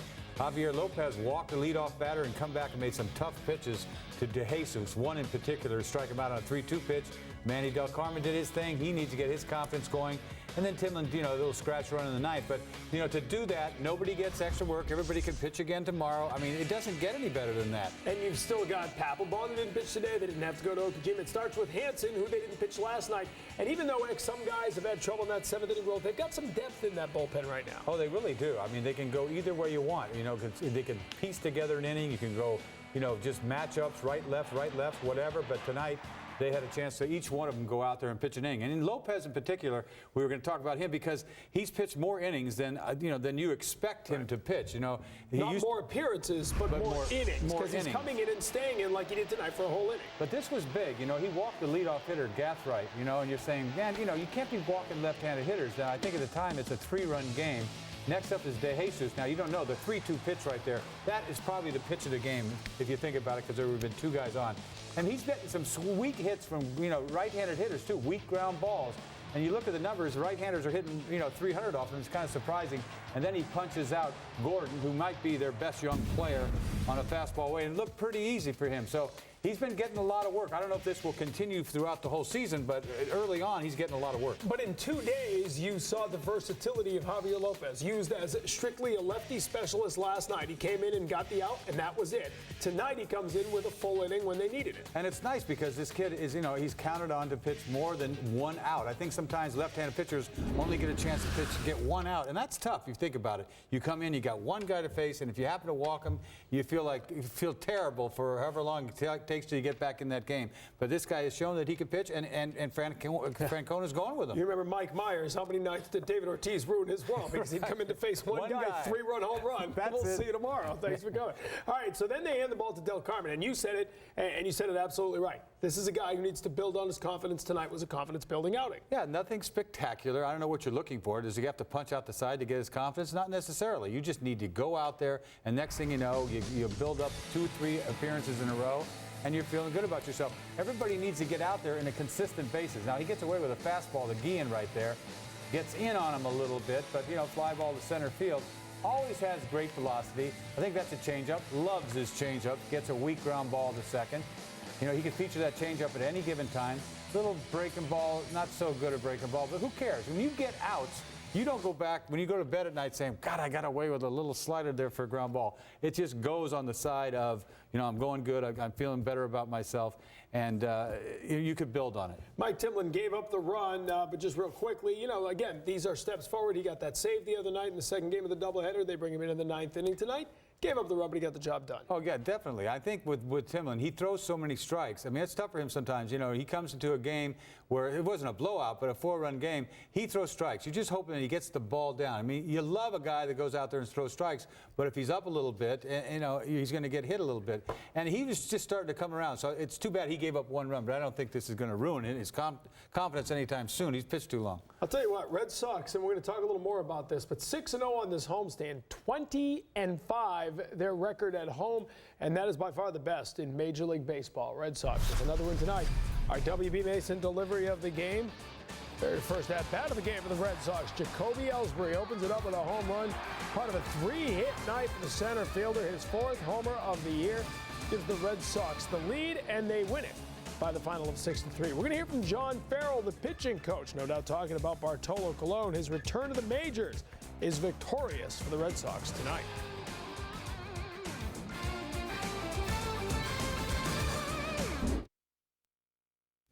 Red Sox action is brought to you by WB Mason's What a Bargain clearance centers, where smart business people save up to 75% on top brand office furniture. For example, this gorgeous iron gray swivel chair, a special purchase, would ordinarily sell for $179. It's sold at What a Bargain for $69. That's a savings of $110. Now you know why it's called What a Bargain. It's not bargain office furniture, it's great office furniture at a bargain. Another amazing night at Fenway Park, historic at that. Glasgow strikes out. John Lester's thrown a no-hitter at Fenway. He no-hits the Kansas City Royals. After what this guy has been through, this is a special, special night at Fenway Park. Tomorrow in HD, it's the Sox Royals. Pre-game coverage begins at 12:30, only on Nesson. 2 Molson Canadians? You got it. Man, that's a good beer. Lots of flavor. Yeah, but it goes down easy. It's from Canada. It is beautiful up there. Well, it's like a postcard. Good people, too. Yeah, just good people, living in that beautiful landscape, making this incredibly tasty beer. That's poetic. Pass the peanuts. Yeah. With a big taste and a nice finish. Molson Canadian, an honest brew. Well, here's another happy consumer filling her gas tank. Yeah, it's crazy. Well, what are you gonna do, sell your car? Actually, I just refinanced my car. That really cut my payment. You can do that? You can if you call DCU. DCU? I do everything there now. Keep your car, but trade your loan. Call DCU for a refinancing estimate. So why don't you call DCU? You do have a car, right?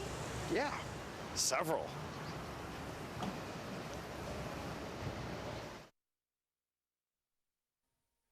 It's fun, exciting, and only here for a short time. Introducing the lottery's limited edition World Series Red Sox ticket. You could win up to $10 million instantly. There are also 20 instant prizes, each worth $1 million. Plus, you could win great Red Sox World Series memorabilia. Get yours today at Fenway Park or your local lottery agent. MassLottery.com. All right, coming up this week in the pregame show tomorrow, 12:30 our start time. So what's in a start time? Some guys like to play during the day, some guys don't. We'll discuss. On Friday, we'll look at which teams are getting the most out of their payroll, getting the biggest bang for your buck. And then on Saturday, Ken Maka, former AL manager, breaks down the AL managers and takes a look at who's on the hot seat and who's not. That's all coming up this week as Olympia Sports presents the Boston Globe pregame show.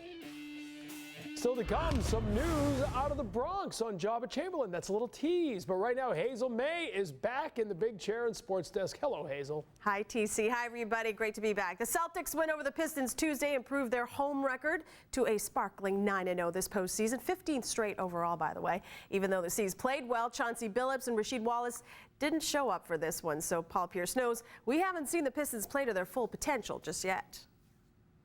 Oh, you definitely expect Detroit to make some changes. I mean, they didn't win 59 games for no reason, so you expect them to kind of try to counter some of the things we do, especially in the pick and roll and some of the opportunities we got easy. So we expect this to be a much tougher game in Game 2. And coming up tonight on Sports Desk, we'll have a preview of Game 2 between the C's and the Pistons. Who will make the big adjustments? Plus, Rasheed Wallace had a thing or two to say about the green and also made a little bit of a guarantee. You'll hear about that. And we've got the Minute Man of the Hour, UMass head coach Derek Kellogg in studio to talk a little hoops.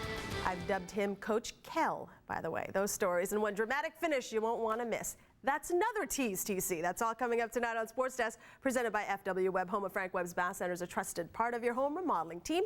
I'll see you all back here in just a few minutes. For now, back to you, Tom Karen. Looking forward to that Rasheed guarantee. Thank you. We guarantee we'll be watching Hazel May, who coming up with Sports Desk in just a little bit. Right now, we go back to the ballpark, check in with the pitching coach, John Farrell, after Bartolo Colon wins his Red Sox debut. You think he did? Well, we came in tonight thinking that there was going to be 75 to 80 pitches. He had thrown 63 in his last outing at Pawtucket. It was apparent that in the 5th inning, it looked like he was starting to tire a little bit. So regardless of the 4-run inning that we had and a little bit of downtime that he had with the potential getting a little bit tight, we had made the decision before we went to bat in the bottom of the 5th. So what was most impressive is he used his fastball very well tonight. The two-seamer got a lot of ground balls with some early contact, and I think it was a very good step in the right direction for Bartolo.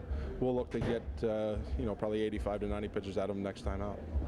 Okay, Eddie. So one of those guys who can just use a fastball for a long period of time, almost like Saberhagen used to be and some of those other guys. Well, when you can throw both 2 and 4 seam on both sides of the plate, in some effect, it gives you 4 different pitches. Tonight his approach was very similar to what he's been accustomed to throughout his entire career. He's going to mix in some sliders and some changeups on occasion, but he's primarily a fastball pitcher, and of the 74 pitches tonight, he only threw 10 off speed. So I think that's indicative of the type of pitcher he is and the style that he'll attack hitters with. Okay.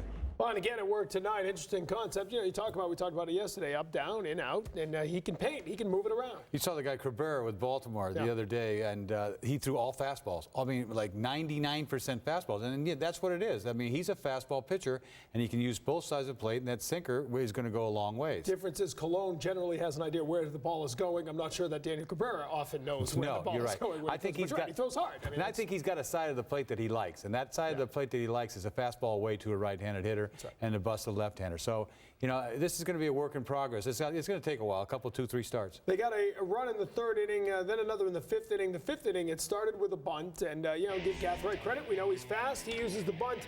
Maybe Colon's not going to be the slickest fielding pitcher out there for a little while, so maybe that's not a bad play. Well, that's a blueprint bunt right there. And then you see this right here, a little two-seamer away, and De Jesus just flips it to left field. You can't do anything about this.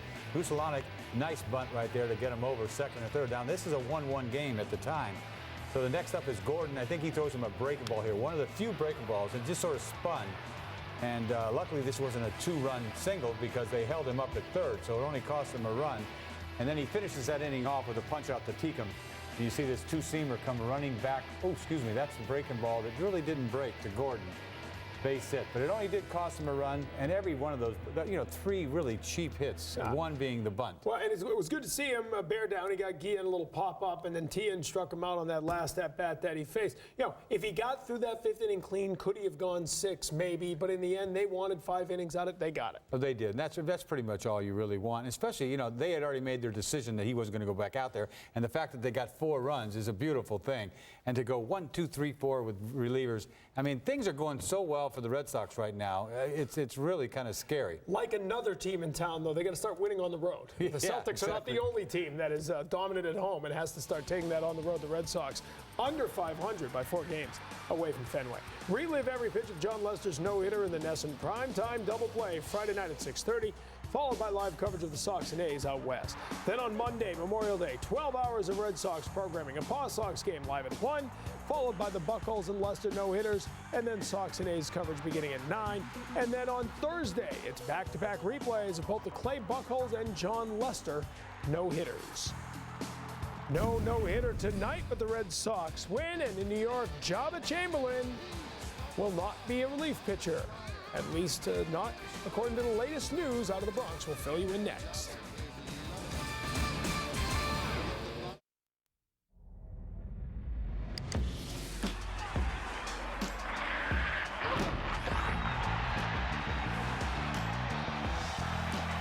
NESN.com. Okay, so you're all set with Verizon Fios. Pretty amazing picture, huh? Wow. Wow. Wow. Wow. Wow. Wow. Picture quality the experts call stunning. This is what happens when Verizon brings fiber optics straight to your home. This is Fios. This is big. In Red Sox Nation, there's only one way to prepare for the game. Olympia Sports presents the Boston Globe pregame show on NESN. 1 hour before every Sox game. Because it's more than just the game. It's pregame. Dave, your phone here. We have to switch to new phone service from Time Warner Cable Business Class. We'll have one provider for all our communications, and we'll save money. Hey, Lisa. My phone's talking to me. Go ahead, tell her. You know, one provider, phone and internet on one easy bill. Local dedicated support. Seriously, Dave, you need some time off. Yeah, after you switch. Thanks for the help. Switch to new phone service from Time Warner Cable Business Class today. It's on. It's on. The spring sales event is going on at Pape Chevrolet. Drive in today and drive out with over $10,000 in savings on select new Silverados, including diesels. The long, cold winter is over and the deals are hot at Pape Chevrolet. Save up to $4,000 on a new Impala. Save up to $7,500 on a new Avalanche. Tahoe, Suburbans, up to $8,500 off. It's time to come out and save at Pape's spring sales event in South Portland or online at papechevrolet.com.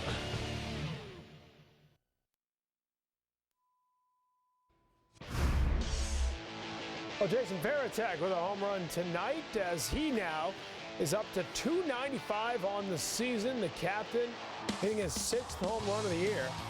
He came in the 5th inning. We'll talk more about Jason Varitek in a little bit. Right now, I want to remind you that Hessen Hes Express are proud sponsors of the Red Sox and the Red Sox on NESN.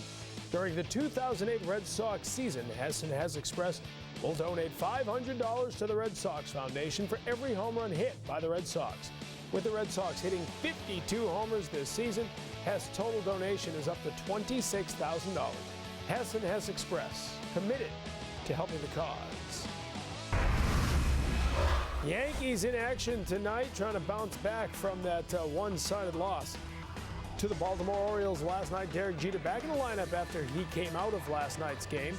After he got hit by a pitch in the 2nd inning, Robinson Cano will double in Shelley Duncan, coming all the way around from first base. Red Sox, or Yankees rather, on the board, and they would add to it. 3-0 in the 3rd here. A-Rod for the 2nd straight night with a home run. 6 on the year in 2 games since returning from the quad injury.